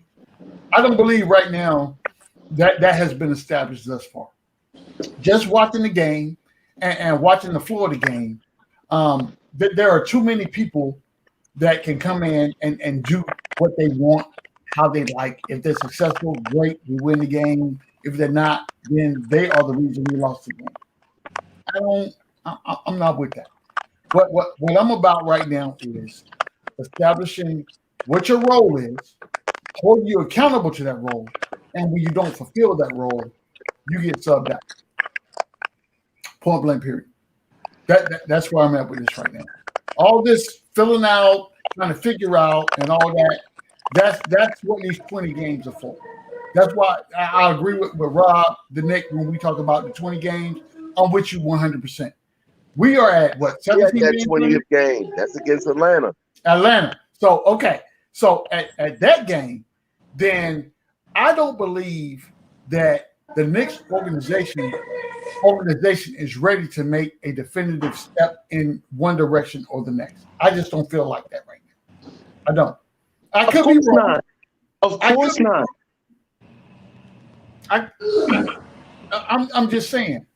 When we talk about the 20 games, I had 20 games to evaluate your productivity or lack thereof. Maybe the 25. It might not be the 20th game on the dot. Might be the 30, but it's going to be before the 30th. But I say last year he made it about at the 25 mark. Right. I'm with you there. What I don't want us to do is make a knee-jerk reaction, right? And go out and get something that is detrimental to what we're trying to build. I'm not looking to take a step back, 2 steps back to take 1 step forward. I did that much. That has been that has been the mantra of this organization for so long. Yes. I am not looking for that. What I'm looking for right now is I understand the players that we have on this roster. I understand what you can bring or not bring, and I'm willing to take a gamble on X player. You know what I'm saying? If you're willing to absorb these contracts they got going on. Because it's all about money at the end of the day. At the end of the day, that's what it's about. However. Yo, y'all voting cats off the island way too quickly. Say again? Y'all voting cats off the island way too quickly. We ain't vote nobody off. Keith, I never. So again, this is what Freeze tried to do to me earlier, right? I never said take this person, trade them to whatever. What I'm talking about right now is what's best for the organization, right? So whomever that is, I don't care who it is, whomever it is, if we can move to a different position that makes this team better, I'm with that. Time will make this team better. Time. Okay. I'm not opposed to time, Rob. I am what we You got call a lot of time. Yeah, a lot of time. Yeah, Sarge. But the majority of Knicks fans, they're not that patient. Yes, they are. Look, you don't never hear nobody in the garden booing players. Not yet. So they being patient. We're not being patient on his content lines. But the fans in the building are. Exactly, brother. Say that again. Like, dude, like fans at the arena y'all looking are for being moves. patient. Ain't no moves gonna on be this made. content thing. We're not patient. Out of the 3,500 people and all up in these chats and everything, we're not the ones who being patient. The fans are. Game to game, guys opinions change and like, oh my God, we jumping out the window. Oh, we win 2 games in a row. Like, we the best team. Like, yo, like, ain't no significant moves happening until the trade deadline. And I think that this team is going to be given that much time. And what we might find out is some of the cats, even myself that I'm talking about, that look like trade bait, might actually show themselves to be the part that we would have traded for. Yeah. That's fair. Yeah, that makes sense. Yeah. In due time. Fair. I would say this. I would say that at the same so the vibe I'm getting right now would be we should be happy with the win that we had last time. We got a W. We got the dub, right? Against the Lakers in the Garden. All right. Fuck yeah, we should hit everybody mad at Randle. Say again? Yo, yeah, like yo, I turn on the Knicks threads this morning. I'm jumping into the Knicks threads thinking like Cat's we gonna be able to talk trash to some Lakers fans, and then Cat's is still bashing Randle. I'm like, wow, man, like that's crazy. You can't bash damn, Randle. yo. I was like, the dude played an actual good game, bro. Like, it was not. Wow, man. I saw him abuse Anthony Davis and went under the basket one time. Dude, I'm so glad we got him over AD. Yeah. AD is soft batch cookies, yo. Fresh out the oven. Chewy. Yo, dude. Cats was straight sold a bill of goods that he is not able to deliver on. I would say this, right? I would say that when you look at the complexity of the game, right? And just as a point of reference, I'm sorry, real quick, I'm sorry for jumping in, but as a point of reference, though, like, as good as the Lakers have been, out of the last 20 times we've seen them, we beat them 13 times. Right. I ain't scared of them. I'm with you. What I was about to say is when you look at the complexity of the game, right? And you can dissect this either way, one way or another. I would my stance is this. I saw the way that our organization approached the first quarter, which was successful. We jumped out to a 25-point lead. And in my mind, why would you go away from the mindset or the scheme that got you to 25-point lead? Why would you do that? Missed shots got them away from the 25-point game. And how many teams hold a 25-point lead in the first quarter? I can see if it was in the second half. No team really holds a 25-point lead the whole game. You might see somebody run wire every once in a while, but I bet you statistics tell that every NBA team in the first quarter can come back, if not tie a 25-point lead, but still lose the game, man. That's the ebb and flow of the game. That's why a lot of teams, I don't like it when we get out to a lead like that because concentration is lost. Preach. When you go and nip and tuck and then you enforce your will on the team, to me, that's always a better win. When you up 25, you always looking for the other shooter drop sooner or later. You miss a couple of shots. Next thing you know, the lead is being cut. That's what all NBA teams. Nobody is really holding a 25-point first half lead. Let's be real about it. So let's be real. I didn't expect for us to win the game by 25. That's not what I'm saying. What I'm saying is, in that instance, We got away from the thing that made us successful in that moment. So yeah, let me ask you this, Rob. It's not just Do hitting you shots. think that Julius Randle was giving Anthony Davis the business in the paint last night? That he was doing what? Giving Anthony Davis the business in the paint. Wait, repeat the question. I didn't hear you. Do you think that Julius Randle was giving Anthony Davis the business in the paint last night? Oh, he gave him the business the whole game. Okay. So with that as the catalyst to what we're doing moving forward, why did we go to well, I ain't gonna get into that. We didn't talk about that anymore. I ain't gonna get into that. All I'm saying Randle abused AD, yo. He did. So in my mind, that should be a catalyst for opening up everything else for the people that's around him. But to Rob's point, when you miss shots, that gives you the inkling that even if I give you the ball, you'll miss shots, so I need to take the ball and do whatever I do myself, which allowed the opposing team to crawl back into. But it's like, you got some people that some people watch basketball in different ways, and I think it's all according to how old you are. Yeah, a lot of people that's young, like between 18 and 25, they want a whole offensive starting five. They don't even care about defense. They want their centers to get 20. They want the guards to get 20. Everybody on the team getting 20. They good with it. They don't take the D. And then if you go 30, then if you go 25 to 30, you want a little bit of both. You know what I'm saying? You go from 40 to our age, we know defense is important, and we know we need defensive players. So people argue the point. All depends on what their basketball mentality is and what they want their team to do. So that's why we be all over the place in Knick Nation, because it's so many age differences in it that's looking at the game. Some people just like what they see on the floor. They don't know the ins and outs of what's really going on. They playing checkers. They're not watching chess. They don't see chess matches, and this person ain't covering this person. These two persons is both scoring 30. And then long as they man scored 30, he ain't going to be the problem that he just gave up 30. Smart basketball people know that your man you can get 30, but if your man have 30, you didn't do your job. So people don't see that. So we all look at different things as far as like Charlie Ward cousin. He want everybody to have 30. That's why Mitch, he want traded.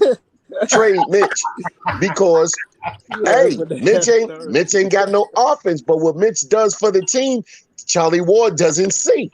It's invisible to him. He like Noel because he see the shot blocking that Noel's done, but he don't know the mentality is people are not coming into the store because Officer Mitch is there. Right. So you're going to go to another store. You're not going to put up no shot. So I can't block your shot so it don't look good for the books. But I'm established as a shot blocker because of what I do. Not because I got to block them every game. You don't got to shoot at me to let me know that you got a gun. All I got to do is see the gun. Right. You know what I'm saying? So the mentality of Knick Nation is all over the place, which is fine. Because sometimes you grow to see the game as it's supposed to be played. And that takes time too.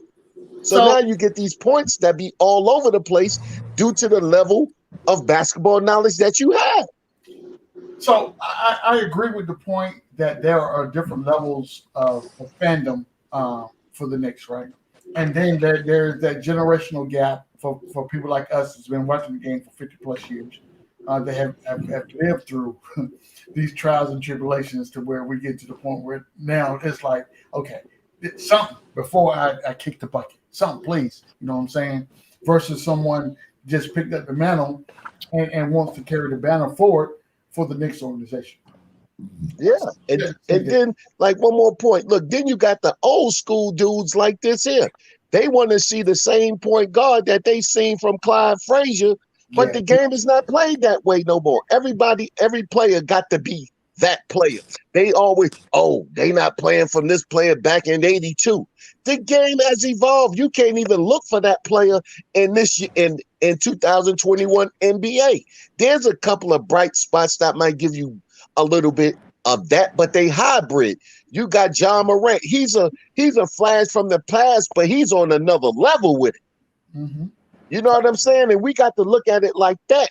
It's quickly the point guard, and if he not, quickly is the point guard of 2021. He wouldn't be a point guard in 1993. He'd be Vinnie Johnson, somewhere like that, coming off the bench. But in 2021, he's the point guard of a team because of the way he plays. It's not played the same no more. It's not it. And us old school dudes, we need to know that. We can't be over there sitting on a get off the lawn, give my daddy records back when everybody is streaming. You know what I'm saying? You talking about records. Oh, I got an 8-track player in my trunk. I had that since 72. And you driving around with a pile of 8 tracks. Oh my God. You know, people laughing at you. Everything is streaming. Yeah. You're like, where that come from? Oh, it don't sound the same. You mad because you ain't get up on technology.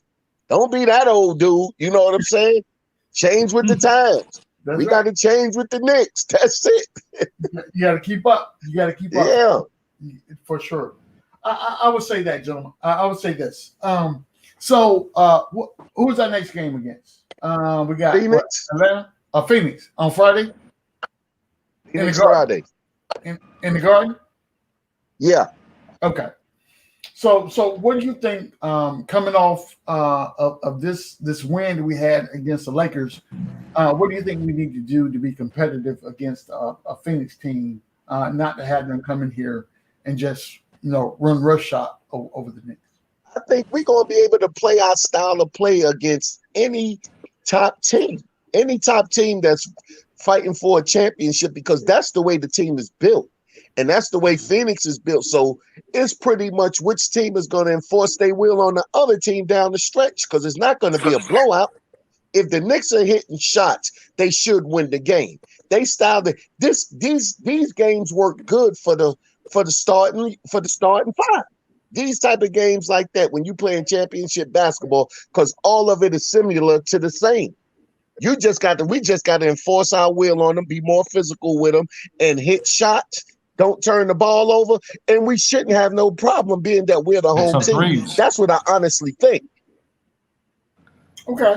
So I won't disagree with you at all, but I think that goes back to what I was talking about before, and these guys coming to the game knowing their roles, and what is it that you're trying to do in the minutes that you're on the floor, right?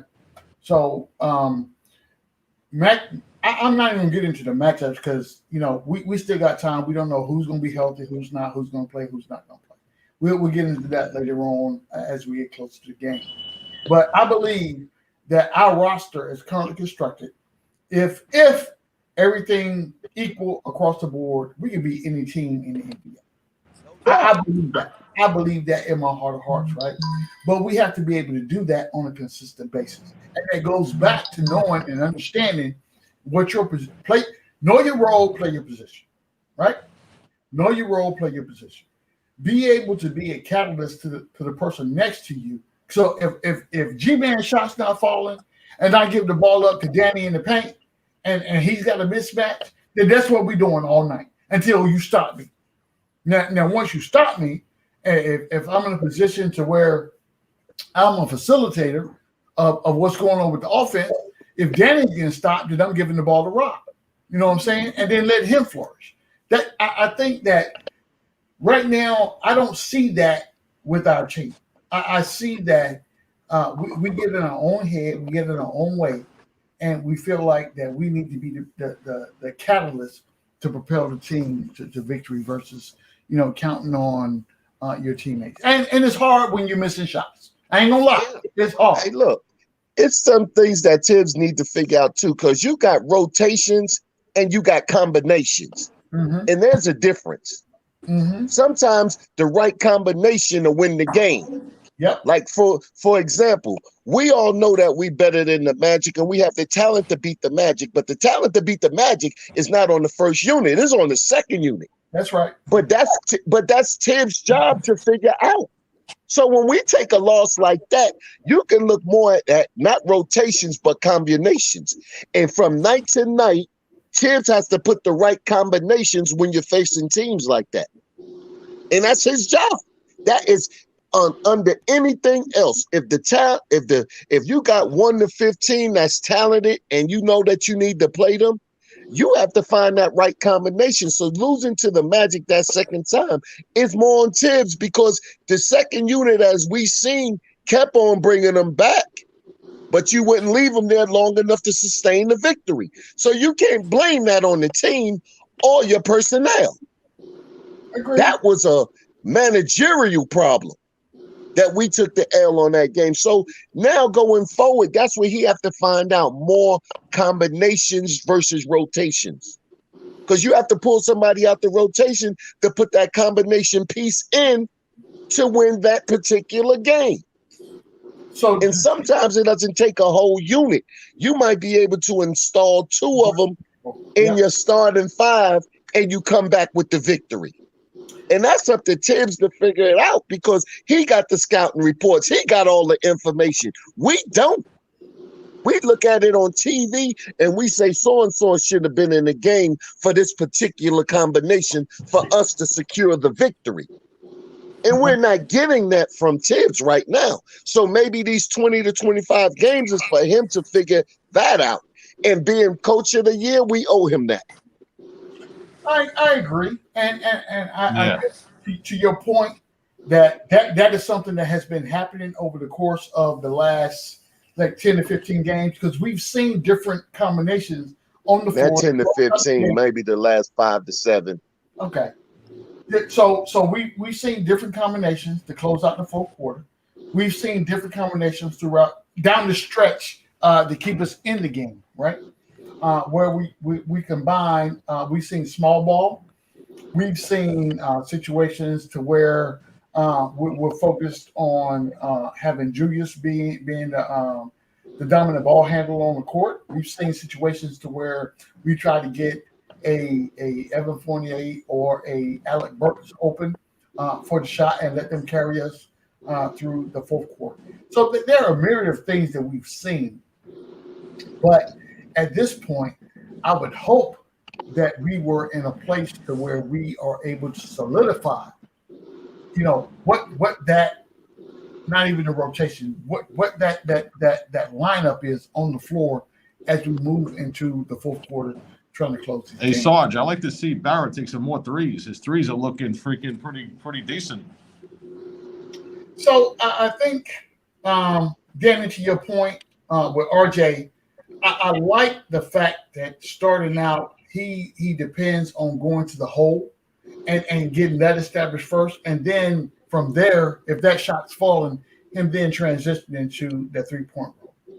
But him going straight 3-point off the bat, I don't think that's beneficial for him. I think that from the position, first of all, let's not get it twisted. In my mind, I believe RJ is playing out of position right now.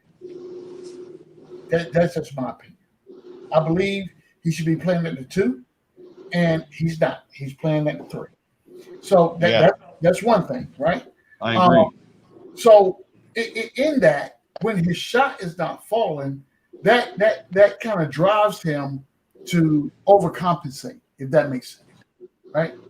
So when I watched him last night, and I love, don't get it wrong, don't get it twisted. I love to see RJ be aggressive and go to the cup. I love it, especially when his shots fall. I love it. And then again, that gives him the carte blanche. When you think I'm going to the hole and I do that step back and shoot a 3 and it's money, that's golden for me. But as was stated earlier on, that's way too inconsistent for me. Way too inconsistent. He had a nice 3 yesterday. It didn't touch nothing. Just swish right down the net. I have no doubt that he has the capability to be able to shoot 3. But again, like I said before, understand your role, know your role, play your position, right? So if that's going to be the role, then if you got RJ, Kendall, and Evan all looking for 3, something's not going to work. There's too many people looking for a 3-point shot. I need somebody to penetrate, collapse the defense, and then kick the ball back out to whoever's got the open 3. If that's what we're doing. Or if I got a mismatch down low from RJ and I'm 6'9", and you 6'6" or 6'8", I got the advantage. I'm taking you to the cup every time and make you foul me, and then I'm at the foul line. You know what I'm saying? So we'll see what happens. But for the Suns game, I think we get the W for this one. I haven't done my research on the Suns thus far, but I'm just saying, based off what I've seen. Now, if the Knicks can take the game that we played last night and build upon that, take fillers out, take whoever thinks that they're this person, that person, take all that out of the equation, right? And then come in with a clear mind, open mind, well rehearsed, and then go into this game like, okay, I don't care who you are, what the name on your front of your jersey is irrelevant to me. I know who these 10 guys that are on my back, that have my back. We're gonna annihilate you guys. And then after the game is over, I can take you to Chris, get you a steak, put you on a plane, and send you back to sunny Phoenix. Is Mitch Robinson back for that game? Do you know? Right now he's still in concussion protocol. Oh, so I don't know what's gonna happen between now and then, but I think Mitch coming back would be a plus because we need the bodies. But if I don't want to rush him back because I think we need him to win the game. no rushing. No, we don't want that. Yeah. So I believe at the end of the day, when it comes down to it, we just need to play team basketball with those that are available. With the level of personnel that we have on the squad right now, knowing your role, playing your position, I think we'll be fine. But we have to stay to that. We can't do what we did against the Lakers and expect for us to be successful. We can't. In my mind, I could be wrong, but I'm just saying if I have a definite successful scheme of maneuver and it's working, why go away from that? That's just like if you're playing football, right? If you're playing football and I can run the ball on you, I'm going to run the ball down your throat until you stop me. Once you stop me, I have to figure out what to do different. But until you do so, you're going to see this running back up in your gut every minute of every play that we're running. Bottom line, up front. I'm just saying.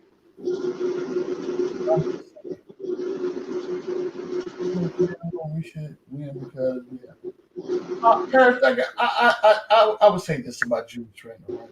And don't get it twisted. I love Julius Randle. Julius Randle is a huge part of our success. Without Julius Randle on the team, then we're playing a whole different style of basketball. 100%. Don't get it twisted, though, right? So you are only as good as the people that are around you. If this was tennis and we were talking about Julius Randle, or golf and we were talking about Julius Randle, okay, I got it. But this is a team sport. You have 4 other individuals on the court with you at all times. So you have to figure out what your benefit is for those other four players and figure out how you guys work in concert with them, right? I'm curious the matchups. Who's going to cover Booker? Barrett? You talking starting 5? I would say yes, because Barrett is the best defender we have on the court at that time. So, I mean, it remains to be seen.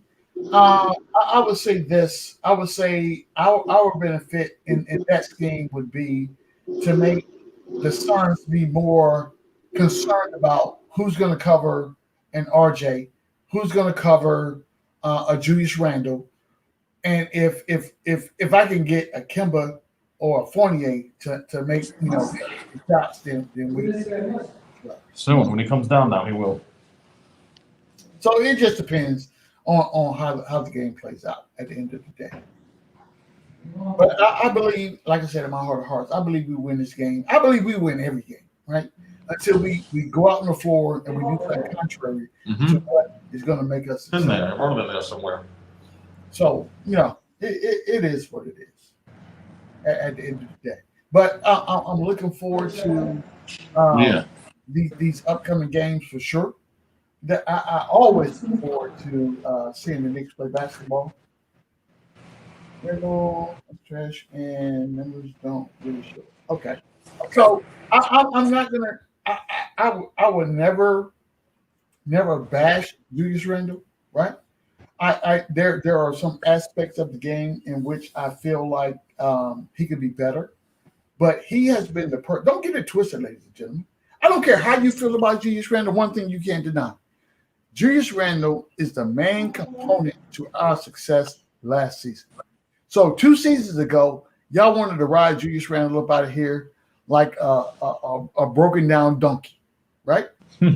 So then the past season, when Julius steps up and says, "Okay, I understand your concerns or whatever the case may be. This is who I am. This is what I'm going to do."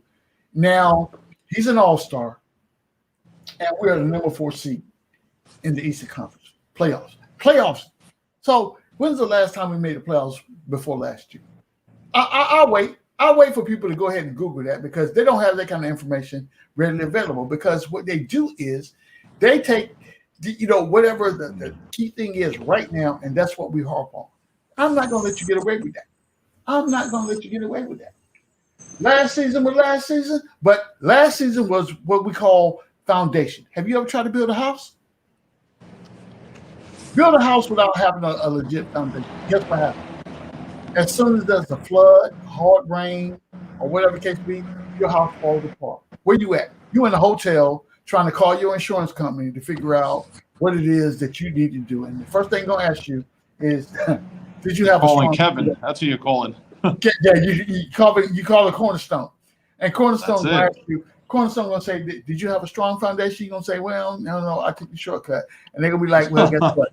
You got to take a loss. You got to take a loss at this point. So I'm not trying to entertain that. I believe that Julius has been in a situation his entire career to where he feels like when the spotlight is on him, he has to take the ownership on himself and not so much delve into trust his team. So, I mean, it is what it is. At some point, we have to get over what we're used to seeing and help everyone moving forward into what we need to do to be successful as we infuse these new players, these new personalities onto the team, right? So some people that showed up here in this franchise, in this organization, are not as advertised. Let's be honest, they're just not. So you have to figure out how you get around that. What is the next step we need to do to be able to get us to the next level? In my mind, there is a personnel problem, 100% a personnel problem. I don't know what that personnel fix is going to be. I just hope and pray that the front office has an idea of what we need to do moving forward. But there is a personnel issue right now. I'm telling you, it is. Yeah. There is 100%. So we'll see what we do moving forward. Canal Band says he can't play with creative guards. Okay. Canal, tell me what creative guard Julius Randle has played with. Please, I'll wait. Tell me who that is. I'm waiting. Creative guards. The creative guards that's on the roster right now. Who is the creative guard that Julius Randle can't play with? Who is it? I'm waiting. I'm watching the chat. I'm watching the chat. Tick tock. I'm watching. He says trade Randle, Noel, 3 first rounds for Cat. Man, get out of here with that. Y'all, look, this is not NBA 2K. So miss me with all these fictitious trades y'all got going on. Money doesn't match, and what you're talking about is irrelevant and it's ludicrous. So once again, tell me what creative guard Julius Randle cannot play with or has not shown the capacity to be able to play with. I'll wait. I'm gonna wait. So this is what I'm tired of, Danny. This is what I'm tired of right now. I'm gonna tell you. So people get into the chat And they spouted all these fictitious rumors. Trade rumors. That's all it is. Yeah. This is what it is, Danny. When this is what They're in fantasy land.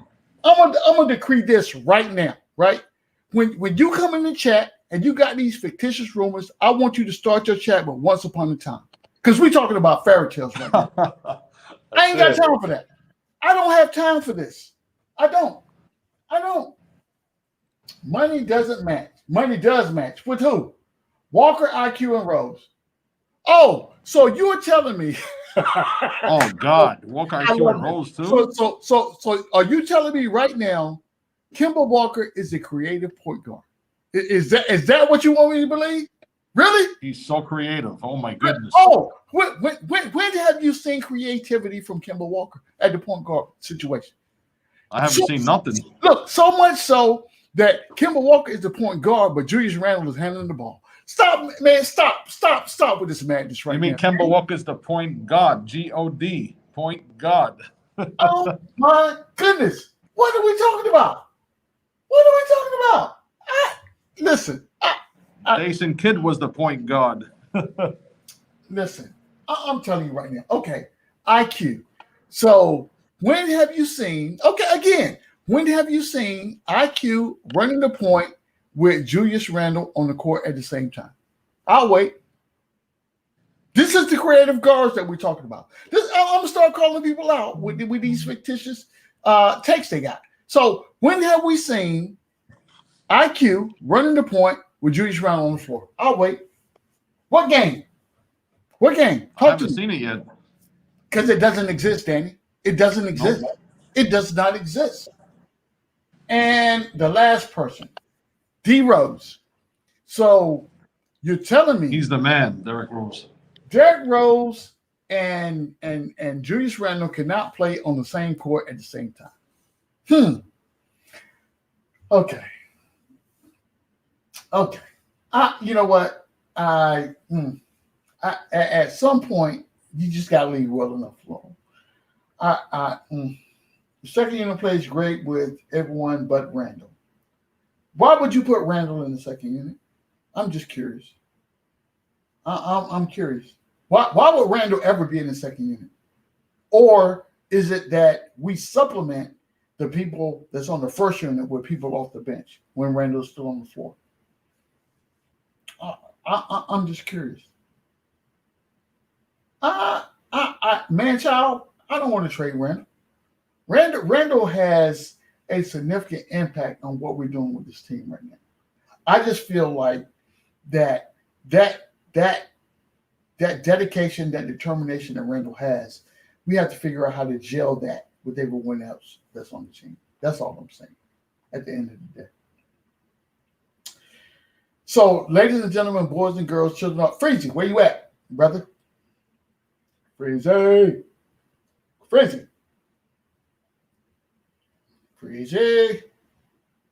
I don't know where Freezy at, but I'm telling you right now, we've been rocking right now, ladies and gentlemen, for almost 3.5 hours.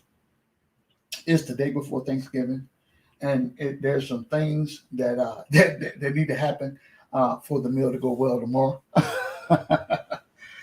Dukin, I can't get you in, brother. Freezy, where you at? Where you at, my man? Freezy. Okay. Let me text Freezy right quick. Give me a minute, ladies and gentlemen. But I'm gonna tell you this. I'm gonna leave this on your mind, and I want you to think about this for 2 seconds, right?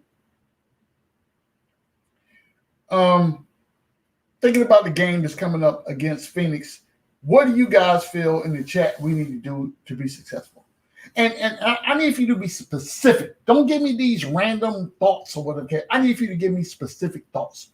I'm tired of these what ifs, what we're going to do, blah blah blah blah. Give me specific thoughts on what we need to do scheme wise to be successful against the Suns team. I'll wait.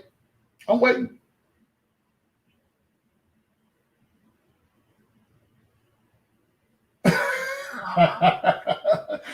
Now I'm gonna tell you right now, brother. You can't. There is no way you can come on and be the bad guy because Uncle Freeze is in the building. He is the biggest antagonist that we have on this show. I'm just saying.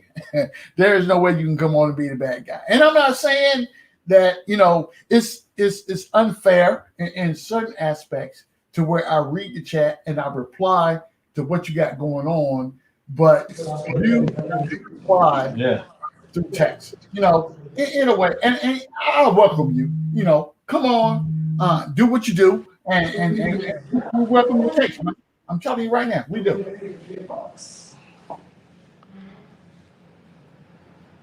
Limit CP3 to 10 assists or less. Okay. I get that. But what are we saying as far as his scoring parameters? So CP3 is the person, every place that he's gone, he's made the teams that he played on better. There is no disputing that fact. That is documented, right? But what I will say is this.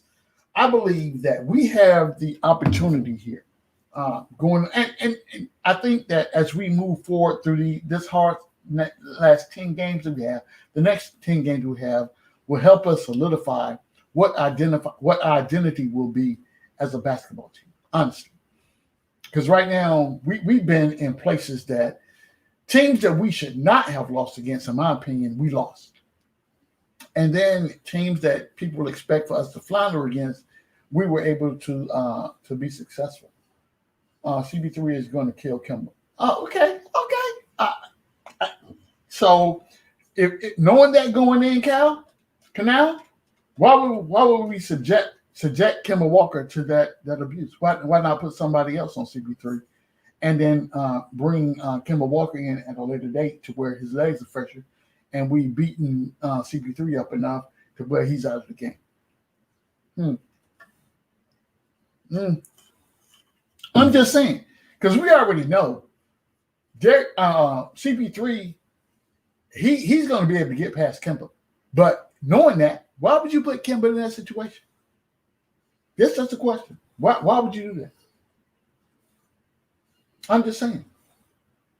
So certain players, the only thing you can hope to do is contain them. You can't stop them. But the only thing you can hope to do is contain. So when you say that a Devin Booker is going to get 22 points a game, okay, I get it. I got it. So you have to make that the hardest 22 points that Devin Booker has ever scored in his life.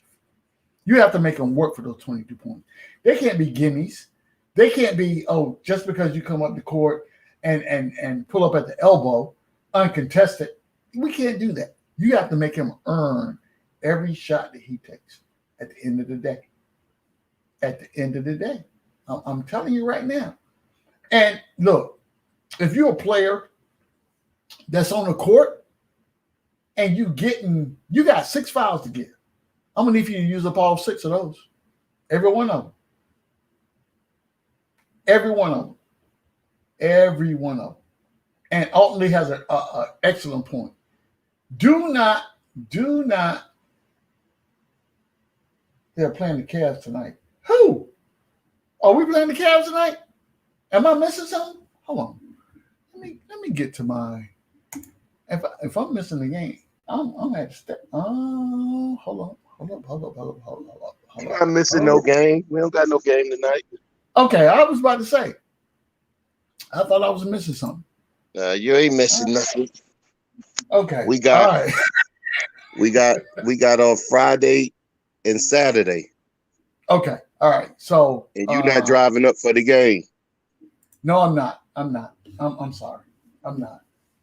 I knew you wasn't driving up. That's too far. 8 hours is not like that. It's not. But 8 hours is like this. It's like that. But I would tell you this, Rob. This is the first time that I get to actually enjoy a Thanksgiving holiday with my family and my family only. So I'm gonna take this opportunity to do what I do. You know what I'm saying? Yeah, no doubt. That's what you need. That's what we all gonna do. I don't get this opportunity often. So I got Wednesday, Thursday, Friday, pew gone. Hey, I like the see, I'm kind of different. See, you know when your kids didn't have time for you when they was like teenagers and everything? Yep. You know, and then they jet, you wanted to come. See, now everybody, they of age to do their own thing. Right. So now when they call me, they be like, Daddy, where you at? Oh, I'm in Atlanta. Oh, I'm in New York. Oh, I'm in Charlotte. And then my daughter made the mistake of saying, Daddy, why you ain't take me? I said, you said what? I said, you want to go now? All the times you was invited, you didn't want to go. Now I'm supposed to ask you? I said, look, I'm out. I said, look, I see you. I said, maybe you can make yourself prepared for the France trip. She said, oh yeah, I remember that. I said, yeah, that's the trip you were supposed to take me, so get ready. The phone got quiet. Of course. It got quiet. I said, remember when you was little, you said that? Yep. Oh, I'm holding you to it. There we go. You know, I'm holding you to it. You know, shoot, I'm a single dad. I'm going to hold you to it. You know, so, hey, save up your chips. I'll be ready. For sure.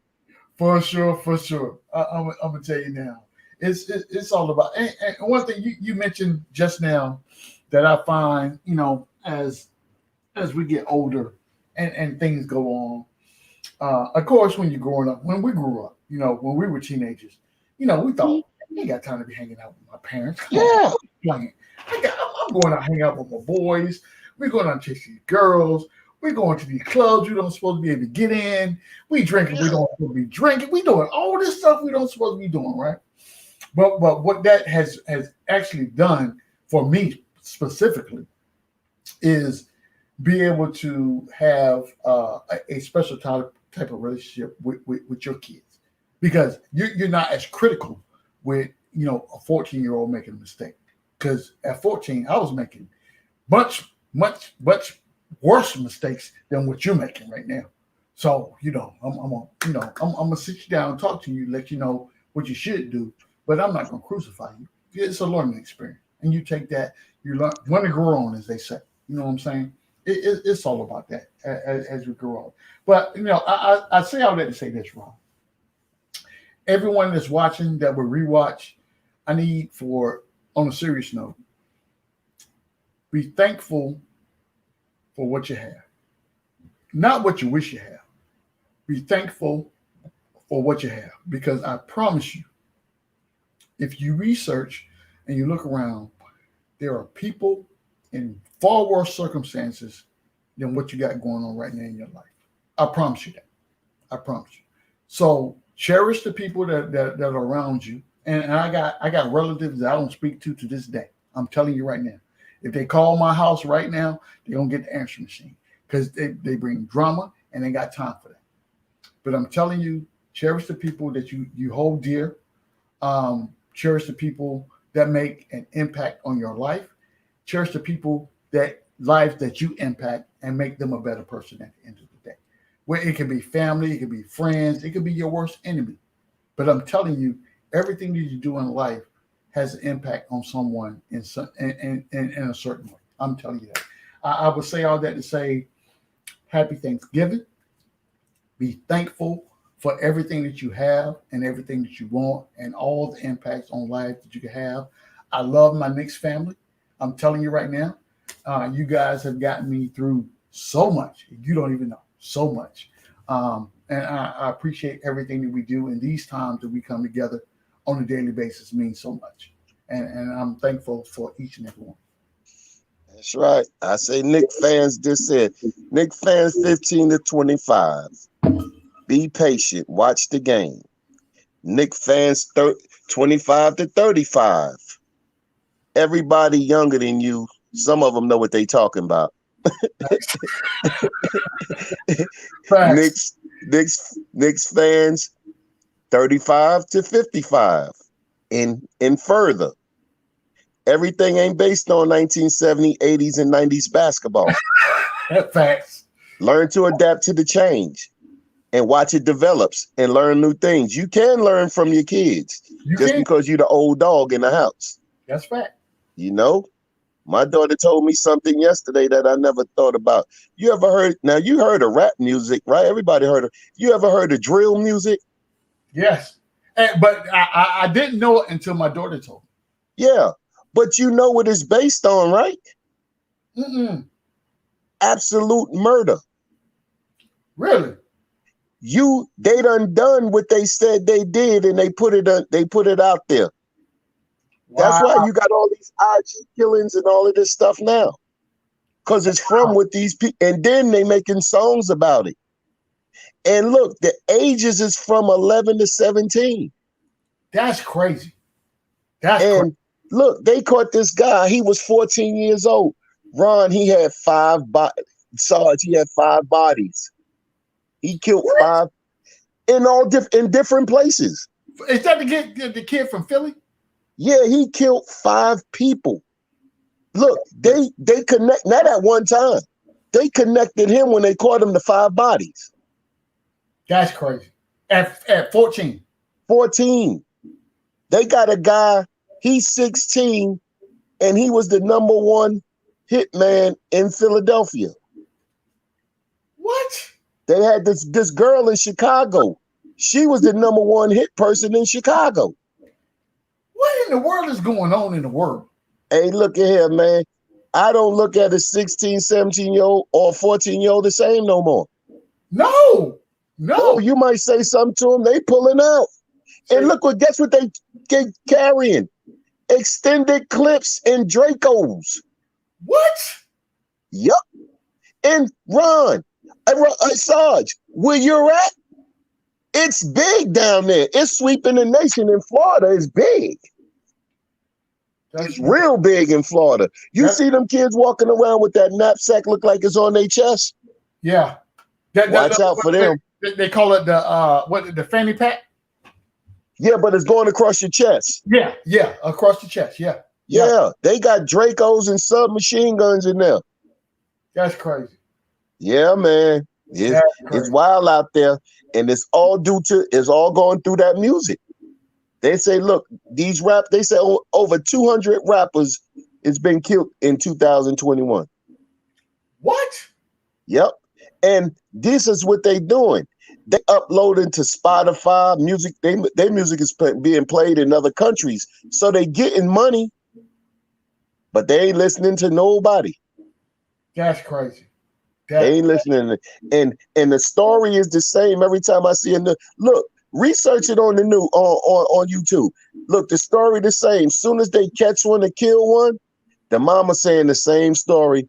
Oh, he was about to get his life together. No, he wasn't. No, he wasn't. He just expired. That's all. That's all. They all say the same thing. All the news reports I've been watching say the same thing. Oh, he was about to get his life together doing his music. Oh, no, he wasn't. That was the problem, the music. That was the problem. And they running around rampant. So over the holiday seasons, be careful of that. Be careful of them. Look, this is why I'm staying in my house. In my house. I ain't going nowhere. I ain't got no reason to go nowhere. All my loved ones coming here, and we're going to do what we do. And because that's how. Look, they said their motto is anybody could get it. They call it demon time. That's crazy. Yeah. That's crazy. Look, 11-year-old on the bicycle. He got it.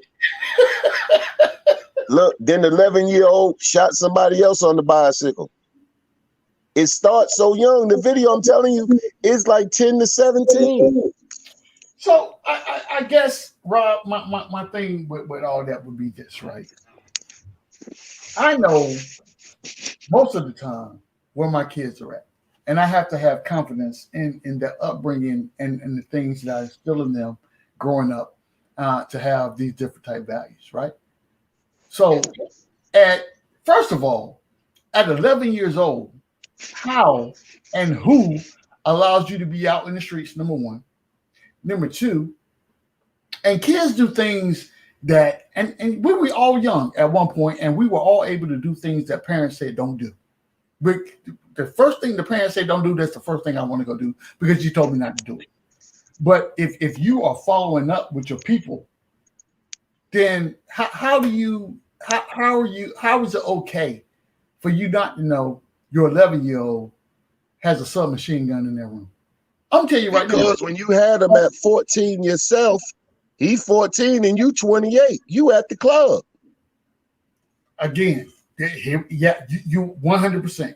You 100% correct. Their parents That's matter right. too. And Yeah. you know, and that's that I don't need no man mentality.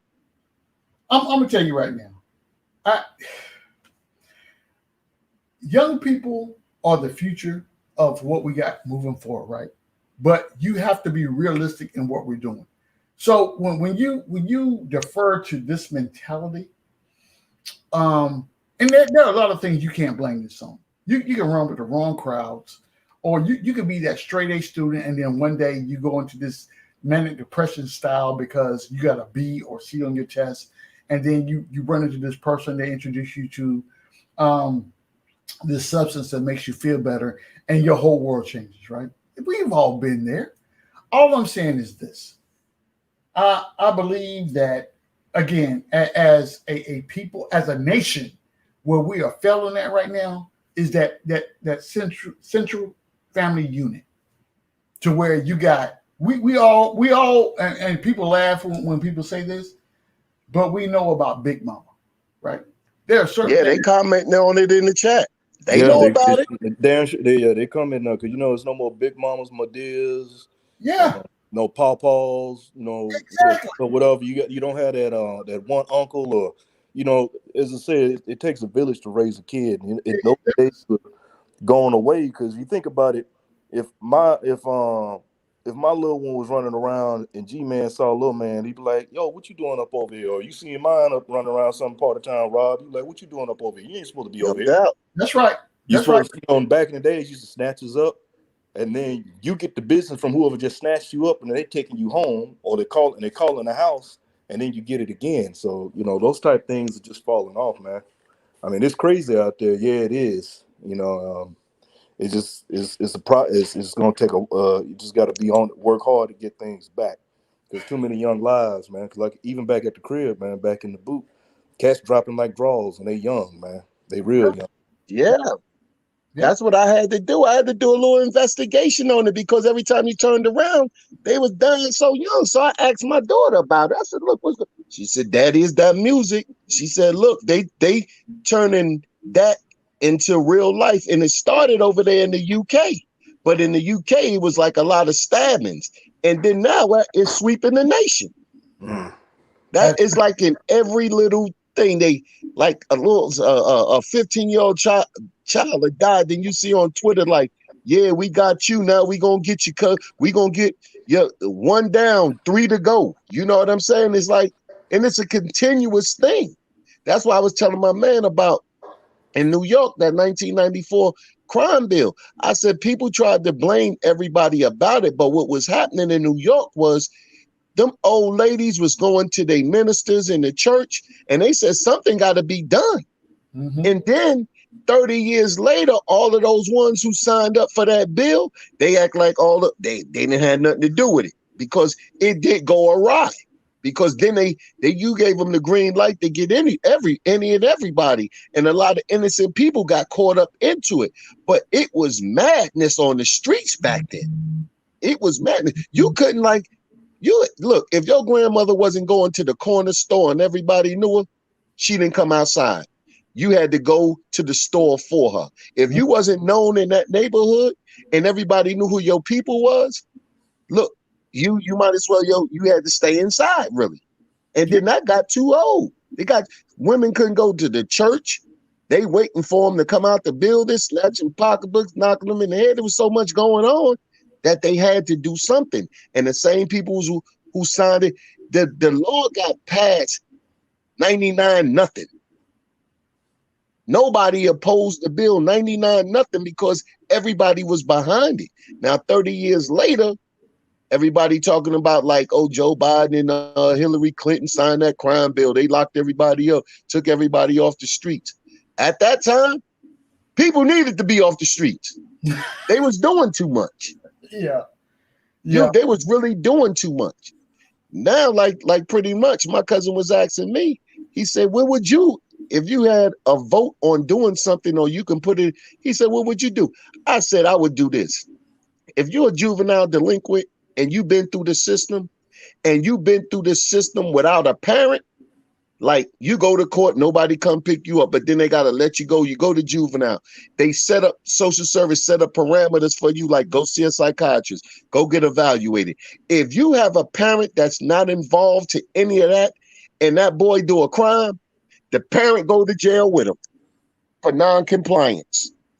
You just can't let your kid just do everything you want while you're getting food stamps, you accepting checks, but that's all you doing.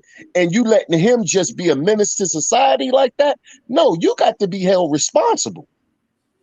You have to be held responsible if you giving up zero effort to stop him from being that way. I don't care if you have to call the police on him to save society. You do that to hold him accountable and get him the help that he needs. If non-existent, all you doing is let this boy, he got no school record, he ain't going to school, he getting in trouble, and this is a pattern that starts at about 11, and you letting all of this happen. And then soon as he gets shot or killed, oh, he was a good kid. No.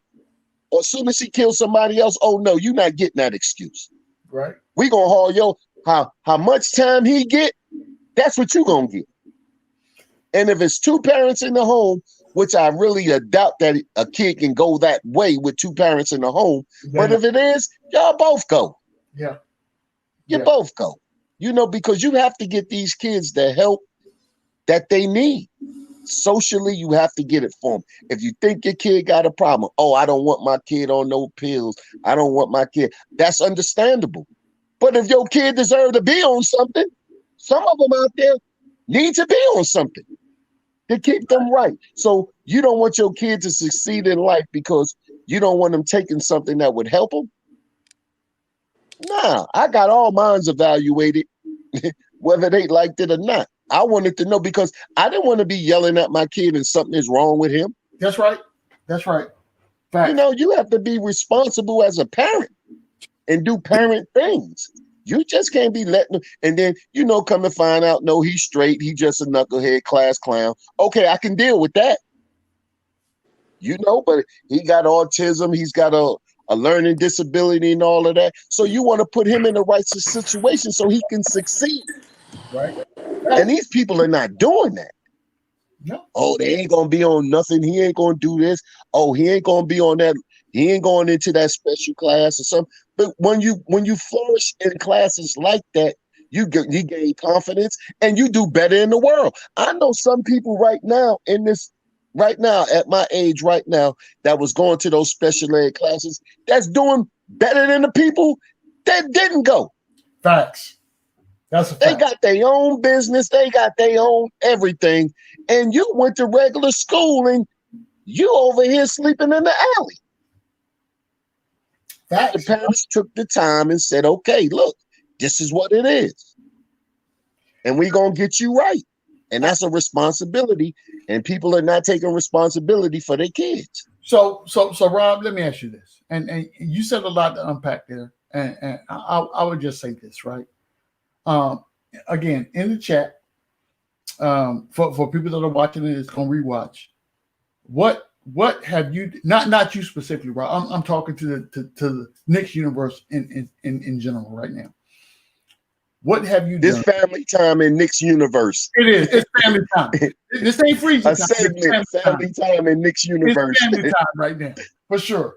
So what have you done to aid a person or persons that are in a detrimental or destitute lifestyle right now?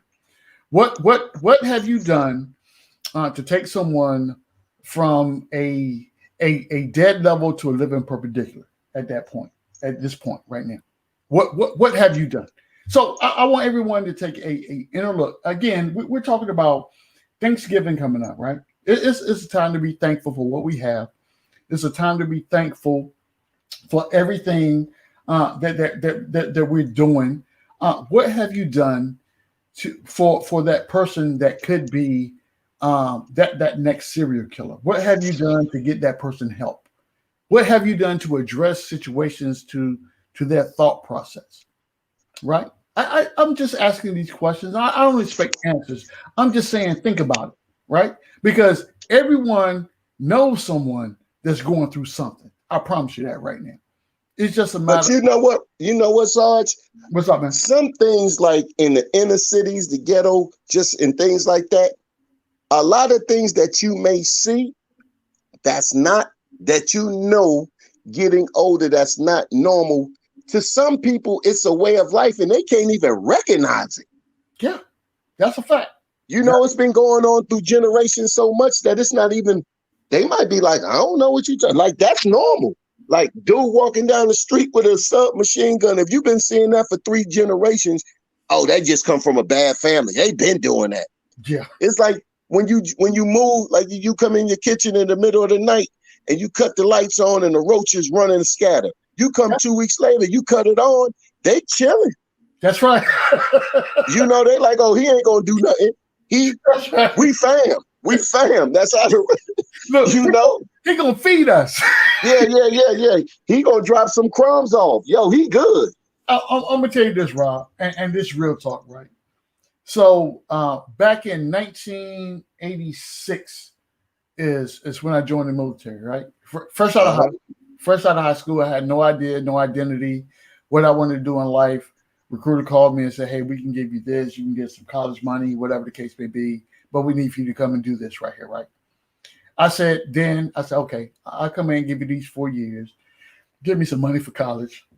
I'm going back to North Carolina. I'm going to go to UNC, Chapel Hill, and get me a degree. Lo and behold, that came and went because what did we do? In 1989 to 90, we went to war. Now, in my mind, I'm like, okay, I signed up for this to go to school. Now you're telling me I got to go to war? No, I ain't signed up for this. This is not. I say all that to say this, right? Everything that we're talking about right now is compartmentalized for the United States of America. I've been in situations and seen firsthand to where people don't know where they're getting their next clean drink of water from. People have been in situations to where if you are a female, you have no rights at all about what's going on with your life. You are subservient to everyone else around you, right? Yeah. I have been in situations to where you see that a 11-year-old kid could be the person that approaches you with their hand out asking for candy, but they have a bomb strapped to their chest, and as soon as you reach out to give them a candy, they're gonna blow you and your whole team up. I've seen all that. Yep. Firsthand. I say all that to say this, gentlemen. Let's not get too compartmentalized about the individual things that are going on, because these individual things are a result of a bigger picture. That whole Rittenhouse verdict and everything that happened with that, I don't think anybody was surprised at what was going to happen with that, because we've seen it time and time and time again, right? So why are you acting like you're surprised that this dude walked on all counts? I wasn't surprised. I was disappointed, but I wasn't surprised. I saw it coming a mile away, a country mile away. Right there with you, G man. I'm right there with you. You know, it was, like you said, it was no surprise, because even from the just how they put it out there, the way they went about pulling the jury and all that other stuff, man, it was no surprise. Again, like you said, it was disappointing, and I mean, it's sad to say, but for a fact, this is a time we got to reflect on life as a whole and look at the your fellow man and everything else, because like you said, I could, you and I talk because we walk pretty much a similar path in life. You know, you joined 4 years before I did. You know, right. And where I came out of Louisiana, you know, it was bad down there real fast, and I knew I had to go. Yeah, you know, like I said, cats were dropping like draws. It went from being a neighborhood thing to a territory thing to who was moving the most weight to we start having the gangs and stuff start getting out of control, and I was like, I got to go. All in a bad way. Yeah, and then like you said, here I am sitting up here. I missed that first one that you went in, but I caught that second one. Just like you said, man.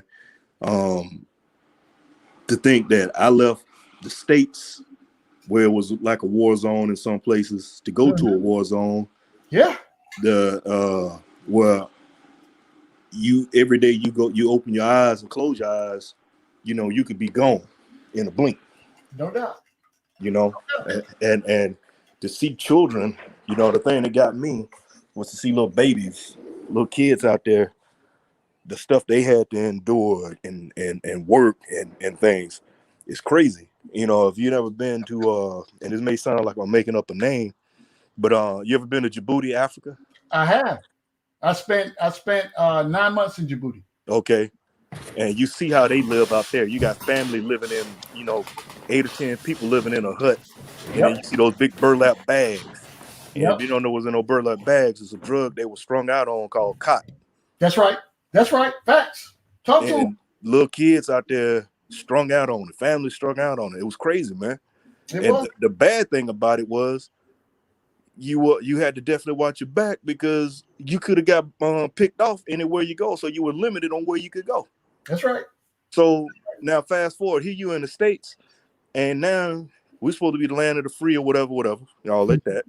But then you still got to watch where you go, where to walk, what you wear, what you say. Be careful with your hands. That's right. I'm like, hell, man, it was damn near safer to be overseas in the war zone when I know what was going on. Yeah, because you strapped and you ready 100% of the time. Yeah. Whereas when you're at home, you're supposed to be able to relax, let your guard down, and be able to enjoy your surroundings, right? I'm going to tell you this right now. There are certain things that go on in life that impact you moving forward, right? So right now, to this day, if I go to a restaurant, a public restaurant, I promise you 2 things are going to happen. The first thing is I'm never going to sit with my back to the door. I'm going to see everything and everybody that comes to that restaurant and know what everybody's doing. That's number 1. Number 2 is I'm always at the ready. And people don't understand what that means. Think about this. If you are always at a heightened sense of awareness, that does something to your psyche. You're not able to. So when you go to the dinner, think about this, ladies and gentlemen. When you go to dinner with your family, are you expecting to be at a heightened sense of awareness like something's going to happen to you? No. You're having dinner with your family. That's a happy time. Everybody's supposed to be in and enjoying each other's company. Not me. Nope. I'm watching my family. I'm interacting with them, but at the same time, I'm watching everybody else. I'm just saying that is the, I guess, the landscape in which we exist right now. And I don't mean to take this whole, this whole Knicks content and turn it into something different. But at a certain point, we just need to be honest about what we have going on in the world and understand how we impact that and what we can do to better the situation, right? Because at the end of the day, we are all brothers and sisters. Some of our experiences transcend others. I'm not saying that to say that, the things that I've gone through in life makes me better than anybody else. No. What I'm saying is those experiences makes me worldly into things that you may not have seen in your lifetime, because there are people in this world that have never left their block, right? Yep. I have traveled all over the world and seen the way that people interact with other people from different ethnicities, different just different walks of life and how people can get along. I just say this. On the eve of Thanksgiving, I want everyone to take a good, hard, solid look of what you have going on in your life. The people that you surround yourself with, if they are positive, keep them there. Keep them in that circle. Keep the circle tight, right?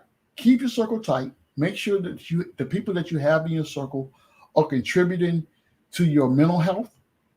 They're contributing to your well-being. And at the same time, you can do the same with them, right? All that negativity and people that you know that are out there doing the wrong things, you got to let that go. I'm not saying cut them loose. Continue to try to support them and change their way of thinking and bring them back on the positive path.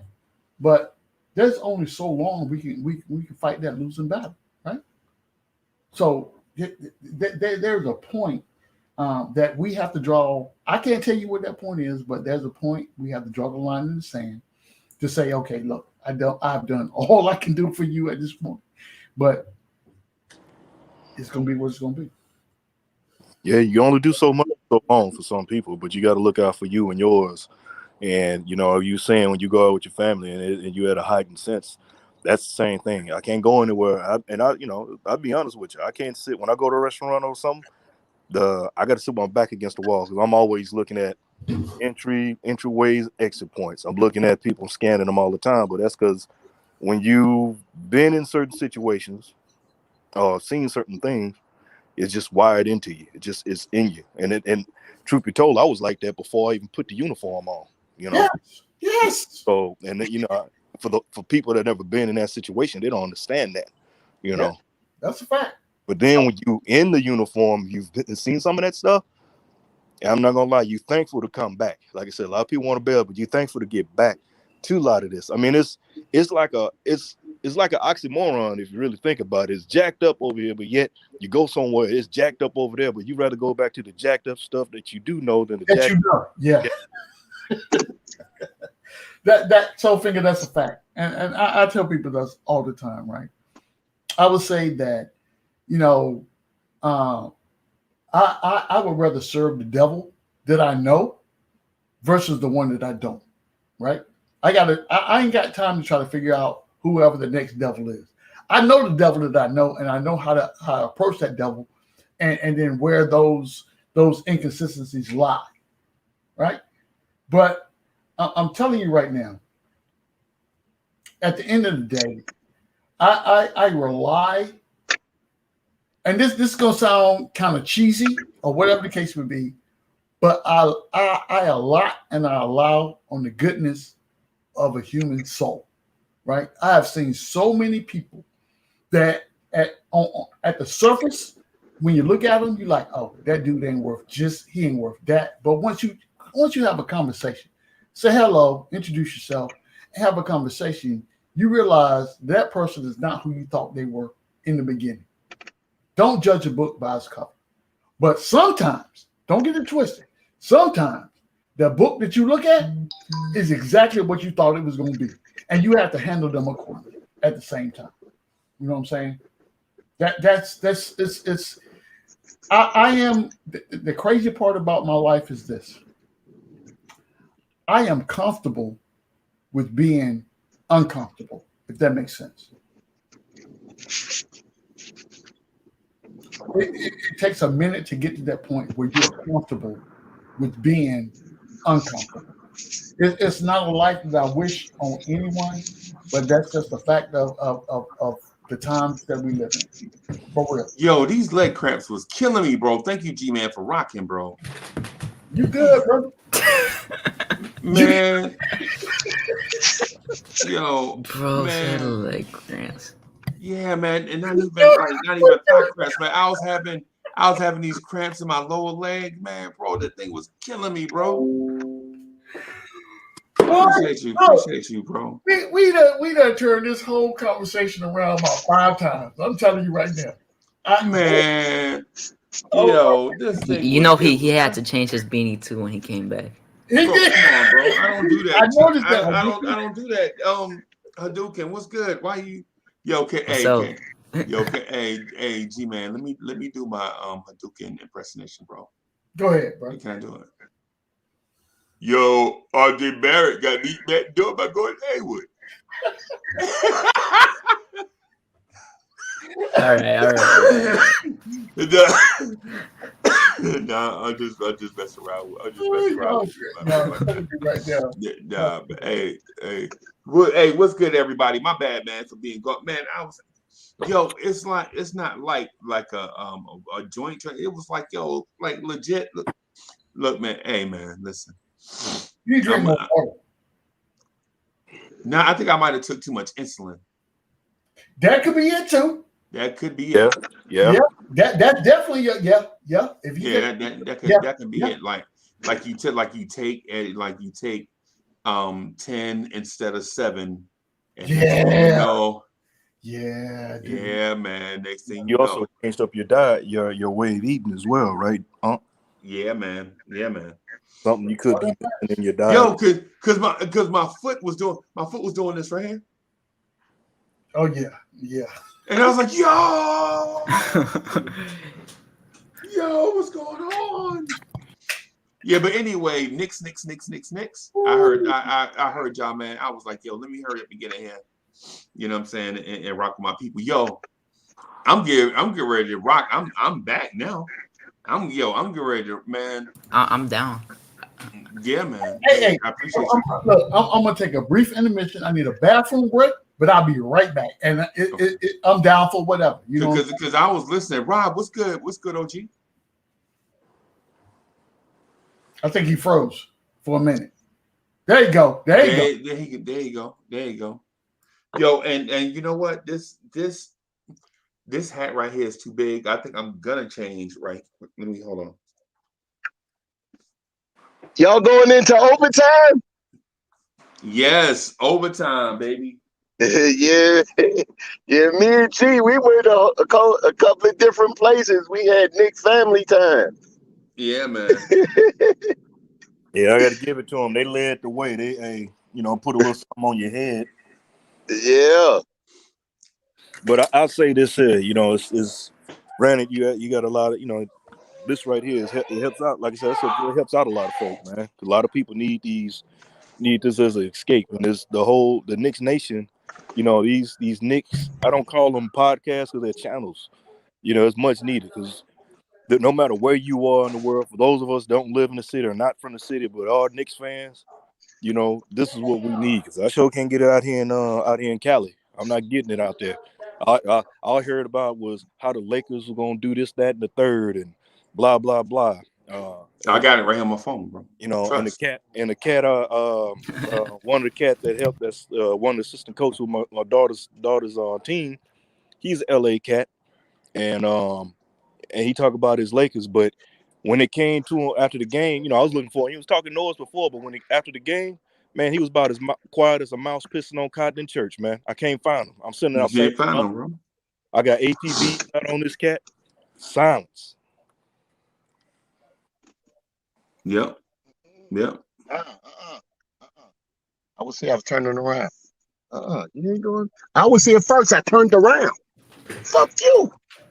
Oh, you're not muted. You're not muted. What? Oh. Yeah, man. Yo, so shout out to Rob, man. Rob the dick, man.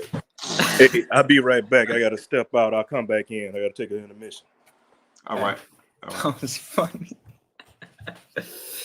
Yo, my dad be doing the same thing. That's funny. Yeah, man. Hey, so dude, let me say this real quick. Talk to me. RJ Barrett is back. Right? So RJ Barrett is back. You mean the bust? Randle is back. The bust. Yeah, the bust. Is that the word that Uncle Fulio used? That's everywhere on Twitter now. Everyone is killing him more than anyone on the team. But you know the thing I find funny, Freezy, and it's not even me making excuses, but how many people said RJ was gonna be the fourth option? Right. And why are they killing him more than Kemba and Fournier? Does that make sense? No. If he's apparently our fourth option. No, you mean in the beginning was going to be a fourth option. Yeah, that's what everyone predicted. But so him last game, he looked comfortable. He looked real comfortable. His shot looked better. It looked comfortable. But he just didn't get touches last game like that. It didn't make sense to me why he didn't play the rest of the game until the last minute. Right. That really made no sense to me. Especially defensively. Exactly. They were getting broken down defensively in the third quarter, the end, and the beginning of the fourth. But just the way he was playing was fine. I mean, he took like one bad 3 over AD. I didn't like that. But that was a heat check. Yeah, that was a heat check. But at the same time, he could like, this is one thing I want RG to do. I need him to learn how to pump fake. Because if he pump fake that 3 over AD, he would have jumped. He would have jumped. Yeah, or he could have sidestepped, or he would have went into the lane because it was like a fast break type of thing. But yeah, Tibbs didn't play him for some reason for the rest, which made no sense to me. Because I think Fournier was hot. I think it was because Fournier was hot. But at the same time, he didn't score after that. The fourth. He didn't. Like, he scored like one putback layup, but other than that, it was like whatever. But that's really all he did. Other than that, but RJ again, he played pretty good defense. Obviously he got Westbrook scored on him a few times. But you're talking about later in the game, right? Yeah, later in the game. Like he beat him to the rim a few times, but that is gonna happen. He's like one of the fastest players in the league, so I can't say anything about that. Yeah, he's an elite driver. But let me say something to you. What's good, Knicks Nation? Salute. Let me say something to all the points you was making. I was trying to slow you down because I want you to break those points down individually. Yeah, I definitely am. Right.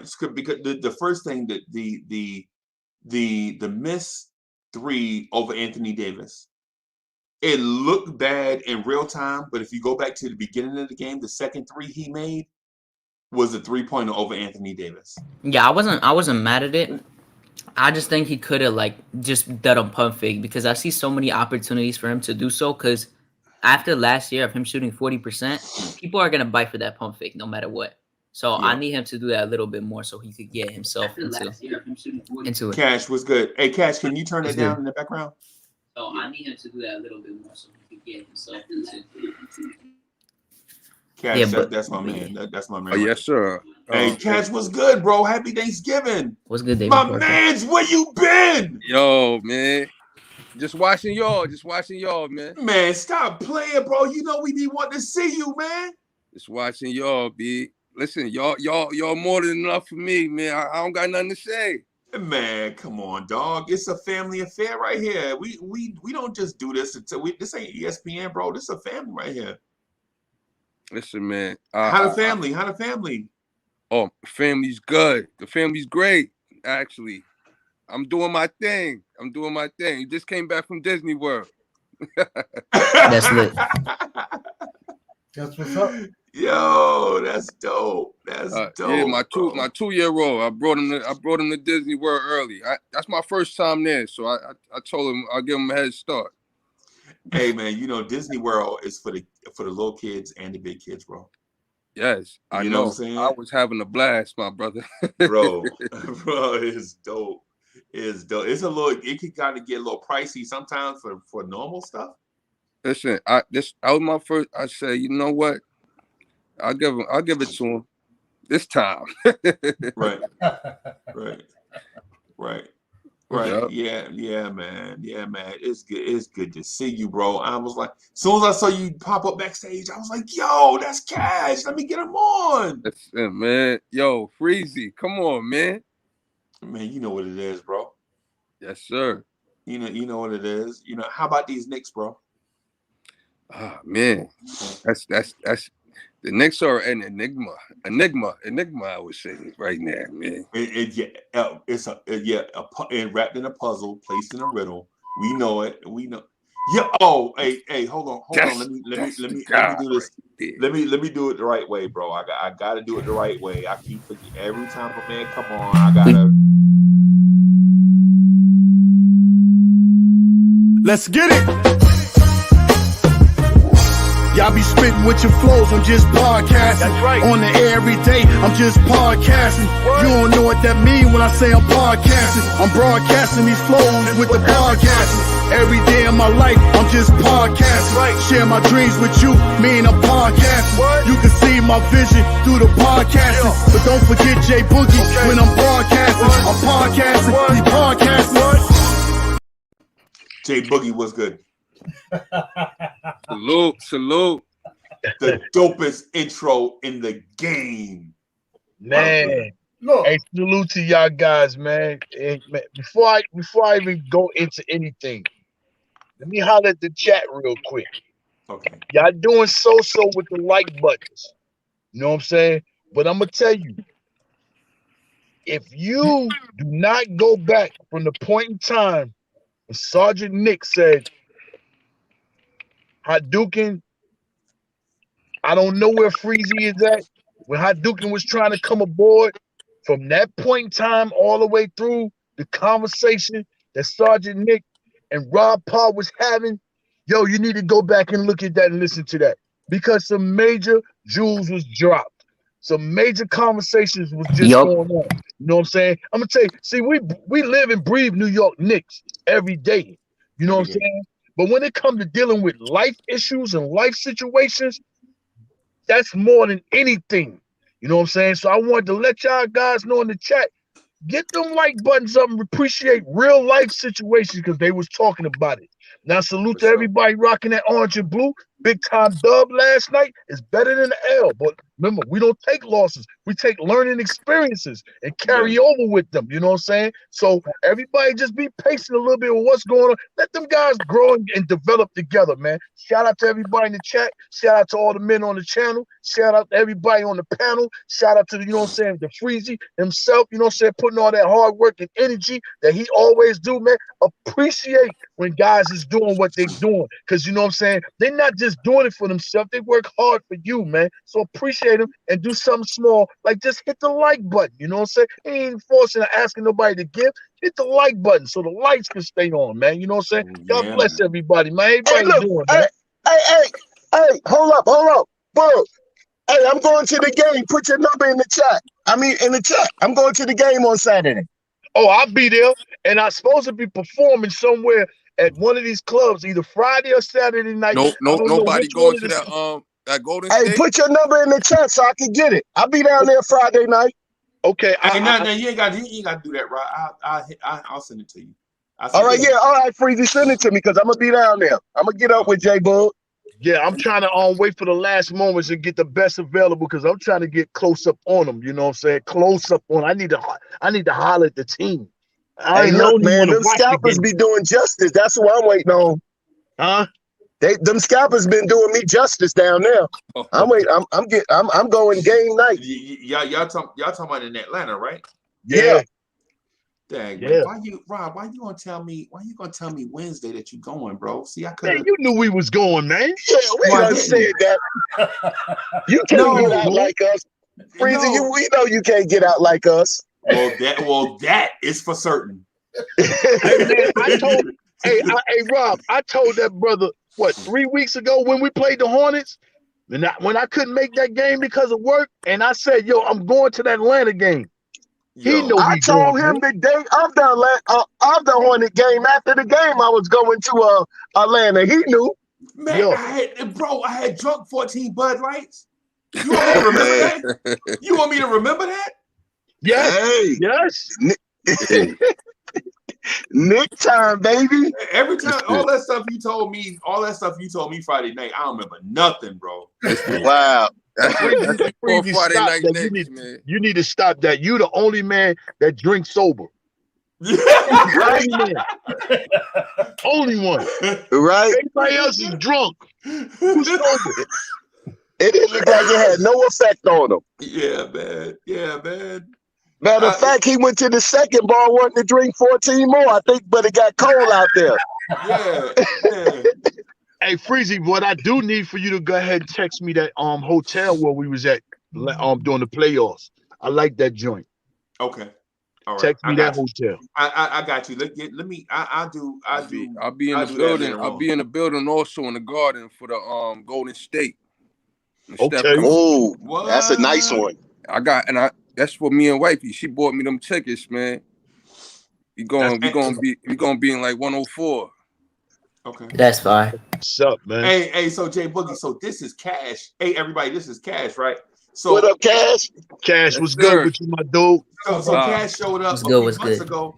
Cash showed up a few months ago, and he was like, you know what I'm saying, man, nervous, like, you know what I'm saying, yo, we here, you know, I'm here, man. We just Yeah, I remember him on like once a long time ago, but I haven't seen him Yeah, me in a too. while. I remember him sliding through.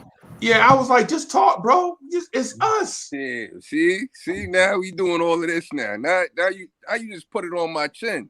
No, bro. Nah. Pause.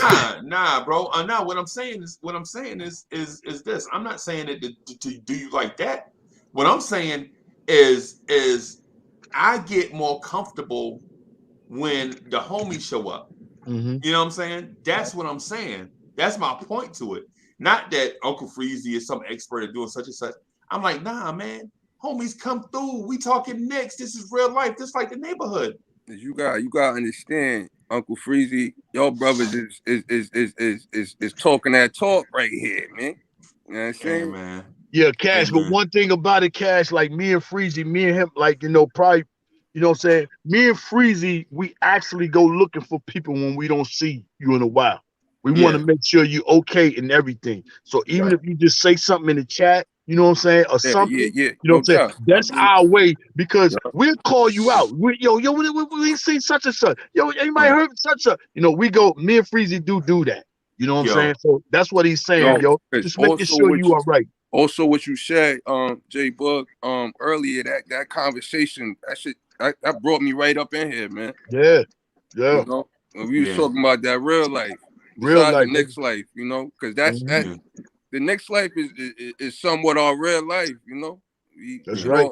It all transcends for us.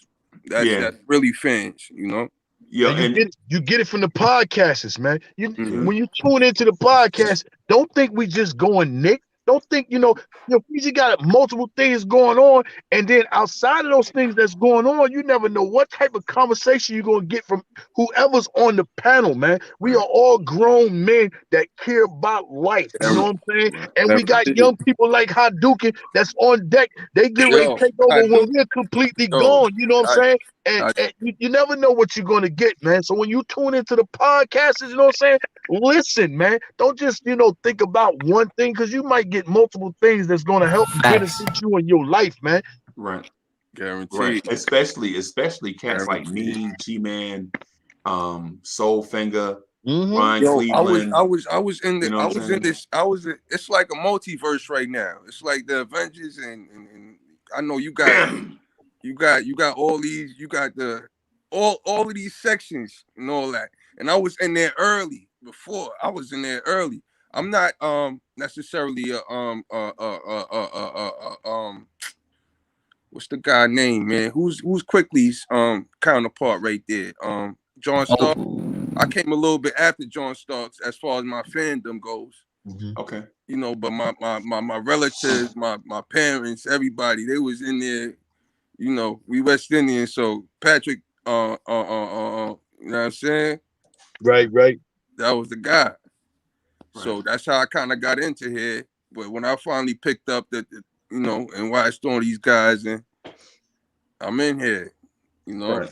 and I seen a bunch of we lost a lot, but I never took it as losing really. It was just a bunch. It was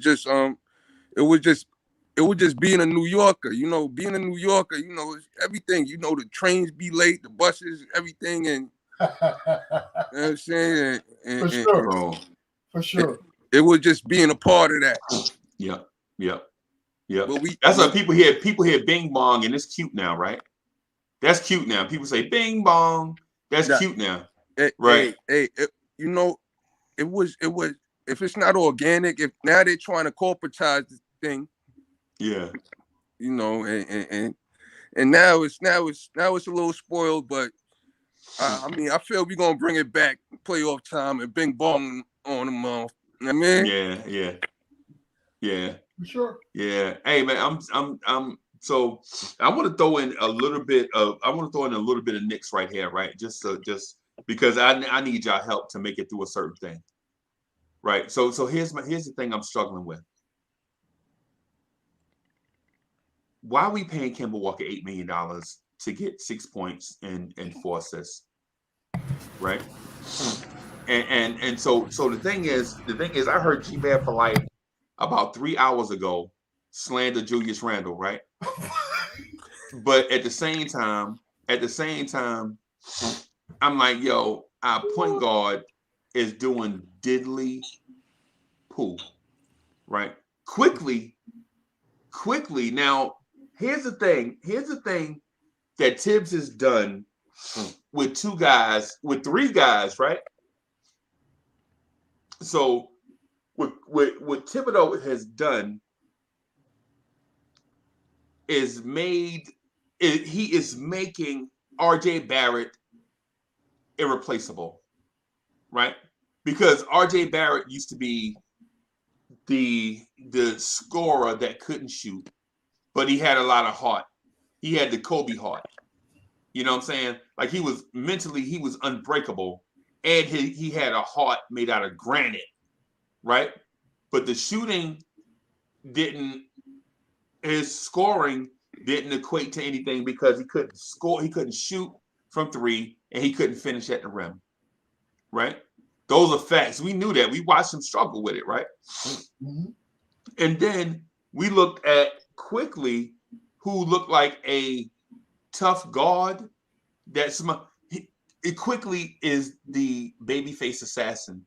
He the crazy one that keeps smiling like the Joker, right? Quickly is the one, he don't never go home.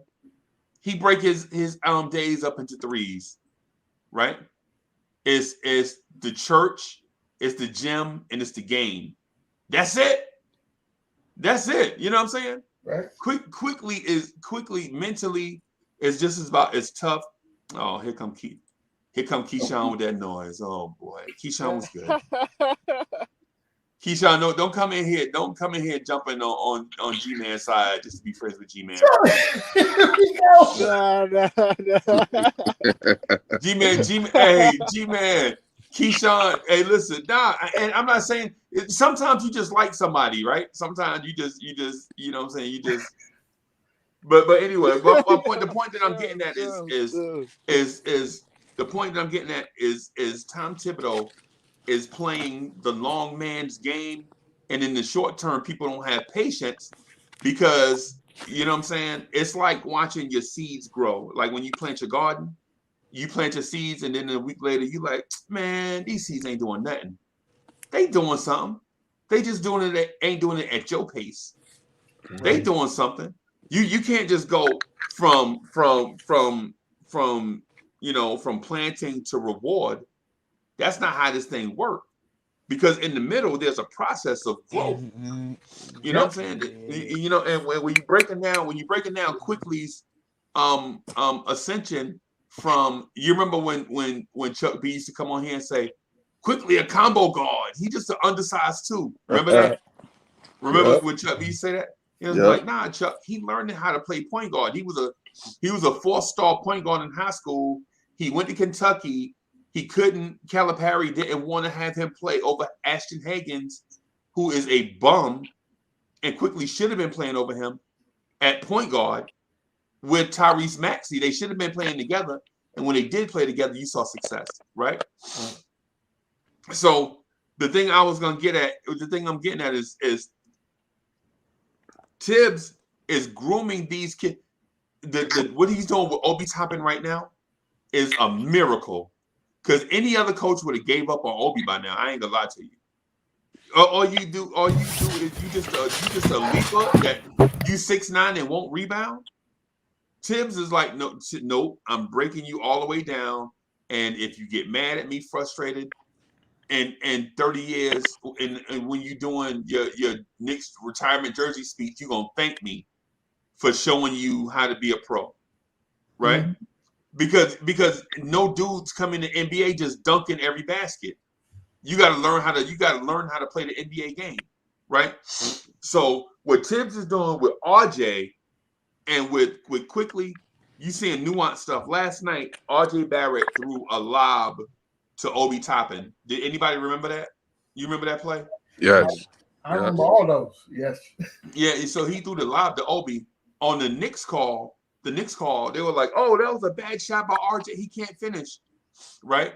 And then, but when I was watching I went back and watched the Lakers one, and I mean not the Knicks call, but the TNT call. The TNT. The TNT call. They were like, "Oh, that was a bad finish by RJ," and Reggie Miller was like, "Nah, man, I think he did that on purpose." But when I watched the Lakers one, they were like, "What a great play by RJ Barrett! How he maneuvered into the paint and how he saw Obi cutting." You know what I'm saying? Yeah. And so what I'm getting at is a lot of these things that we talk about with that's Knicks related is about perspective. Right. It's about perspective. Like trials and tribulations of our young players. If you think this is a championship team, every mistake that they make is the worst mistake you ever seen, right? But if you think this is a young team growing, and if you think this is a young team that got veterans sprinkled in, that are just trying to find their way, then when you watch RJ throw that lob to Obi, you're like, okay, I see where we going now. These young fellas coming along, maybe not this year, but next year, RJ, Quickly, Obi, Grimes, Mitch, all these dudes is going to be a problem in this league. Because like when you watch Mitchell Robinson this year, people don't know this. Last year, Mitch would catch the ball, stand there, and Alfred Payton would come get it from him. He's taking them a couple of dribbles now. Yeah, this year, Mitch is dribbling that ball to the other side of the court and doing dribble handoffs. Right now, and I know that don't seem like a lot, right? But when you take into account the man had a broken foot, he rusty. You know what I'm saying? He rusty. Then he put on a lot of weight. He growing into his body, right? Learning a new offense. He going through the same offensive struggles as everybody else, trying to learn their way, trying to learn how to play with different people. Pardon me, Freezy.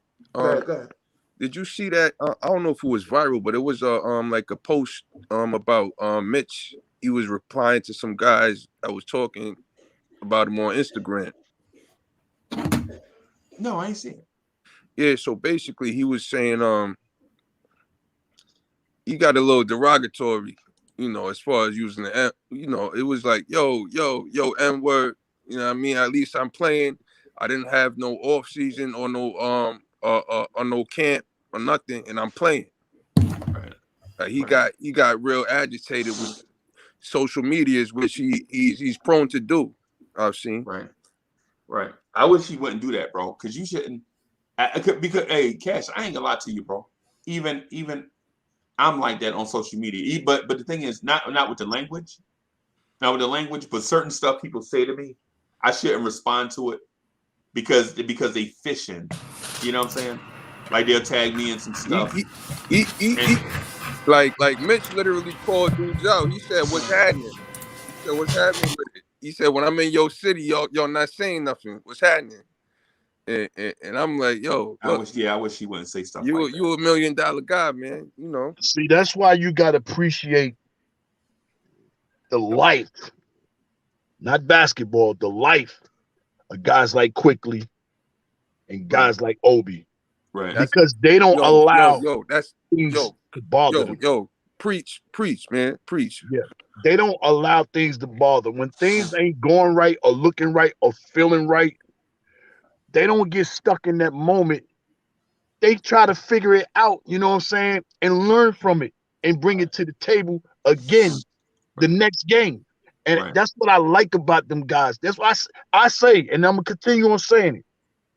Quickly, it's going to be better than CJ McCollum. I'm telling you that. He's young and he's coming up. I'm putting it out there. I love his game because his on-ball defense is crazy. And he doesn't mind to learn. See, you can be good as you want to be, but you can always learn. But when you get to the point where you can't learn about your game and better yourself, then that's when it's over. Obi, he understand his situation that he came in from the person he was, college player of the year. Yeah, he was smashing the league, but he ain't had no tournament, and he ain't had no preseason, and then he had the injury, and then Julius took off. So what is it that I can do to better myself, you know what I'm saying, and learn from what I experienced this year and come back next year? That's why that man game right now is in position where he could play the 3, 4, or the 5. He's doing what he got to do to get himself on court. You know what I'm saying? But we don't want to have the patience to let these people develop. If I'm thinking and saying it right, you know, at this point last year we had a losing record. You know what I'm saying? At that time, we got a better record now, I think, than what we had starting out last year. If I'm not mistakenly, you know what I'm saying? But then when people was throwing everybody up under the bus last year, it turned all the way around, and then we took off. And everybody's like, whoa, wow, we doing this. Oh, then everybody got crazy what's going on. And then when we finished the season, we was okay with it because it was a learning experience. That's why guys on the podcast, we was good with us losing, even though we lost and we didn't like it, but we was okay because the team played hard. That's why Madison Square Garden, they celebrated them guys when they lost. They cheered for them instead of booing when they got off the court. You know what I'm saying? So with that happen, now people don't got spoiled with that finishing. No, that's the problem. That wasn't the finished product last year. That was the beginning of a product. Now you come back this year and you looking to take off from what we did last year because you touched the playoff. You touched that water in that pool before you jumped in and felt it was good, so you jumped in. But you got to realize we got a new thing going on all over again. We got new players. We got unhealthy centers that's trying to get back. You know what I'm saying? You got to be patient and let this thing form together, man. Instead of thinking, oh, we should be this, we should be that. You know what I'm saying? It's not happening. And let it just come together. And everything is not Julius Randle's fault, y'all. I'm telling y'all that. I'm tired of everybody just want to keep pointing the finger at Julius Randle about this and that. What you got to realize, Julius Randle has to learn how to play as a number one player to put trust in somebody else, like he had to learn last year to become the number one player. You know what I'm saying? He was always in RJ's spot when he played with Anthony Davis or when he played with LeBron. He receiving. Now he's the giver. You know what I'm saying? He got to learn how to play with other people that could put the ball in the bucket. He ain't had that last year. He ain't had no Kimber. He ain't had no Evan Fournier. He ain't had no better RJ. He got to learn all this. So, man, please just stop trying to throw daggers at the man and let the man do what he's doing. Y'all suffocating him. You don't think he don't be listening, hearing what's going on? Yeah, man, that's what I'm saying. Let him breathe. That's what I'm saying. And then you think, and listen, and Jay Buggy, this is the thing I'm trying to get Knicks fans to understand, right? So they talking about Randle, right? But Randle ain't the only one looking. You know who's looking? Zach LaVine. Right. Bradley Bills. Right. You know what I'm saying? They like damn, y'all do Julius Randle like that. Imagine when I come here and shoot 4 for 21. You know what I'm saying? Y'all gonna do me like that when I get here? Man, I don't know what's wrong with Bradley Bills. He used to do the stuff at Washington that he hit with the Knicks, man. He shot 4 for 21. You know what I'm saying? You know what I mean? Come on, bro. They should know they're gonna get killed if they go 4 for 21. If I'm being honest, they should be ready for that. But getting killed going 4 for 21 in New York is different than getting killed going 4 for 21 in DC. But that's what I'm saying, especially that's the thing. When has Julius shot 21 shots? Right. That's what I'm saying. So in New York, man, it's crazy. We talk about our players as if we won the championship last year. We ain't won a championship since '73. You know what I'm saying? We have the approach. And listen, and I call it Yankee syndrome, right? Because it started with the Steinbrenners, right? At least in my memory. It might have started before that, but I can't remember. You know what I'm saying? But the thing is Yankee syndrome got us thinking that if you ain't perfect all the time, then you can't be here. You know what I'm saying? You got to be perfect 24/7 in New York, because if not, it's 500 beat writers, 200 YouTube channels, 3 major stations, all gonna cover how bad you were in that moment. And if you good, they're gonna get. It's gonna be the highs are gonna be the highest of the high, but the lows are gonna be the lowest of the low, right? And it shouldn't be that, bro. It should just be more even kill. But it's New York City, and we didn't create this. Frank Sinatra was singing about this in the 60s. You know what I'm saying? Matter of fact, it's like people can't wait for something to go wrong. They ain't even watching, enjoying the game. They just watching to see something go wrong. So they be like, ooh, yo.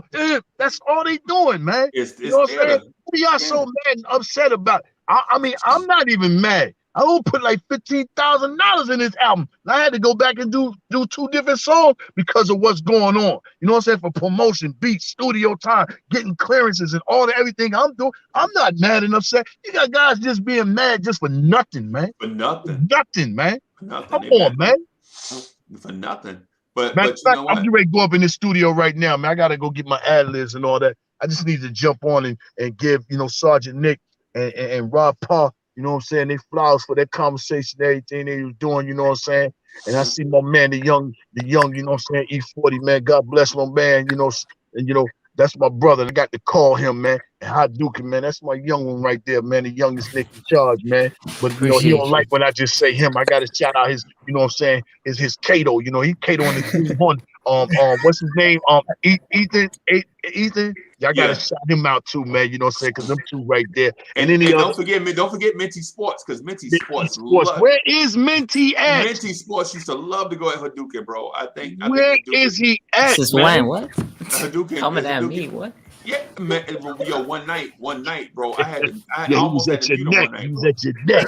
Was I even here? I don't even. Yeah, remember. you was here. You was quiet too. You was at. It was a Friday night, bro. It was a Friday night. I was quiet. Yeah, man. Yeah, you was quiet. You ain't say nothing. Matter of fact, you was behind that screen like you. Now I'm just throwing gas on it. Yeah, no, I don't. No, I know you were trolling because I don't remember that at all. Nah, Hey, Minty yo, was you going the after first you. person that said I was trolling. I was trolling. Oh my god. Oh, I'm honored. I'm honored to troll. I did it. Hey, Yo, they God got a bless fake y'all. account of you in the chat too. There's one that got everything the same as you. They be trolling in the chat. Hey, I'm gonna holler back at y'all later, man. Hey, Boogie, before Yo. you go, hey, Bird wanted me to tell you what's up. You know, she I know. always asking about. I'm gonna call you. I'm gonna call you, man. I'm gonna call you at a good time today so I can say hi to her, man. I got you. For sure. Because you're right. Because me and you, we talk, we correspond, and because of work and everything that's been going on, I haven't, you know what I'm saying, really been reaching out and talk with like the guys I normally talk with on the phone. You know what I'm saying. And I need to get back there because that's what makes me feel good. You know what I'm saying? Feeling good on the pod has nothing to do with feeling good and having a private conversation, man, about life, man. You know what I'm saying? It's That's all why good. It's all that good. situation that happened today was so beautiful, man. I'm definitely going to hit you up, man, between 6 and 8 and hope that's a good time. I promise you that, man. For sure. Hey, All right, God boss. bless y'all, man. All right. Brother. Hey, Duke. So what I was getting at with the Tibbs developing the kids thing is I'm gonna say this, and it's gonna sound contradictory, but if you hear me out, Speak the truth. Nah, speak your mind. I need to, because I was having an argument with this with someone on Twitter too. So the thing is Tibbs is doing the most difficult job, been put in the most difficult position of any coach that we had ever, right? Because usually either your team is developed and you want to win a championship, or your team is trash and you're trying to rebuild, or you get a team that has talent. You don't know who is the most talented and in what situations, so you try to uncover the talent and develop people, right? But Tibbs is in a spot where he's got all three going on at once, right? Mm-hmm. And that's very difficult because here's the thing. You got Kemba Walker wanting to be able to recapture his former glory. You got Evan Fournier, who's a player in his prime, Mm-hmm. you know what I'm saying, on a semi-big contract, want to prove his worth in a major market. Right. Right? Then you got Mitchell Robinson in a contract year trying to prove that he's an elite center, right? You got RJ Barrett coming off of a year in which the arrow was pointing up in a major way, wanting to become not just a borderline all-star, but an NBA great, right? You got Julius Randle, who's trying to prove to the world that he's not a fluke, right? Then you have guys holding on, Derrick Rose, Taj Gibson, cats like that who want to win a championship before they retire. Because in my opinion, if the Knicks win a championship this year, Taj Gibson and Derrick Rose are going to retire. That's what I think, right? And then you also have this kid that's crazy, and Emmanuel G-Man. Emmanuel Quickly is loco, brother. Yeah, Emmanuel. So you got all these things that Tibbs has got going on, and what it is we're not recognizing. We argue with each other because we recognize parts of this, right?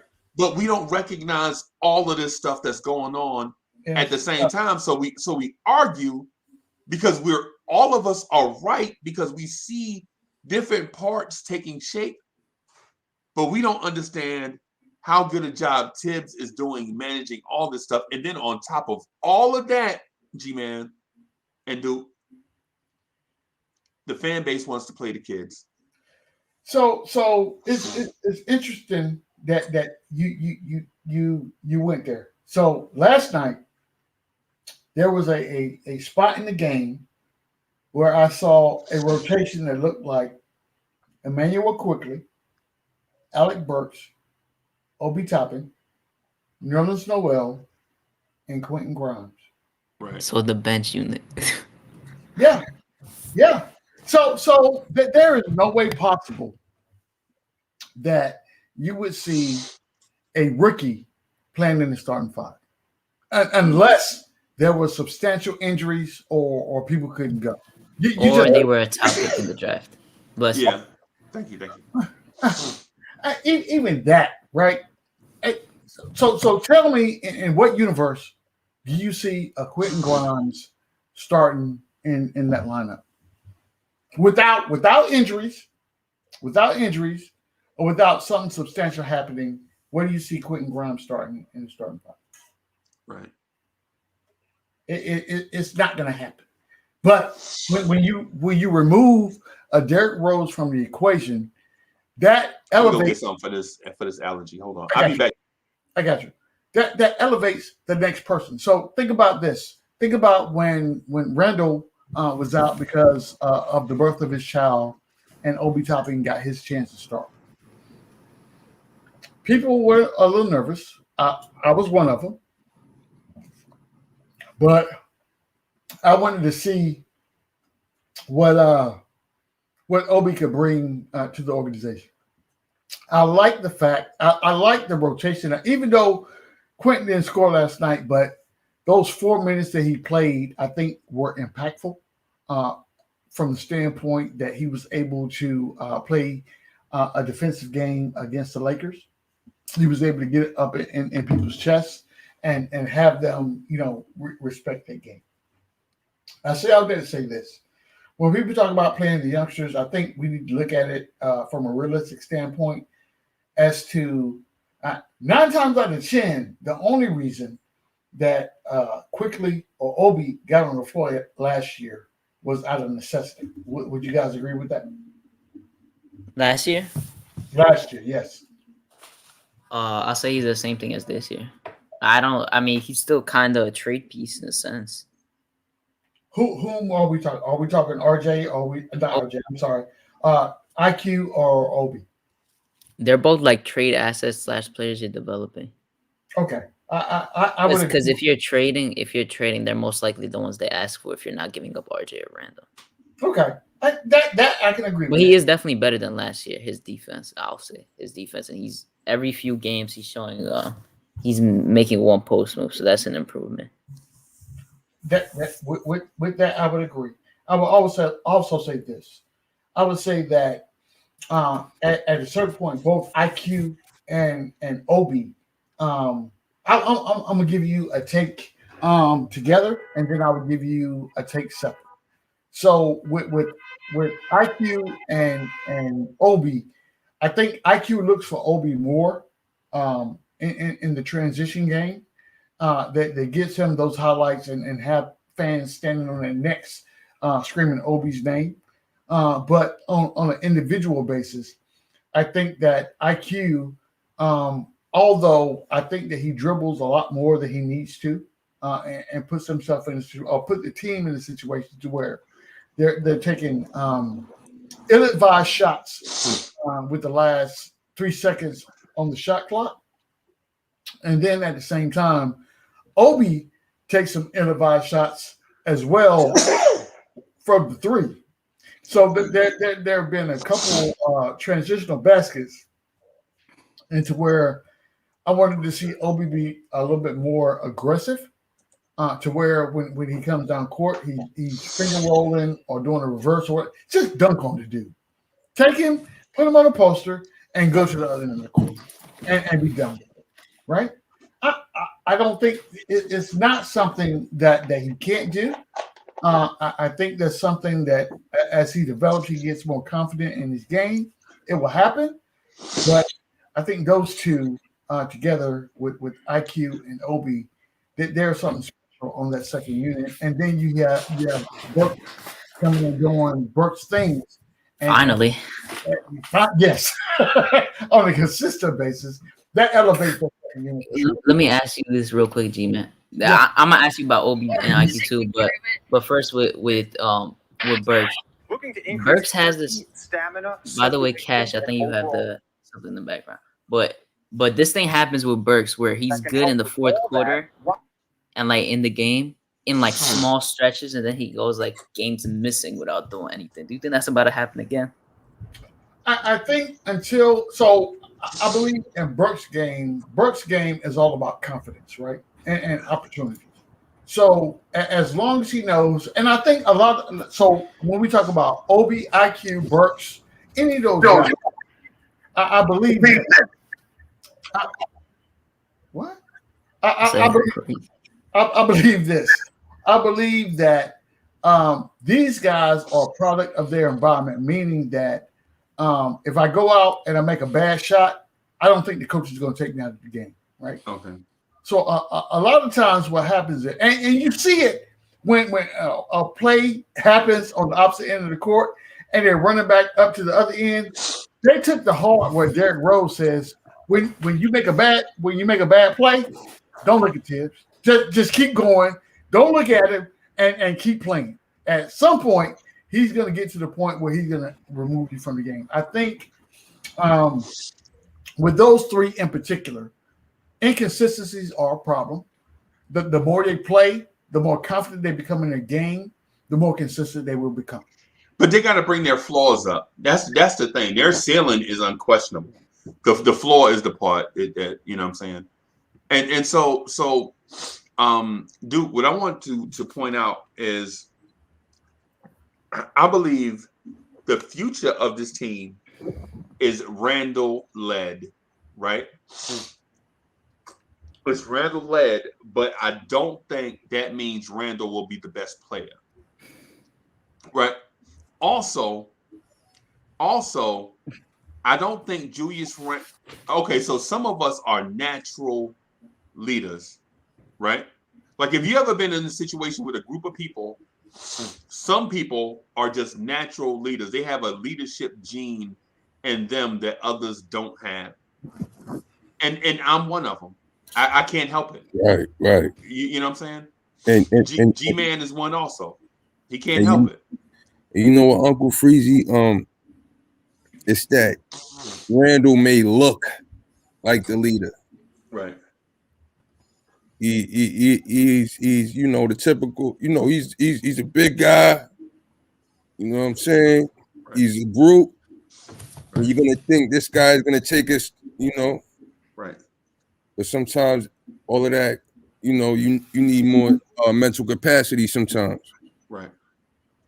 Right. No doubt. No doubt. Like I'll give you an example of a dude that is not a leader, that was forced to be a leader because his physical talent and gifts forced him into that role. Eli Manning. Right? When you look at Eli Manning, I wouldn't follow Eli Manning into a buffet, right?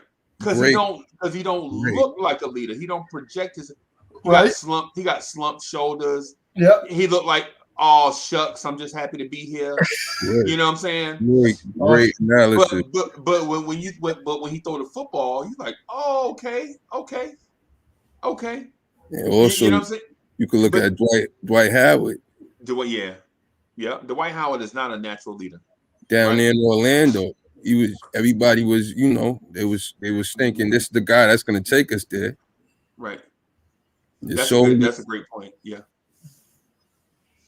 But he's not a natural leader though, Cash. Mm-hmm. So the thing I'm getting at with Randle is I don't think he is the natural leader. And to be honest with you, I don't think RJ Barrett is a natural leader. I don't think OB is a natural leader. I think the future leader of this team is Emmanuel Quickly. Because he is wow. Mind blown. Yeah. That's a fact. Yeah, and so the thing is to be a leader, you have to have a certain mental makeup, right? Like, because I'll give you an example. When I was in the military, Sam, what's good?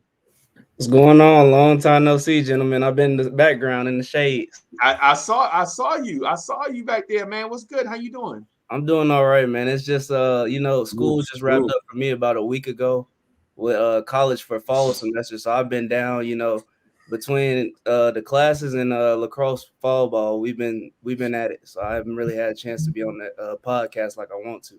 Yeah. Hey, bro, you got to be in shape to do that lacrosse, bro. Oh yeah, I know, man. I it's a lot of running. I tell people all the time it's basically track, but you're getting hit. That's really what it is. That's crazy. Yo, that's dope. That's dope. No, hey, let me finish this thing real quickly, so I could do the quickly is the future leader point some justice, right? To be a leader, you have to have a certain measure of belief and the goal, right? You have to have a certain level of charisma, right? You have to have a certain measure of mental stamina, and mental stamina is very underrated in today's society, right? Because a lot of people that believe in something, they'll start it, but they won't finish. Agree, 100%. Right? 100%. Right. So you have to have a lot of mental stamina, right? And emotionally, you have to be able to check your emotions. Even though things are important, you have to check certain emotions. You have to weigh it versus the end goal. Okay. You know what I'm saying? And so when I was in the military, I could do these things, like for instance, and G-Man can attest to this. As a 20-year-old, I would get sent to some place on the globe I ain't never heard of.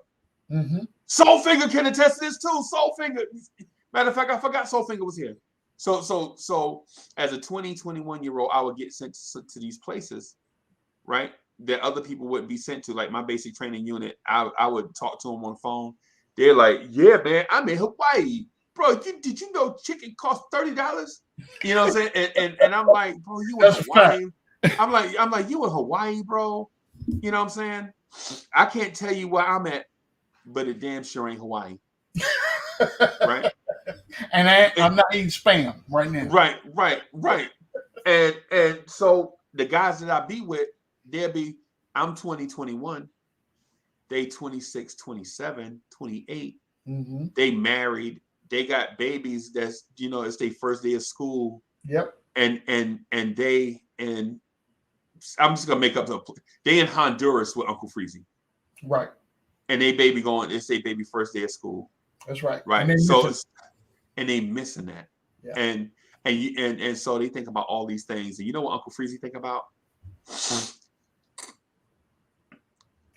accomplishing the mission. That's it. They're like, how you think about that right now, man? And the Dallas Cowboys about to repeat. You know what I'm saying? And this is back then when the Cowboys was good, right? Yeah. Yeah, how you thinking about that, man? The Cowboys is in the Super Bowl. I remember I was in a place one time. And it was the first time the Dallas Cowboys had been to the Super Bowl since 1755. I'm just making up a number, right? And so they thinking about the Dallas Cowboys in the Super Bowl, and you know what I'm thinking about? Is my M16 clean? That's right. You know what I'm saying? That's right. It is all my magazines clean. Mm-hmm. You know what I'm saying? Is the 50 cal lubed up? That's right. Is my gas mask clean? Yep. You know, so I'm thinking about TA50. I'm about to do TA50 inspections, and these dudes is thinking about the Cowboys in the Super Bowl. Now, mind you, we are all human, right? But I'm talking to these dudes like, yo, if that's what y'all gonna talk about, at least, you know what I'm saying? Empty your magazines, clean your magazines, and all this stuff out, man. You know, do all just whatever talk, army talk, right? Right. It come time to do the mission. He was like, man, I hope such and such. I hope such and such. Man, I hope such and such. And I'm like, and just like G-Man for life say, hope is not a strategy, bro. That's right now, you know, there was a song back in the day, when the S go down, you better be ready. When the S go down, you better be ready. You know, that's what I used to sing to myself, you know what I'm saying? But they like, yo, man, I just hope we all make it back. And I'm like, yo, well, hope is not a strategy, bro. And so what I'm saying I said that to say this leadership thing is some people are built for it and some people are not. RJ Barrett is not built to be a vocal leader. No. You don't see RJ Barrett going to people, pulling them to the side. Hey, tighten up. Get in the moment. You know what I'm saying? You don't see Julius Randle doing that. You know what I'm saying? But quickly will go get cussed out like a dog by Thibodeau and then go take the same message and tell his teammates in a different way. You don't think RJ had some of that? No. Being his father? No. I mean, I see RJ trying to pump the teammates up during the games, like talking to them. I don't know, like, I mean, I don't know. IQ does it, but I don't know if it's like as much as people try to make it seem, to be honest. No. So the pump up thing is something everybody cheerlead for each other. Like anybody can cheerlead. No, like, I'm saying talking to though, like not just. I think RJ has many more steps to climb, right, to become his true you know, his self. I just think it's not seen because he doesn't show emotion like that.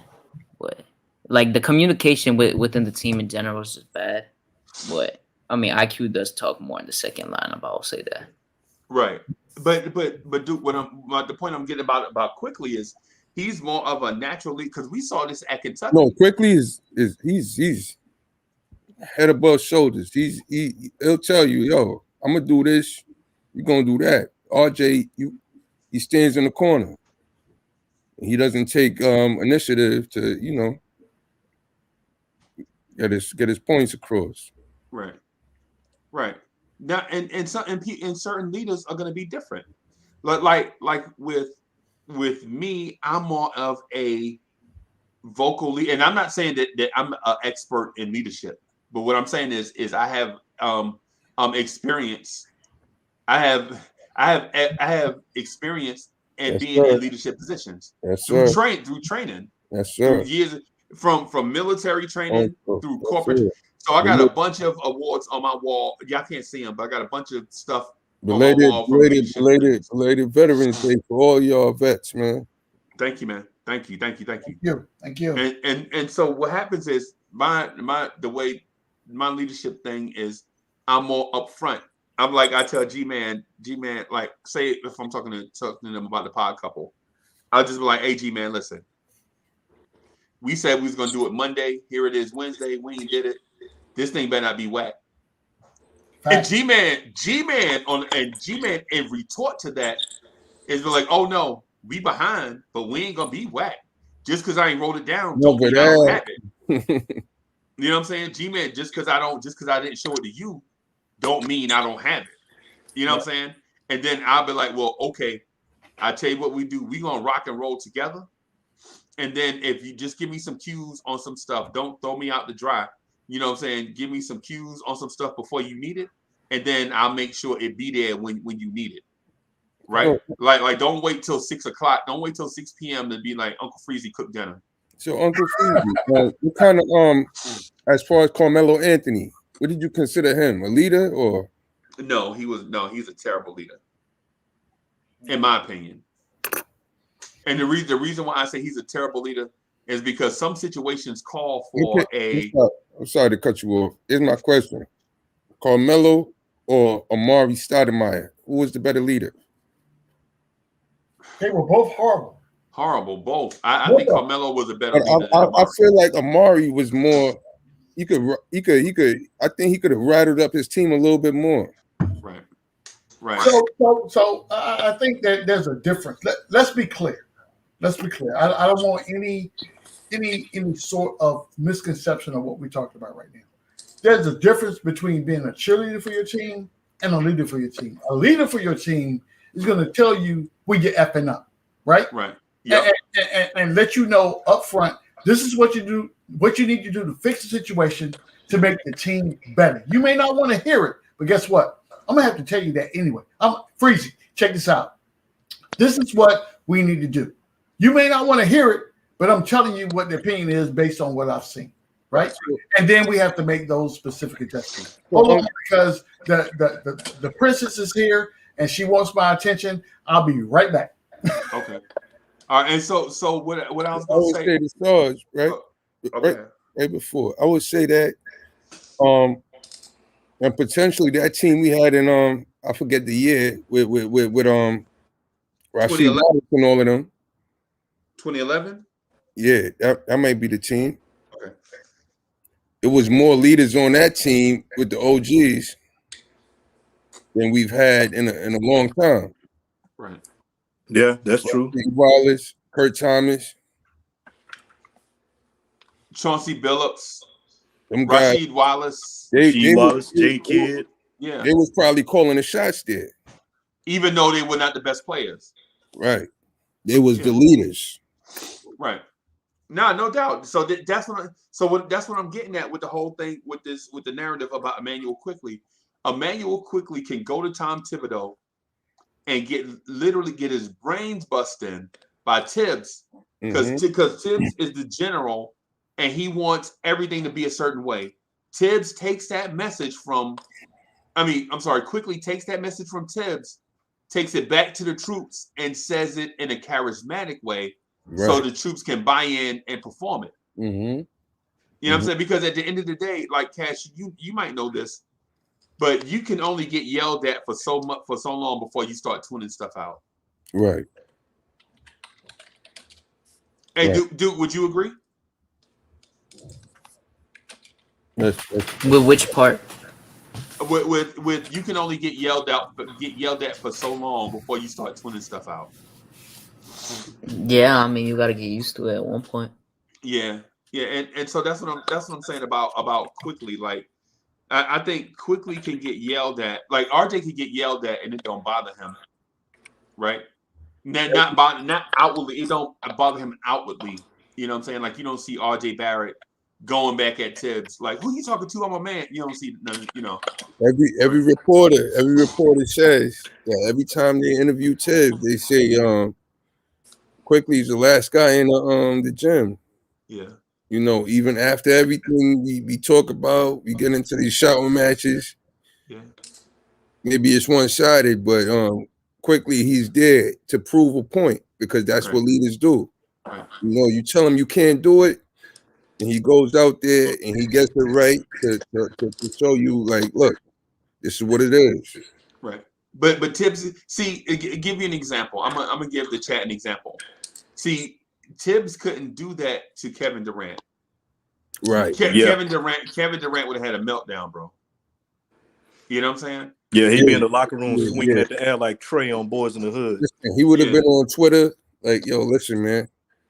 I don't care. Tibbs would, I'm the best baller. yeah, Tibbs would have been fired. He'd have got Tibbs fired. They'd have did a mutiny. They'd have got Tibbs out of there and brought in a soft coach like Steve Nash that they could run over. Yeah, it's why Steve Nash is there. Steve Nash is the sixth man over there. He's not the coach. yeah.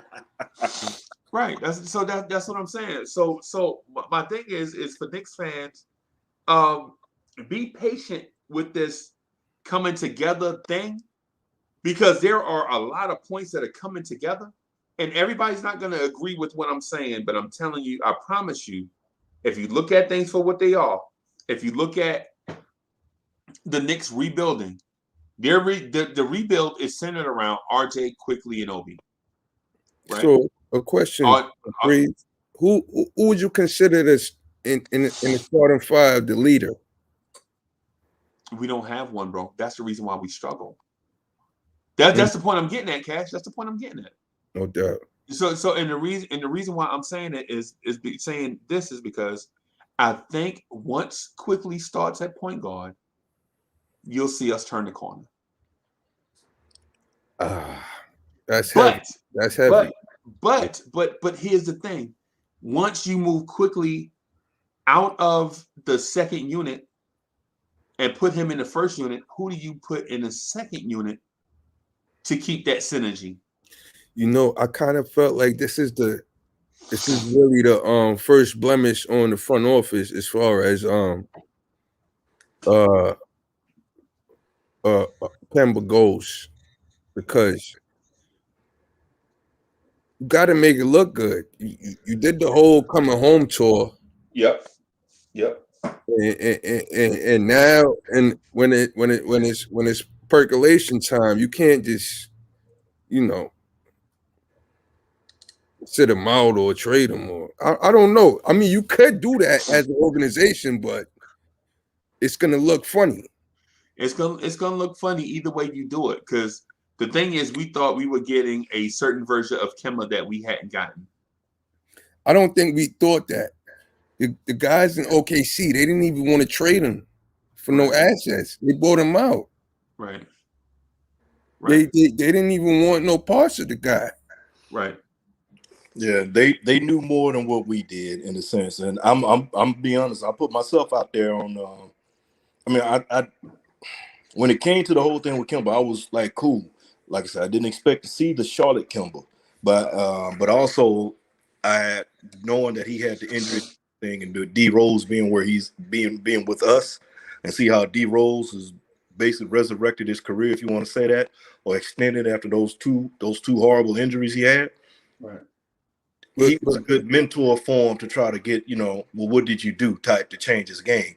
And Kemba's a player that needs speed to change his game. Yeah. And this to you right here, right to that. So like, you got to remember this guy. Who did he really play with? Yeah, that's the whole thing. He didn't really have a great team because he was the team. Right. And of course, if you are the team, you might have those stats. Yeah. And that might carry you through your career and look good on everything. But once it gets down to the nitty-gritty, like, who are you as a player? Yeah, I'm definitely picking up what you're putting down, Cash. Because the thing is I figured he would be able to change his game. What's it? Be able to change his game to fit in. I mean, that's time. Hold up. G-Man ain't talking to y'all. G-Man talking to somebody else. G-Man, you on camera. No, I know. I'm talking to you guys. I'm talking to all y'all. So what just happened? Real life, real world. What just happened is my baby girl. Come here. Come hither. Come hither. My baby girl just came upstairs in my man cave and said, "Dad, I just got a tattoo." Oh, ouch! Hey, good job. I remember how that first conversation went. Yeah, congratulations. Stop. I got 27 of them. So okay. You a grown ass man. right? Yeah. Okay. This my baby. Right. This is my baby. So this is the thing. I'm not upset because she's very responsible, and the decisions that she makes on a day-to-day basis, I agree with 99.9% of them. So I'm not upset. I'm glad that she feels comfortable with letting me know what happened. That's number one. But it's gonna take me a minute to wrap my head around. My baby just got a tattoo. What? Yeah. This is what you call New York Knicks on fire right here, B. Behind the scenes. See, I feel you on that, G-Man, but my two older ones, when they hit, I paid for their first ones, both my two girls, my two older girls, and baby and Bird, I already told her I paid for hers, and then when my little man, I'm gonna pay for his first one. What you do after that is on you, but I got the first ones. So you was a dope ass dad, man. Yeah, for real though. For real. Because me, I got 3 babies. Yeah. And I'm like, I don't even got a tattoo my damn self. Me, look, I got no tattoos or nowhere on my body, no ink, nowhere at all. Right? see, I couldn't be a hypocrite because I got them. I got them all over my arm, so I can't. Yeah, I don't got nothing. I was outside, I was inside, I was all both of them. See, and the thing about it is, I just told him when you turn 18, I got you. You graduate, turn 18. So and then my oldest, right? I said, look, man, just don't put it nowhere you're gonna get a job at. You know what I'm saying? and that's the other thing that was within my stipulations. Don't put it all over on your neck, all over your face, and all like that. Right. You can't get a career. You got to get a career. Fortunately, me being, wearing the uniform at the time, man, cats were tatted up all over the place. So it is what it is till they change the rules and try to make us more corporate. But I got mine. But anyway, like I said, bottom line, I couldn't be a hypocrite, tell her no, neither one. Right. Look, man. What kind of tattoo is it? Oh, look at this. It's all covered up, and she got the ointment and whatnot on it to make sure it doesn't get infected and all that. So, man, don't do that, G-Man, please. Listen, I'm telling you right now. Check this out, right? I first of all, I am proud for the fact that she didn't ask for the money. She just went out and did it, right? She paid for it herself. He was responsible in that aspect. She didn't go to somebody's garage and say, "Hey, give me this tattoo," right? Don't judge me, bro. Don't judge me, bro. Because listen. Yeah. Don't judge me, man. He was in the automatic garage, the auto garage. Yeah, you trying to judge me. Changing the oil at. Right He was right there getting tatted up. Nah, y'all on fire, boy. Y'all on fire for real. Yeah, don't do that. G-Man. You raised great children, my brother. Hey, listen. That didn't change nothing. I have confidence in everybody that lives in this household, brother. Guaranteed. That's what I strive for. Yeah, no doubt. Hey, Soul Finger, I got my ear pierced and a tattoo in the same place, in a place called Juarez, Mexico. Oh, bruh, no, you didn't. No, you didn't. Yo. Guess what my antiseptic was? Alcohol and hey, don't tell me you had alcohol and use the safe use the old school clothespin. It was tequila. Yes. Yo, Uncle Freeze. I got my other ear pierced. I got both of my joints pierced, right? I don't wear no earrings today or none of that. I don't wear none of that today, but my mom's pierced my second ear. I said, yo, I wanted to look like Fabulous Sport, the rapper. Yeah. I put the joint in. My mom's put some ice on my ear and jabbed me with a needle. Yes. I don't know if that was secure to this day. Yeah. My cousin Earl got the same thing. Yo, I'll never forget. It was, hey, listen, I'm gonna tell the story real quick, Cash. So it was 1975. I was in the living room. You know what I'm saying? Little shorty. We was down south, right? My cousin Earl was like, "Yo, she told me that she won't go out with me unless I get my ear pierced." So this fool told his sister to get a safety pin and burn it and pierce his ear. No, and she put a piece of thread in it. I ain't get the hot tip. I ain't get the hot tip. Yes. Mine's the ice and just banged my joint. Right on the spot, bro. On the spot. Listen, we put alcohol in that mug. Yeah. Oh my God, bro. And I just put an earring right in that joint. Bam. Listen. Hey, and when you had I was good for many years with that joint. Right. You know what I'm saying? It ain't come to crawl over on my neck or none of that. Like right. Y'all out of control, boy. Out of control. Out of control for sure. For sure. Oh, no, I had my joints. It was misplaced. All that. Like my right was a little bit higher than my yo. Listen, man. Yeah, it's crazy, bro. It's crazy. I bought my squares. That's why I bought squares. I bought squares. I bought my first pair of diamond earrings and my joints. And I'm like, let me get squares because I need them all to look like they naturally start. Right. I used to have to turn my right ear up diagonally to match my left ear. Yeah, man. And see, that's when we was dealing with that, and then that's when I had my slugs in my mouth. You did? I had one on the front, one on the side. Man. Bro. Yo, so figure. Talking about the slugs. I wanted the vampire teeth on my joints. Oh, no doubt, bro. That's how they used to do in Brooklyn, man. Yeah, man. Down south, man, cats were all gold up there, and had the one tooth and want to smile all the time. When the slugs came to New York, dudes was trying to have vampire teeth or type of fly joints, Steve. Oh, damn. Hello? Yo, my bad. I didn't mean to interrupt. I just wanted to jump on real quick and wish y'all a happy Thanksgiving, man. Love y'all, bro. Enjoy yourselves. Hey, my trade's coming, so you know how it is. Big Ron. Safe travel. You know how we do?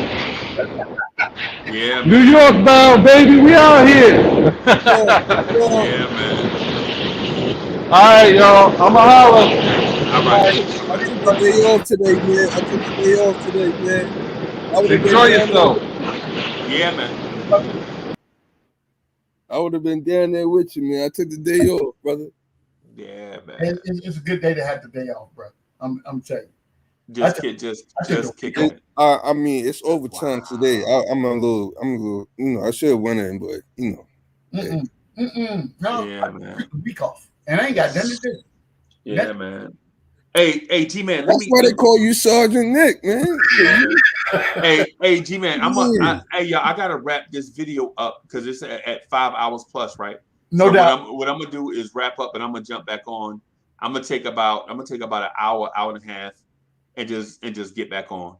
Okay, so I got to go to the store to get some things for tomorrow. Some last things. I definitely got to do that. Last thing. What's everybody eating for this joint right here? So on the menu? So my menu is here. So I don't know why. My wife went out and bought an 18-pound turkey. It's 4 people in my house, right? 4 people. We don't eat that much turkey, and they bought it. They bought it because 18 pounds, bro. And the reason that it was bought because it was a good deal. She bought 2 of them. I'm like, I'm not eating that much turkey. No, bro. 36 pounds of turkey. 36 pounds of turkey. Trying to put you to sleep, bro. Look, I'm gonna have to be turkey salad, turkey sandwiches, turkey stuffing. Everything, bro. Turkey burritos. Yeah. Turkey burritos. Breakfast burritos with turkey. The whole knot. But this is the menu right here. We having turkey, mac and cheese, greens, yams, oyster stuffing or oyster dressing. Nice. Oh, that's. I need to add that to my joint. And sweet potato pie. And that's oh yeah, that's gonna be dope. The thing. Here's the thing, right? Are you going to places, or is people coming to your crib? No. Ain't nobody. They're coming to you. No, I'm not opening my door for near soul. Never soul. What goes on in this house? Oh, I forgot the greens and the deviled eggs. Oh, deviled eggs. Deviled eggs, and then the whole look. If you guys have not experienced the Hawaiian rolls, oh my God! When my wife make deviled eggs, that's usually just for me. That's Yo, that's hilarious. That's usually just my thing right there. That's just hilarious, bro. For sure. Hey, so but I'm gonna wrap up right here. Hey, Cash, it's good to see you, bro. Let me see my menu, please. You need to. Oh, go ahead. Boom. I got brown stew fish, red snapper. Okay. Curry goat. What? Yeah. I got mashed garlic plantain. What? Oxtail. Oh, stop it. Collard greens with the turkey in that. And potato salad. And I'm going to my mom's house first. Oh,